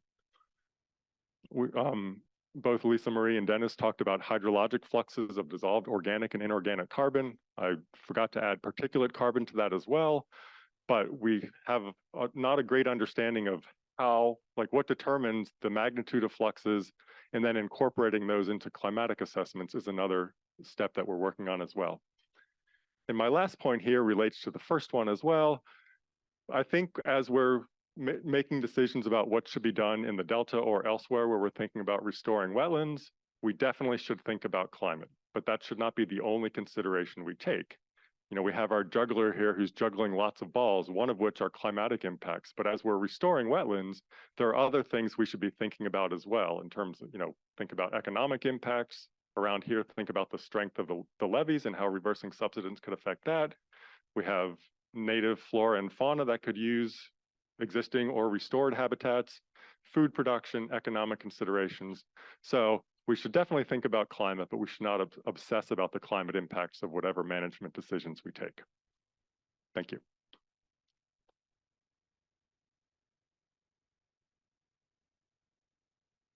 Thank you very much, Scott. Are there clarifying questions? Bob.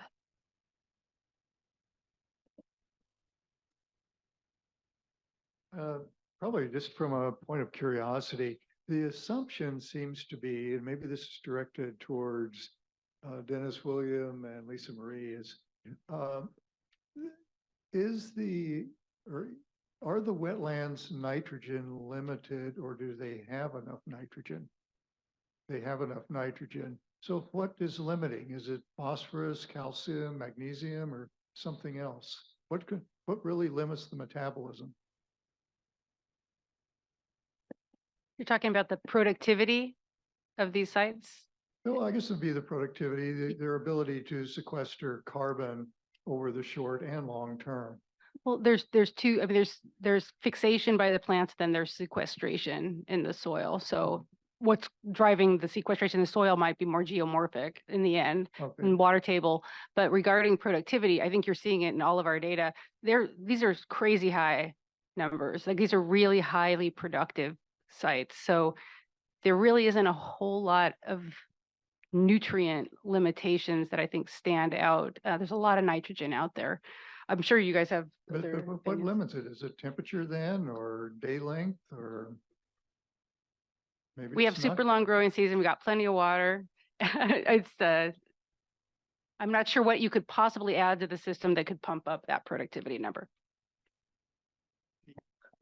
Going back to Robin Miller's data, she measured about 30 tons of biomass production per hectare per year. And 30 tons is approaching photosynthetic maximum yield. So we're beginning to see maize, for example, have hit 34, 35 tons. But it's pretty close to theoretical yield. So these systems aren't in the Delta are not limited for production purposes. In fact, I would add the biggest thing limiting is the legacy dead vegetation. They grow so fast and so much, it takes almost 2 years for the dead deciduous material to die and break in and go into the water.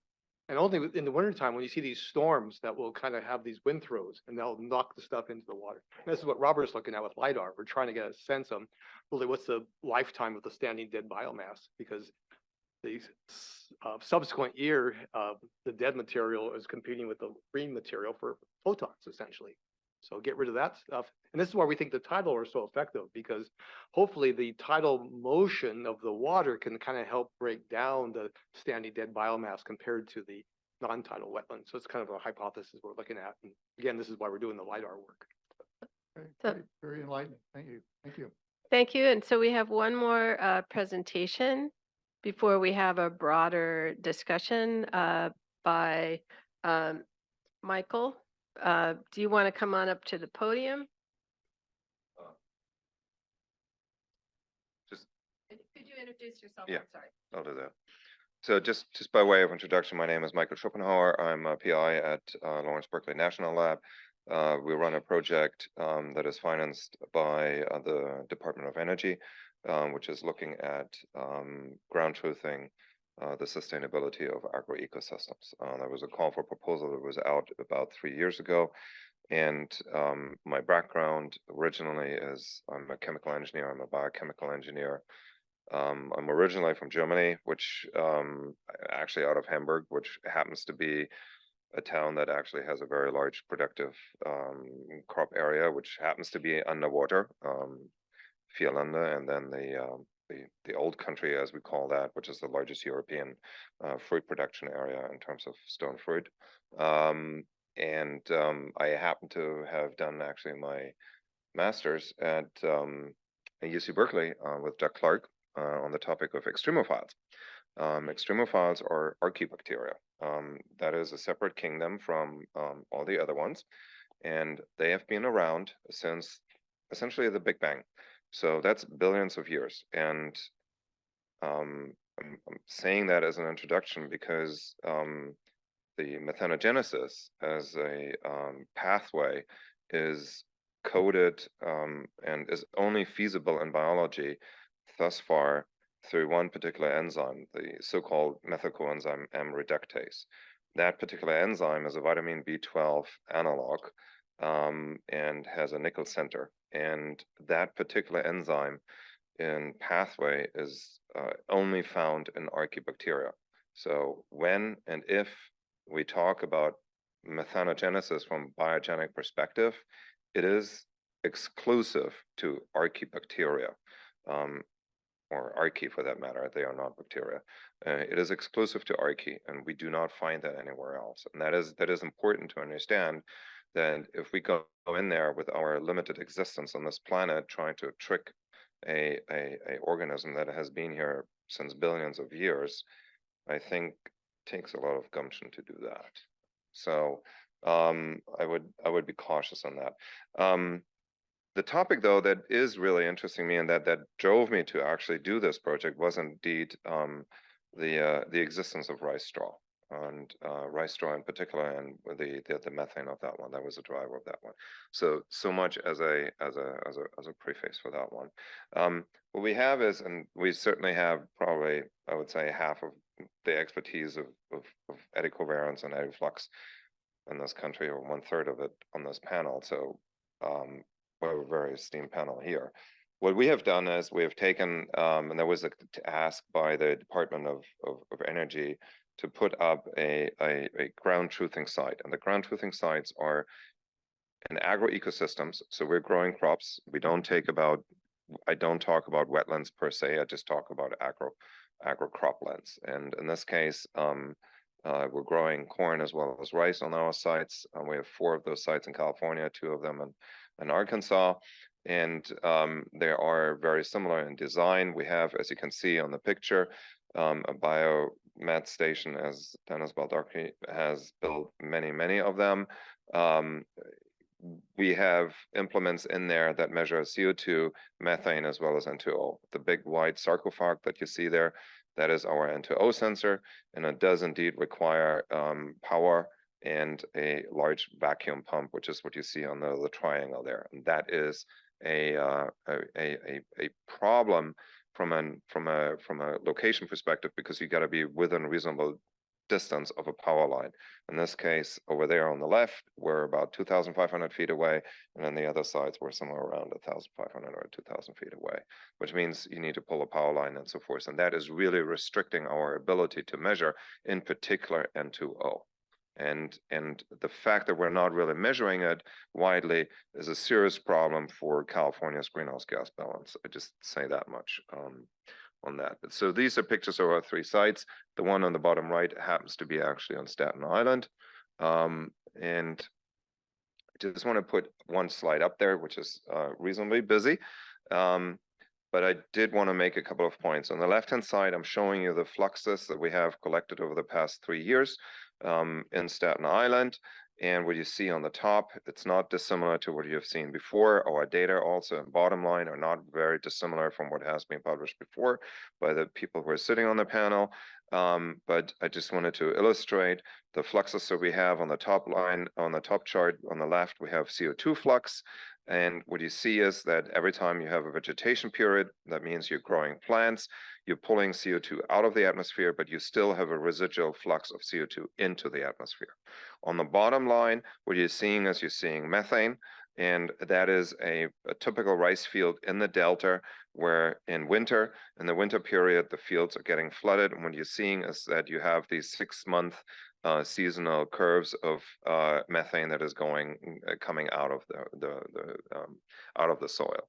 And the point about that one is that what we can see from that one is that we have a somewhat similar methane emission in winter when there is no crop growth and when the temperatures are reaching 10 centigrades, the same way how we're having methane emissions, and they are in terms of ratio per hectare per whatever unit, they are similar, right? So it's not a function of lower temperature or higher temperature. And we do have a different site where we are actually up in Northern California on a very poor, low organic soil site that has about 1.5% carbon. And we have the very same emissions per hectare in terms of methane out of those fields. And my thinking model on that one is that we are reaching peak methane production after we have reached probably about 2 to 3% of carbon in the soil. Right? There's something that is happening that we're not really reaching higher methane emissions on that one. And we're maxing that one out. So if you want to lower the amount of carbon lower than that one, yes, and we have seen that in soils in Arkansas, that we're having much lower methane emissions. But methane production, methane emissions are solely driven by soil organisms that are kept under anaerobic conditions, right? There's nothing else with it. Doesn't have anything to do with rice, doesn't have anything to do with another crop or so. It is just rice gets grown underwater, which creates an anaerobic environment, but it's not the rice that is producing this. It is the soil microorganisms that are producing that. In the soils that we're looking at here, we have a carbon, the question came up earlier, we have a carbon nitrogen ratio of 18. And for methanogenesis to happen, we need to have a carbon nitrogen ratio of lower than 30. So we check that box. We have 1.27% nitrogen in the soil. We have indeed also seen on this particular site, in certain years and certain periods, we have seen field-wide N2O sinks in the soil, which raised question for us as to why that is happening. We are currently following that one up with microbiome research in terms of identifying the bugs and all that. And yes, we have seen the methanogens. We have seen also we have unfortunately not seen the NOS Z gene, which would be the one that would be actually reducing N2O. That is the one that you would need to find. We haven't seen that yet. The one key point that I would want to emphasize is that when we are growing biomass, then we are doing an active CO2 drawdown, right? So 7 to 15 tons of per hectare for rice, 25 tons per hectare for corn. When we're not growing any biomass there, we're not doing a carbon drawdown. So if we are looking at this from a perspective of global warming, from greenhouse gases and so forth, any field that we're not growing a biomass that we can then export out of that field into doing something useful is a missed opportunity to draw down CO2. if we're talking about direct air capture, if we're talking about all of these things, and we're not growing a crop on a field in the other half of the year, then that is a waste, and it's a missed opportunity. If you're going into the data on methane emissions and all that and agro ecosystems in Korea, you see, for instance, that in Korea they do double cropping. They're growing a winter crop of wheat and a summer crop of rice. And if you balance that out, at the end you have net neutral or net negative fields. We see that in our organically managed fields because they are growing a winter crop, a cover crop in winter. We can balance that out. If we're not doing that, we are having CO2 emissions out, and that is a fact of life. And in fact, if you and me are ending up in a box, we will decompose and we will be releasing CO2. So that is a fact of life. Field management practices should therefore be revised to minimize greenhouse gas. And I say that from the background of what is happening in the next 20 years, because that is the critical time frame. It is great to know what is happening over 100 years or 200 years. That's all cute and fine. That is 4 generations down. But my daughter really would like to live in the next 20 years. And for that, we need to focus. And so I'm advocating that we need to use a greenhouse warming potential factor for the next 20 years. And for methane, that is 80. And that is not 28, and that's not 45, that is 80. And when we look at the fields and over there where we're growing rice, for instance, that is the emissions profile. The methane part of that one, again, that is soil microbiology that happens if the field is flooded, period, end.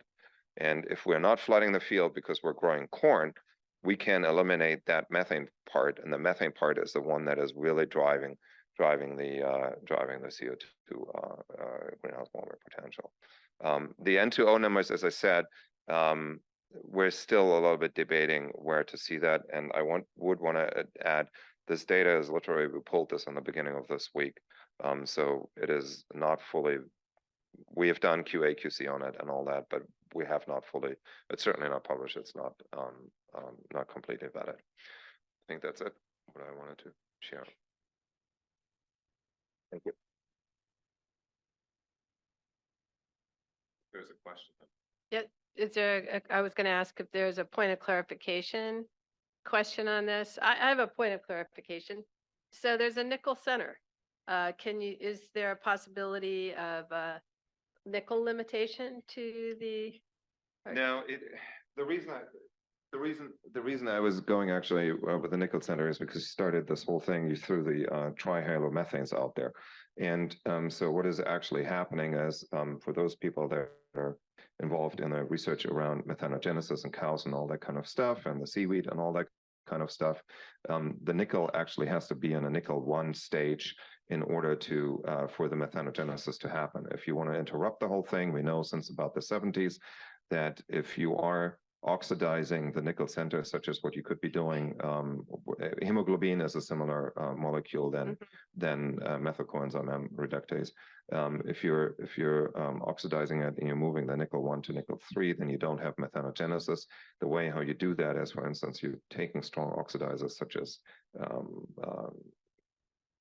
bromoforms, for instance, right? Which is why the addition of seaweed to a diet for cows is actually effective in reducing the methanogenesis, because you're effectively moving the nickel 1 to nickel 3 for the archaea that are in the gut of the cow. That's the only reason why I wanted to bring that. Thank you very much. So we are now going to open up for broader discussion, and we would like to have a question. The Delta ISB members don't need to go first. So are there questions for the panelists? Go ahead, right here.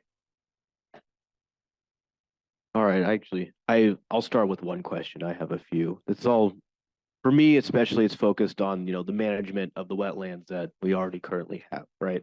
So a big thing that we've mentioned several times is the biomass buildup and potential management strategies for dealing with it, one of those being burning. Do we have some idea of what the carbon release would be from that biomass during the actual burning process?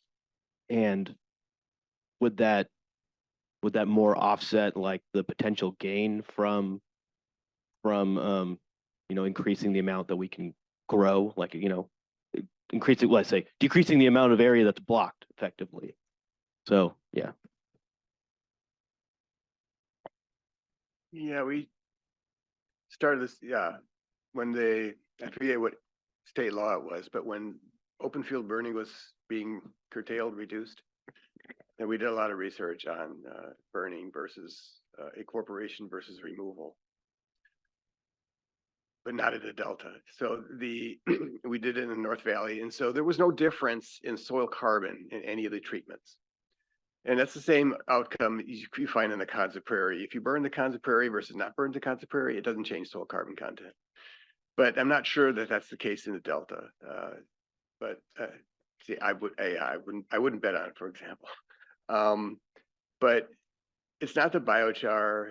So you would think, well, why isn't the carbon changing? Well, it could be that in grass crops like corn and rice, there's a substantial amount of root exudation, and a lot of carbon enters the soil through the rhizosphere. And if you think about efficiency, the rhizosphere carbon is much more apt to turn into stable carbon than if it started from residue carbon, from above ground carbon. So that's probably why it explains why burning may not have such an important impact on the biomass. Yeah. I guess I always like to think about the root shoot partitioning too. So let's say you have 1,000 units above ground and you burn it. So it was taken out, it would form that, and it goes back to the atmosphere. So it's almost a net neutral. Peat's building up because of the below ground corms that are underwater that don't decompose. I know a few years ago, a journalist came out to me to Twitchell Island, and I'd been on a meeting with another guy, and he was really good about digging holes and showing people things. So I just dug a hole and pulled out this undecomposed corm that was probably several thousand years old. So the stuff we want to bury is the below ground stuff. And that's the main thing I think to think. And the other stuff cycles fast. It probably has a 2-3 year turnover time. So whether you respiration and fire is just fast respiration. So you burn it right now, it gets gone in a year. If you don't burn it, it might take 2 or 3 years. So that's my feeling. Just a quick add-on. One is, I don't think you can burn in the Delta from air quality perspective. And then the second is another thing to consider potentially, I agree with you, it's really more about the below ground than the above ground, but there's also the potentially of lodging the above ground stuff, pushing it under the water, like literally compacting it. I don't know how else to describe this, but there's other ways to deal with it besides burning. Yeah, I'd say that's kind of burning while it seems nice, at least like realistically implementing it in the Delta has not seemed really feasible. So of course I thought about other management strategies for doing that. So I haven't necessarily thought of the idea of like just literally pushing it down. For us, right, it's a matter of getting the right equipment, being able to actually do that on a large scale. I'm not sure if there are, it's kind of the things that we have to explore. That's why they wanted hippos and water buffaloes. Well, to follow on with the burning, is it possible to burn in such a way that charcoal is produced? And which is another form of very long-term storage, at least in a lot of wetlands. I know in Australia and other places where we've looked at it, we see a lot of charcoal forming, and that seems to be a very long-term sink for the carbon. We had an undergraduate who was curious about that, so he wanted to do his senior thesis. So Ari and he went out and did some cores, and then we started talking to Julie Drexler, who has all the old cores. And when we started talking to her, she showed us there's different layers of charcoal. So the Native Americans used to burn, first of all, for increased productivity for their baskets, to get access for hunting elk. And so I think the most recent charcoal layer we saw was like in 1785, something like that. And I think I've heard stories in the early days before the Westerners came, the landscape in the fall was just smoke everywhere because they were so much burning. So it was a natural aspect. Michael? Just wanted to get back to the question about the burning. First of all, yes, the law, which was passed in 1991, actually does not allow to burn open burning anymore. Maximum of 10%. That's what's in the law.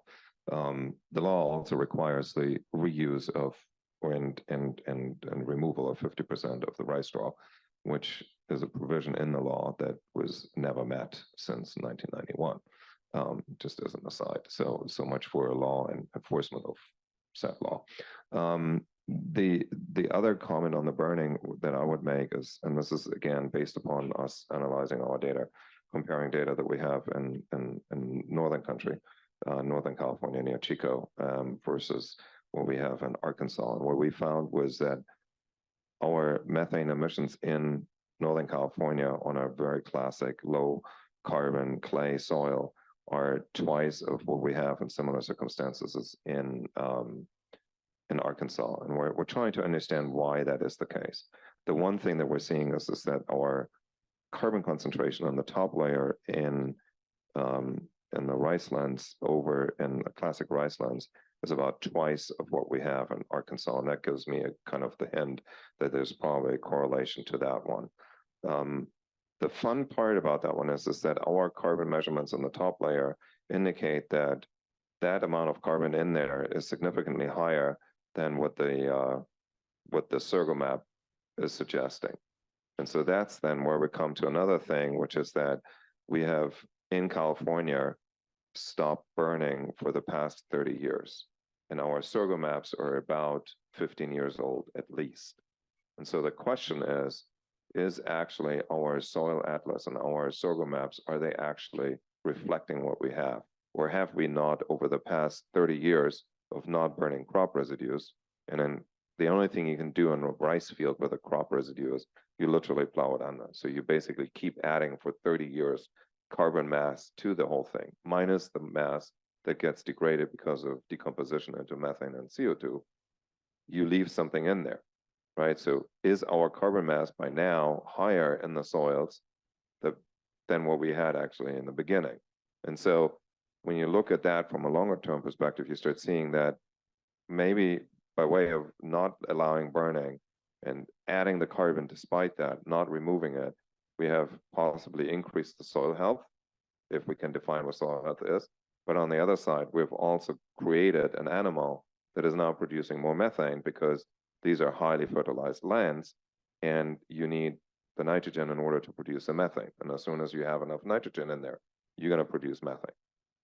So it's a very tricky thing where I guess where I'm going with that one is that we probably should actually revisit, if the burn ban is actually a great idea, or if we should not force some type of another crop residue removal. That said, a soil with 30% carbon that we have in the delta, if you start burning that one, you're going to burn up the entire delta. Good luck.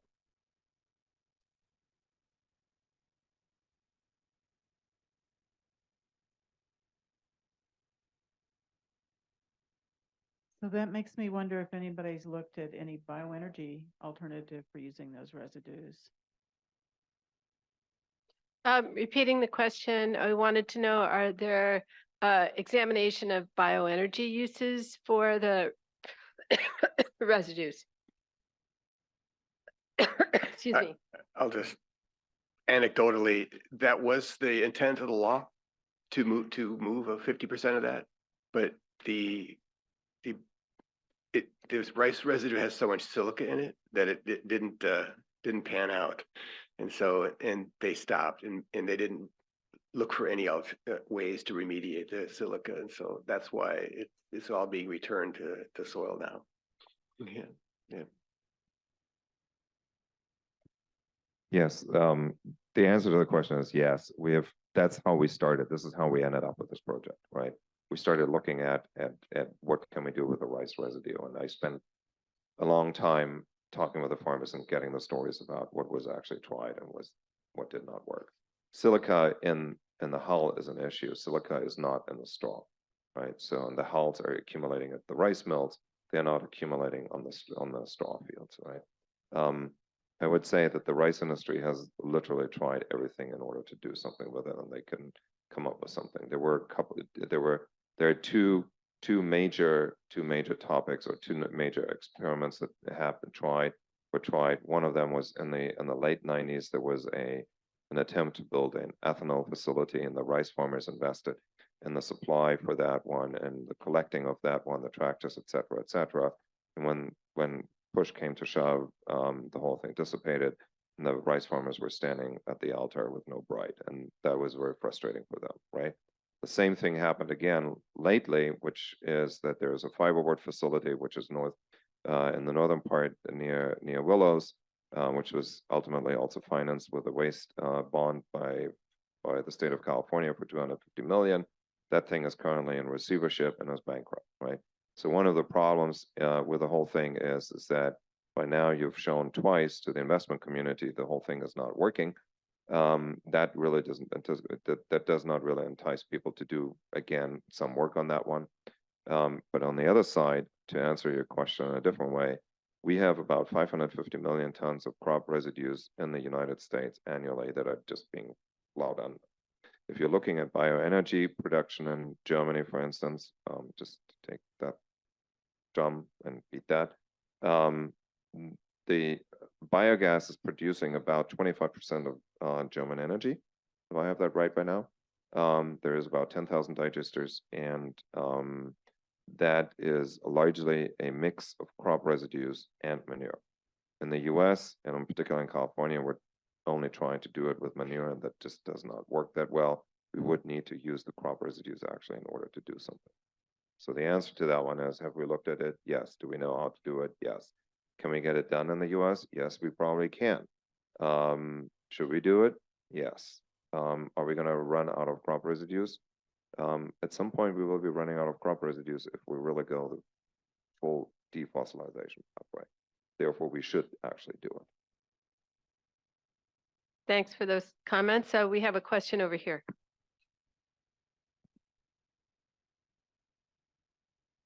Hello, Shoko Shinra, Stewardship Council. I have two questions. I am not a biogeochemist, so hopefully some of these are very easy. The first one I have is for Dr. Lisa Marie Windham-Meyer, which is about impoundment status, which I think was a key point that you were making, but it totally went over my head. And then the second question I had was about a key point for the next speaker was about like the importance of getting as much carbon in the soil as possible.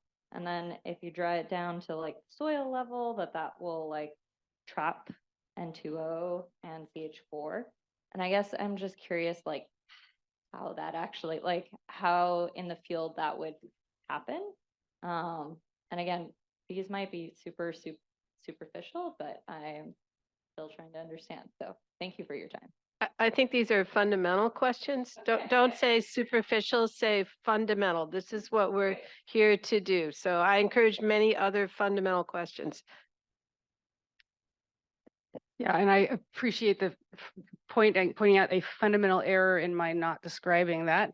So yeah, when you think about coastal wetlands, which includes the Delta for the whole US, for example, in the world, but for the US, a lot of them have barriers on them, so which can be like tidally muted or, literally a dike, right? And so we call them coastal wetlands, but they're not tidal anymore.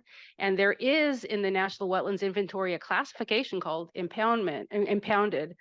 But if you actually get into, it's kind of like Surgo. When you get into the weeds, and you start to look at how, whether it's updated and so on, you don't really feel that way anymore. So some really improved maps of impoundment status have been made by using repeat measure Landsat imagery, for example, where you're just looking at whether there's a tidal signal in the water. And then if there's a tidal signal, then it's not impounded. And so that is the first fundamental map that needed to be made, that Jim made, which is a lot of work. And it's being used by, for example, the Fish and Wildlife Service to decide where impoundment should be removed. And there was a paper about methane that basically said, oh, 2/3 of the wetlands are impounded based on our estimates. And the reality is it's not quite that much. It's a little bit less, but there is a lot of impoundments. I'd say that it's, it's maybe 25% of coverage right now. It's important to know that coastal wetlands are not necessarily all tidal anymore. They're not connected. And that's what's, and it's not just dikes, it's also like just roads and railroads. And it just by the nature of humans living on the coast, we have impounded, as a byproduct of our development, we've impounded lands. So, But to get back to your point, though, some of this impoundment, Lisa Marie, is due to civil infrastructure, which can be reversed. That this is maybe more straightforward than reestablishing peat, but there are reversible solutions that can enhance this. Would you agree with that? 100%. And that's, again, the bipartisan infrastructure law. It's one of the things they're targeting is this exact question, coastal impoundments that can be reversed. So your second part of the question, yes, we observed a negative relationship between as soil carbon increased, nitrous oxide emissions were decreased from emissions from the soil were decreased.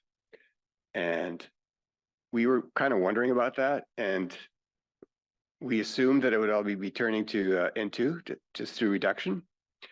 But with some isotope studies in the lab, it seemed to indicate that there was actually some distillatory reduction. And we had never really proved that, but we had evidence of that.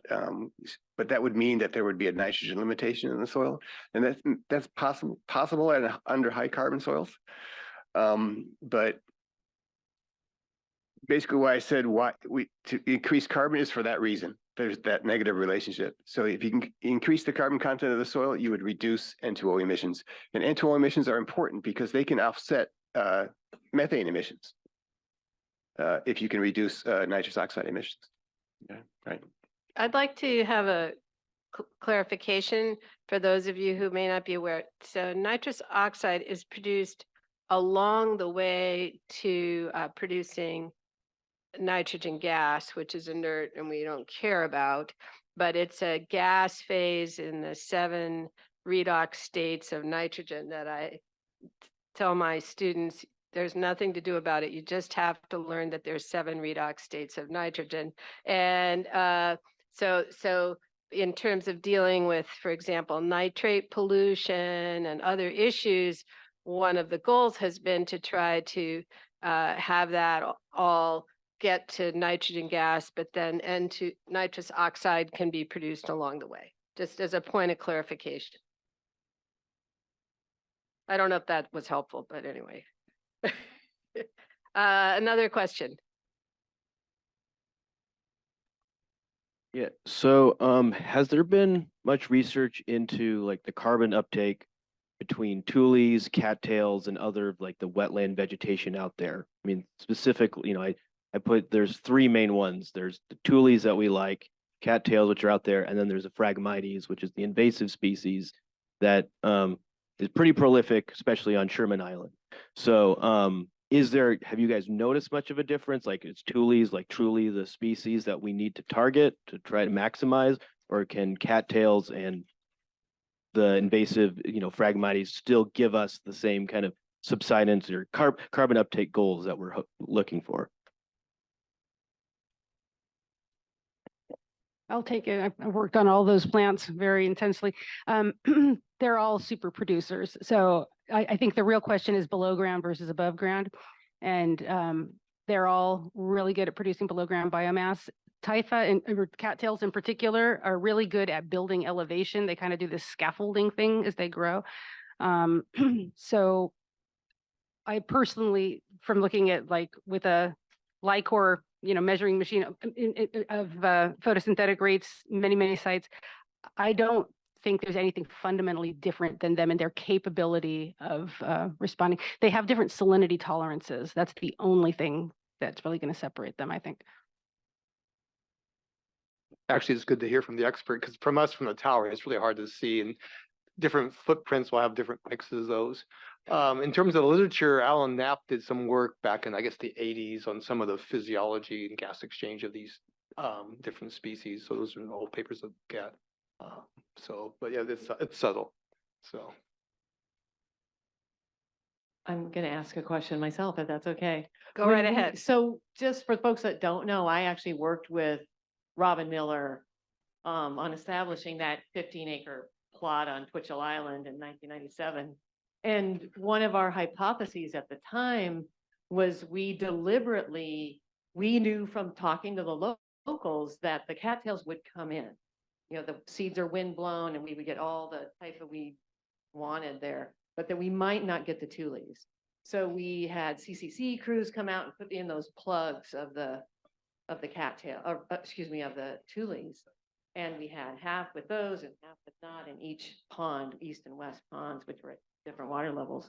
But our hypothesis was why we did that is because there was more silica in the tule reeds than in the typha. And we thought by having that silica, it would slow down the decomposition of the above ground material. And so that might lead to a more rapid biomass accretion. But now I'm wondering, was there, and then I left and got a job with CalFed.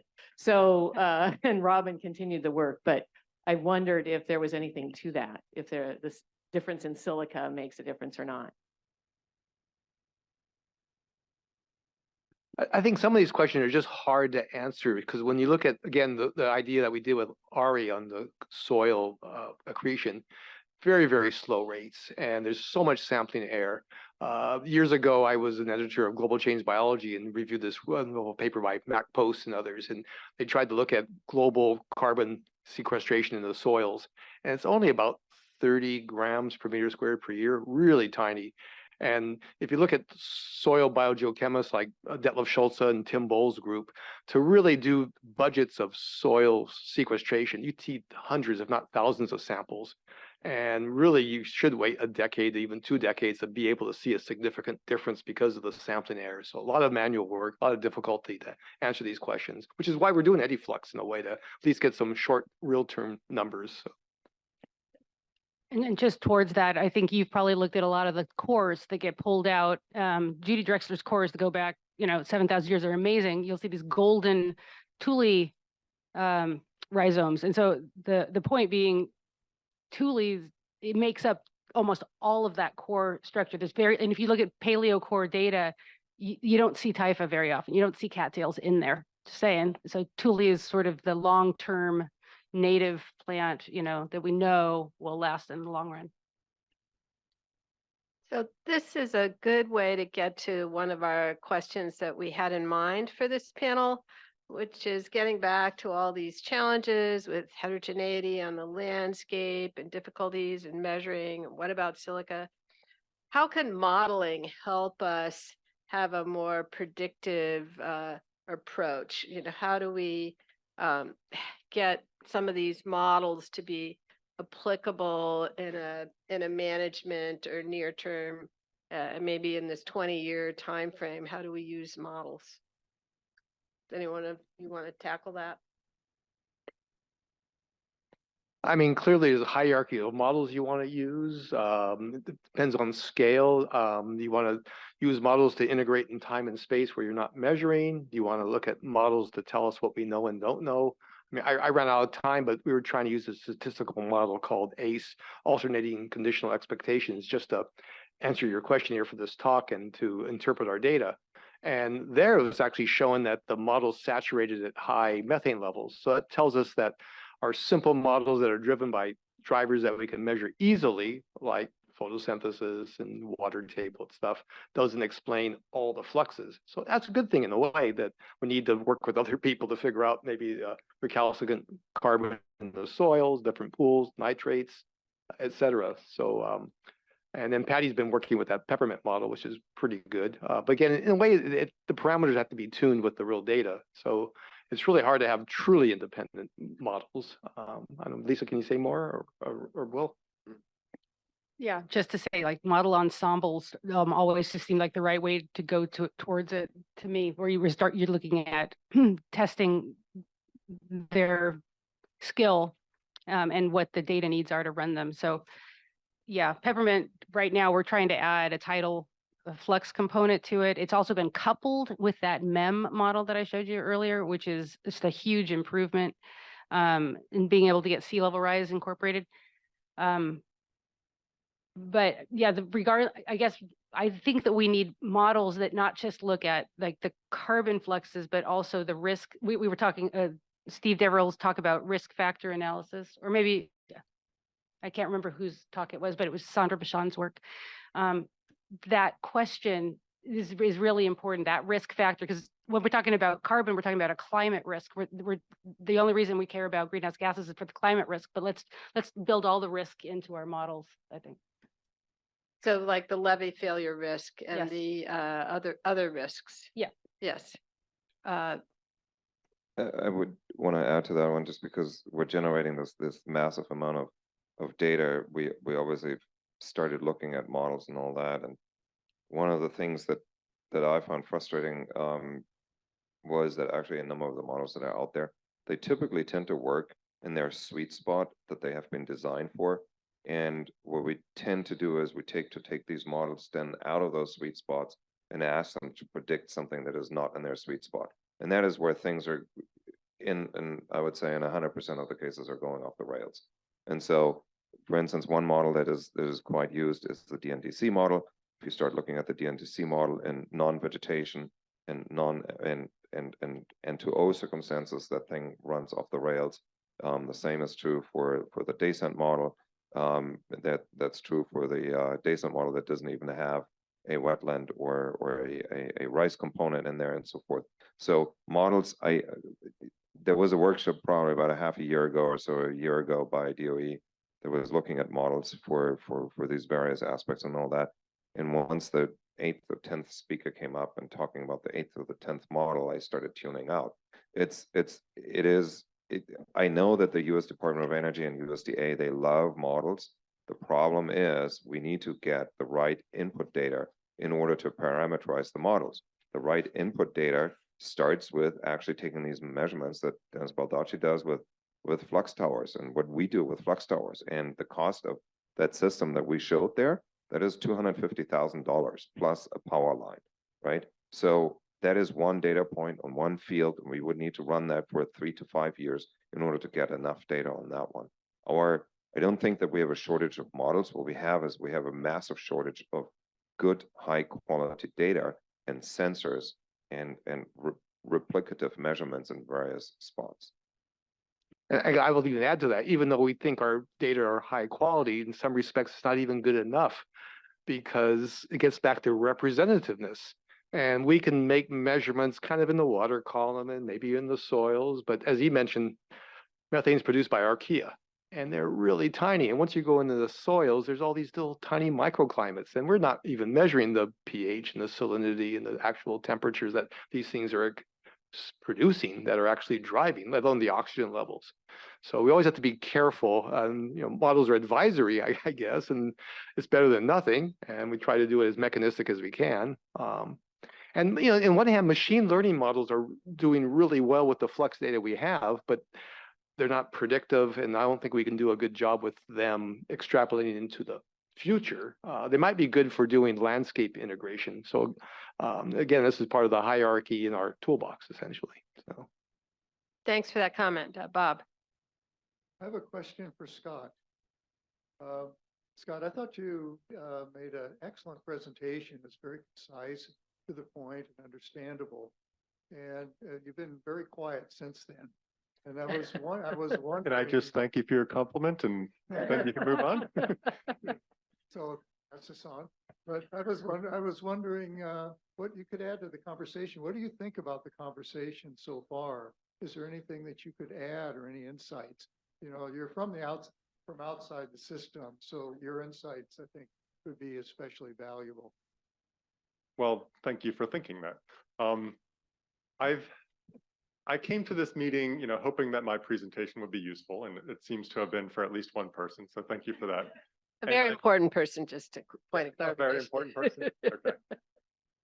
And I mostly came here, the other reason I came here is just to learn. I heard a lot about, individual talks at scientific meetings about the Delta, but I didn't have a big sense of the whole scope of things. So I have found it useful. I don't know that I have anything to add to what my colleagues have said, except that, some of the things they're saying about general wetland biogeochemistry and carbon storage and things like that, they support what I think about in other types of wetlands as well. Obe. Well, while we're getting the microphone over there, I think that there's a lot to learn for the Delta in terms of managing the Delta from other systems, but similarly, because these problems are so pressing in the Delta, that the Delta may be a driver for moving ahead on some of these measurements, and so much is relying on addressing this issue for the Delta that could potentially help understand other systems at the same time. Yeah, let's go ahead with Yeah, I couldn't let Scott off that easy, I guess. Really, it's okay. So this, your presentation, I think I agree with Bob. It's very simple and understandable. Maybe I didn't understand the impact of what you said.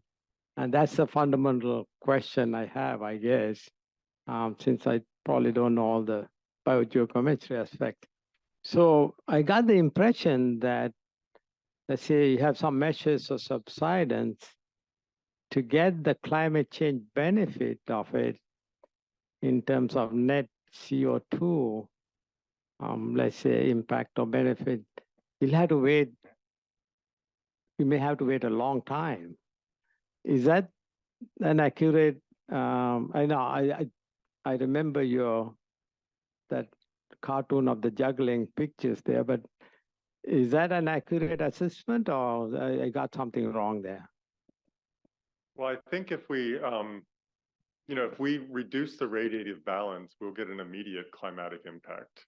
So if we do something to slow down the rate of methane emissions or slow down the rate of carbon oxidation from the soil, that will give us an immediate impact. But I guess the other point, the longer time frame is if you create a new wetland, even if I guess if you create a new wetland, if you wait long enough, it will have a lifetime climatic impact, no matter what its radiative balance is relative to what it's replacing. So I guess there are different time frames of questions that I was trying to deal with. So I don't know if that addressed your question in the way you were hoping. Oh, I think there's some stuff here from this panel that we need to understand a little bit more, going back to our study at Mayberry. So when they first established the wetland, the first years we saw really large emissions of CO2 because the plants hadn't been established so much, but also really large methane fluxes. And so I think it gets back to Will's work about the stability and the old versus newer carbon, how recalcitrant it is and isn't. When we started to do our first calculations, we used his theory, and our crossover time was about 100 years, which is not short, but not long when you think of the geological time. Now, since we've been seeing lower and lower methane emissions, actually our crossover time is 30 years. And that's a good thing, essentially. So it can turn into a greenhouse gas sink much sooner as these methanes are changing. Now, how and why, because of the microbes, I don't know. But this, again, ideas of more research to study too from this group. Oh, I always love more research. But just to throw out one thing I thought was important that Scott presented was simply the graphic of all the data that had been put in that summary paper. And you don't need to go net negative. You don't even need to hit the crossover time to actually have a climate benefit. You just need to be less than you are now. So it's really just a matter of dropping your radiative balance.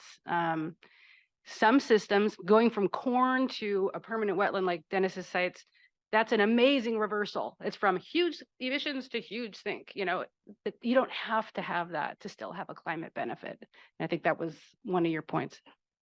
So I have a question that I want to ask. As I said, I'm a limnologist, environmental engineer, and I'm used to thinking about how methane can be oxidized in an oxic water column and converted to CO2. Getting back to the cranberries, to harvest cranberries, it takes 18 inches of water that, they're floated up. How much extra water would it take to have some methane oxidation actually in the water column that would be happening for free?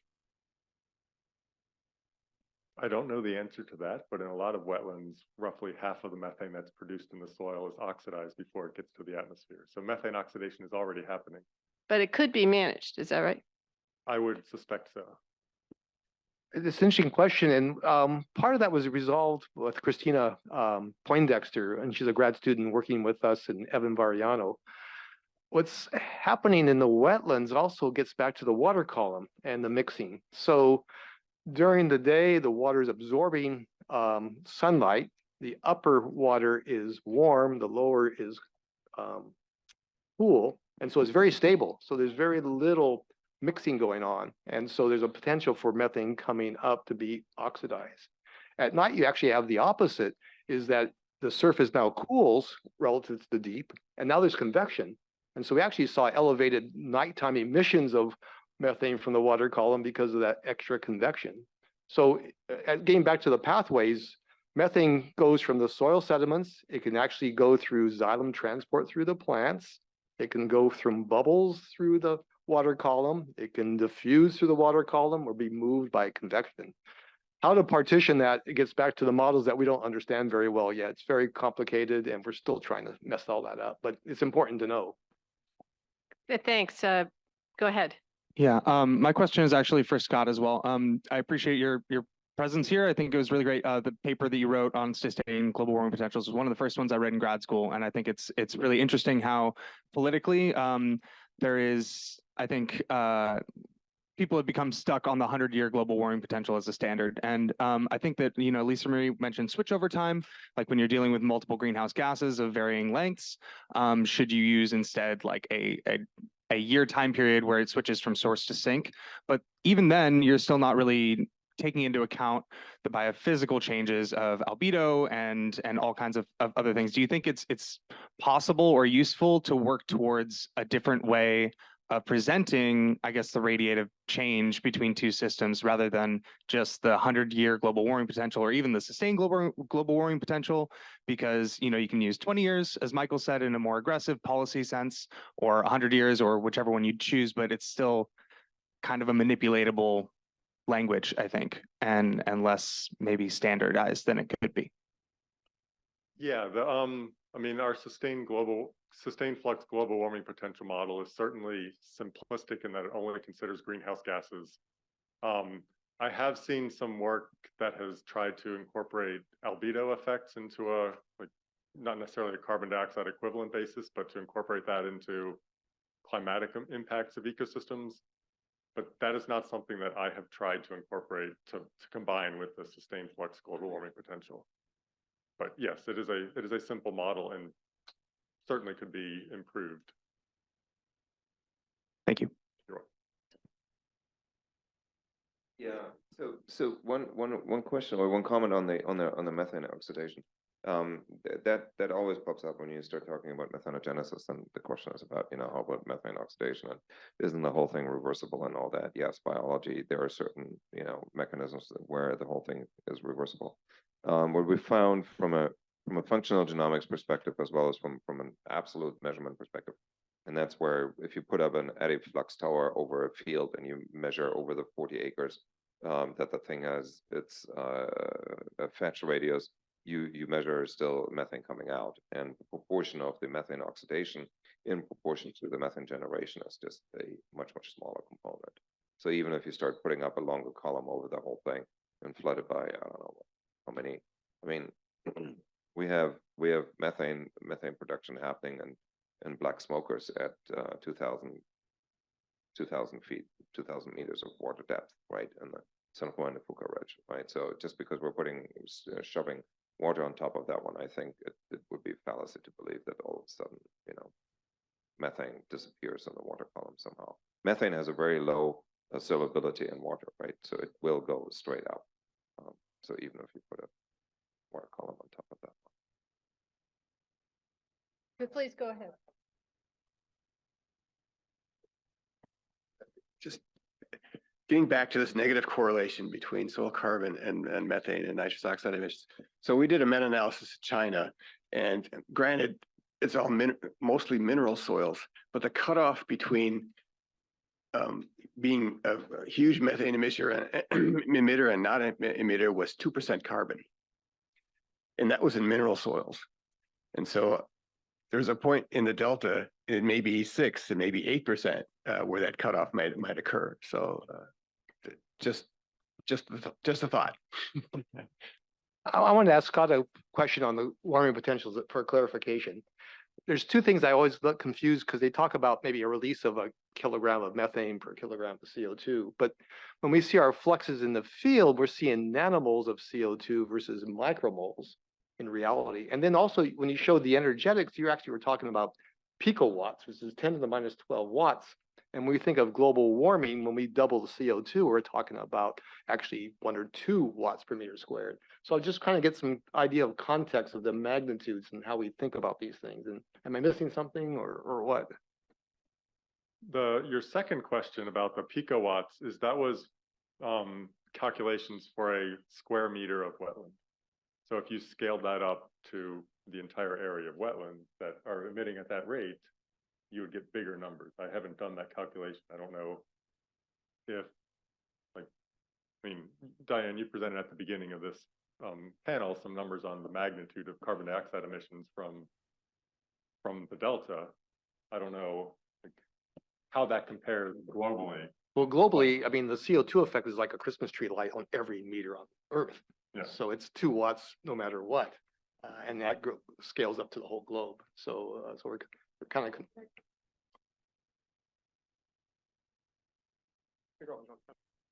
So Scott, correct me if I'm wrong, but I think what Scott is saying is if all you had was 1 square meter of wetland, what would be the impact on the whole globe in terms of radiated forcing? And that's why the number becomes so small. So it's not just as if the whole planet was a meter squared, but as if nothing was happening anywhere except 1 meter squared of the planet was covered with wetland, I think is the way to do the unit conversion. Is that right? I think that's right, although I also think I'm getting things mixed up in my head, but I think what you said is.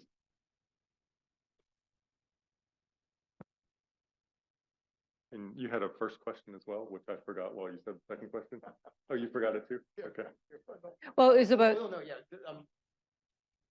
When we actually think of the real biogeochemistry, we're emitting methane in units of nanomoles and we're taking up carbon in terms of micromoles. And yet when we think of these warming potentials, we're thinking of a slug of methane at 1 kilogram and we're thinking relative to 1 kilogram of CO2. And so I guess the reality of the fluxes are different. And so should we think of a different way of doing this accounting?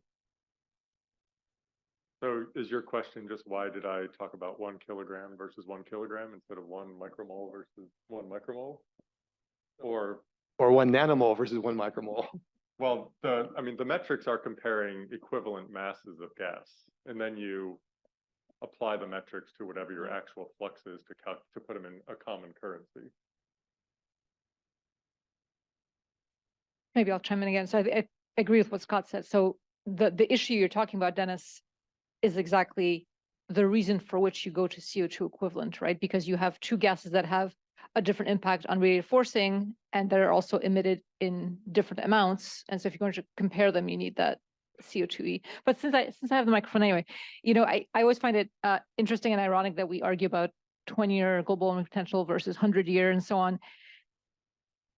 I think we're coming to a realization that this is the decade for action. And so maybe rather than debating 20 years versus 100 years, it's time to go to the 10-year, where of course the contrast between methane and CO2 becomes even larger than it is on the 20-year timescale. And so I agree that they're somewhat arbitrary and fungible in terms of what timescales you use. But I think especially being in California, which is very forward thinking in terms of climate action, it makes sense to maybe start more directly linking the timescales we're talking about in terms of biogeochemical cycles with the types of timescales we're talking about in terms of legislative action, climate mitigation action, and so on. I actually kind of have a response to that. I think one of the questions that I was asking to the panel was, to use a different metric entirely rather than global warming potentials based on a time scale, because if you were to get even more aggressive and use a 10-year time scale, it essentially makes wetlands a non-starter in terms of their climate impact because they contain methane. Whereas if you compare them to corn, it's only CO2 with the zero methane signal, which makes them look better in that metric if you use such an aggressive GWP. And so that can, if we're using this decade to plan for the long-term future, we can't only be planning for the next 10 years. We need to be planning into the late future. And so we should use some other metric that is inclusive of biophysical feedbacks, of long-term climate impacts, and of, you know, the kind of the bigger picture as we understand it. And I think when you have the option to choose a time scale, you choose whichever one sets your agenda and whichever one will help you achieve your stated mandate, whatever that is as an interest group. And I think it gets us into a lot of inaction. And I really appreciate Scott's publication because it really opened the question of how do we choose these things and is there a better way? And kind of the point of the publication, I think, is that methane is oftentimes emitted on a large spatial scale and it doesn't actually behave the way that we thought it did in the original publication that gave us GWP, where it was emitted as a pulse. It's actually more of like a sustained landscape scale emission, which causes it to chemically decay differently, which is why he proposed sustained global warming potential rather than the standard. Am I understanding that right, Scott? Yes, you have that right. And it's actually kind of interesting in a historical sense to read about the global warming potential because it was originally proposed in the first IPCC report. And they're like, this is one way we could think about it. There's no reason to think that this is the best way. But because it was in that report, it got by default adopted as the quote best way of doing things. And I think, yeah, maybe some progress in terms of scientific understanding of greenhouse gas fluxes, but also policy implications maybe aren't as far advanced as they would have been if more time had been spent initially to come up with a better metric. To build on Robert's part, what's interesting about our wetlands is that we're different than upland plants. So when you think of forests, trees can store carbon in their biomass, but forests have much darker albedos, and actually they can actually warm the landscape more than a grassland. And also we see with the fire issues here that we bury carbon for a long time, essentially. So this is why it's sometimes important to think about the biophysical and the biogeochemical together. We have to be clever. We don't know the right answer yet, but something to do. I just have to chime in that trees can also cool the landscape and then reduce air conditioning uses. I'm just saying that it's so complicated. This makes the Delta so amazing. Sorry, just to go back to the previous exchange. So I don't think it's a diffuse versus point source issue, right? The sustained global warming potential just has to do with essentially the time integral of assuming that an emission is sustained at a steady level rather than assuming that you have an emission that occurs in 1 year and you're watching the decay of that forcing, correct? That is correct. Okay. Yes.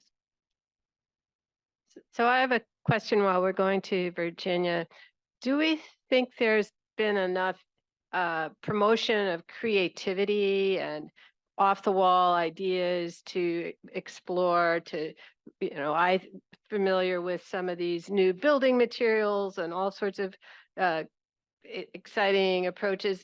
What are the pie in the sky approaches that are in agro ecosystems now that could be explored further? Just quickly, for something completely different.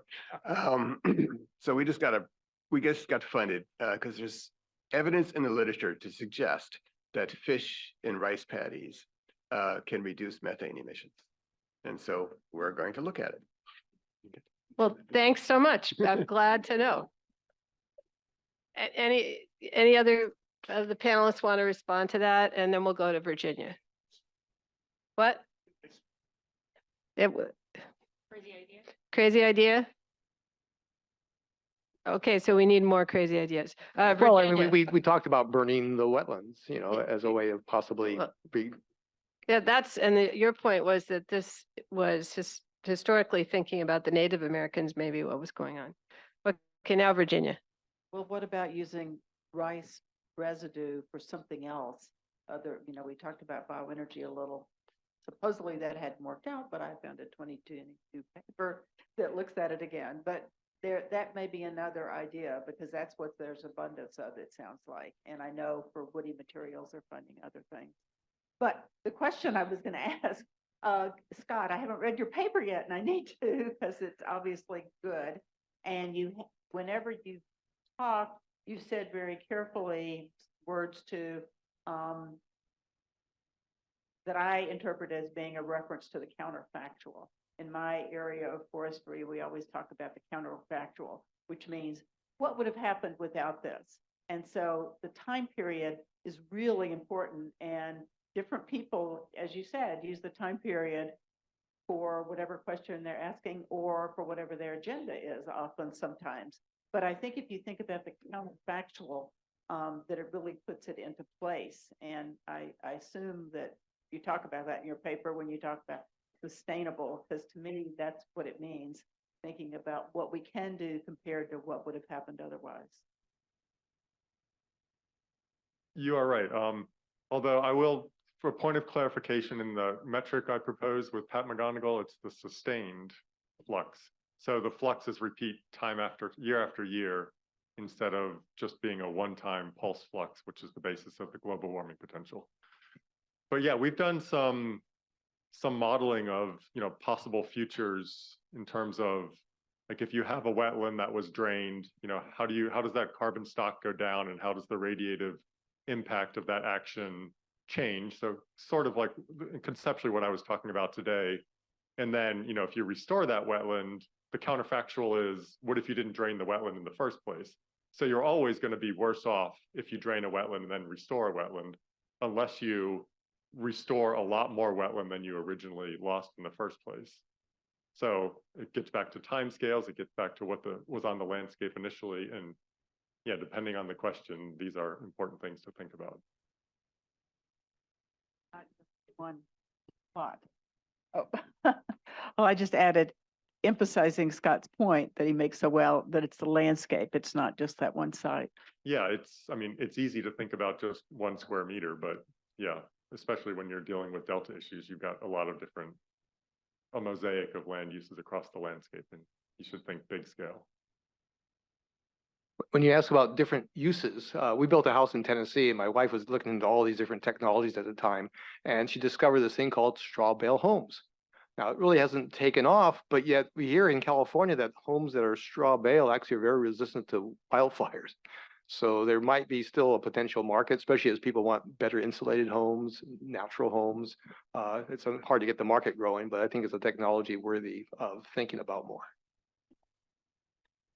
So the other thing you can do is, so I attended a conference on the Baltic coast in Germany, and they're really into polluticulture. And so it was amazing to see all the materials and products they could make from wetland plants. It was packing material, it was construction material, it was all sorts of stuff. And that displaces the feedstocks we use, which are plastics, which compound the problem. So if we could develop a market, which of course is all economically driven, for using wetlands as products to produce products that we could displace our fossil carbon economy with, then that would be a win-win. Thanks for these creative ideas. Go ahead, John. Yeah, so I wanted to know, the state has a big interest, as Will and I have been working on this effort to help improve projections on what emissions are from different types of wetlands or different land uses. And I was wondering what you guys think some of the big uncertainties are around making those kinds of projections, like, or in terms of processes. I mean, it seems like lateral fluxes is something I hear everyone always talk about as something that we just don't have a good handle on. Are there other areas where we really need to direct our efforts to improve understandings of processes or understandings of making our ability to make projections? I mean, I'd like to know more about what's going on with the microbes, to be honest with you. And I know with the ecosystems, we are able to have these ecosystem dynamic models about the different species, the growth rates and whatnot. And I think we need similar type models with the microbes. Couple things happen. We gotta know what species are there, who's active, who's not active and what makes them more active essentially. And I think we know very, very little. My former postdoc, Kuno Kosik's trying to do some sampling and trying to get some sense of this and how they're related to certain drivers, but I think it's still in the infancy, but I think there's potential now with all the CRISPR work and everything that's going on. Susan Tringy's group and Mary Firestone, Jill Banfield, they're all really top-rate soil biogeochemists, and we just need to bring them into the fold.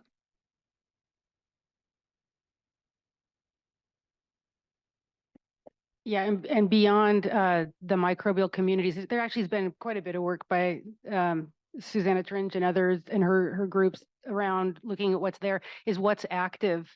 And so much of that is conditional. So I think just the fluctuating conditions are, we live in a whiplash state. It's super wet, super dry, super hot, super cold, or not, never super cold, but that kind of variability I think is important to the activity. And so getting a better handle on that would be good. And this actually leads to this concept of hot spots and hot moments. So as we really want to start looking at it in a more granular way and actually trying to do the upscaling, we really have to think about at those levels. So, and I think it really brings in together the collaboration of chamber people and EduFlux people, because we can do the large scale whatnot, but with the chambers, they can do manipulations and they can look at the hotspots and mechanisms. So I really like the idea of mixing these things together. So.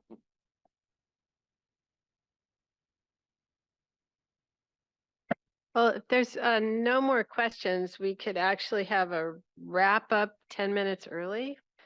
Does anybody object to that? It's been an exciting day. I really want to thank the speakers. So I, as moderator, have tasked with wrapping up. And then as Tom did, I want to encourage people to add to what my wrap up comments. One of the points early on is that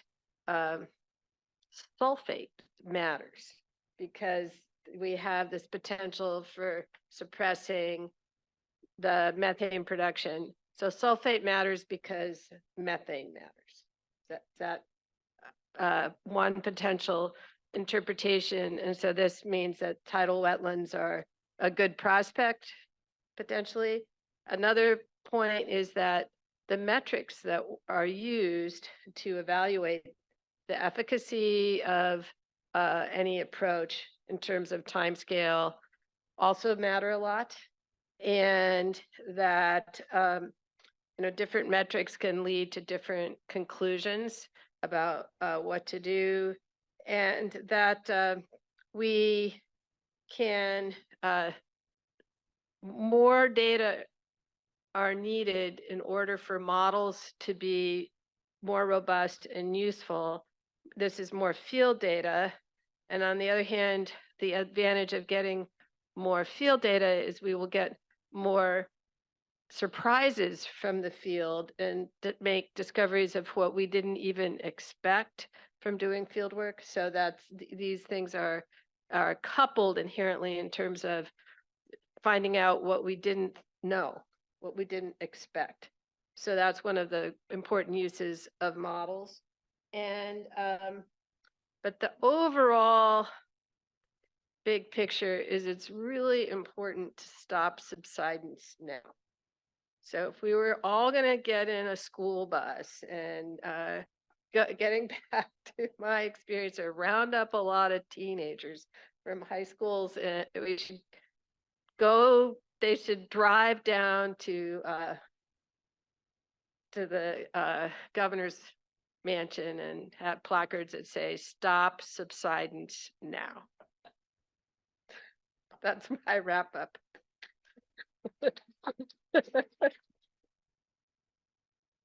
So you guys are welcome to add to that. Okay. Oh, yeah. I have to do a few more formal things. Thank you all for a super exciting, super interesting day, and we will continue this tomorrow at 9. I need to ask if there are any public comments that are not on the agenda. There are none, but before you wrap up, I just want to make sure if you don't have a parking voucher, see me at the end of the workshop. All right, so the meeting is adjourned for today. Thank you all.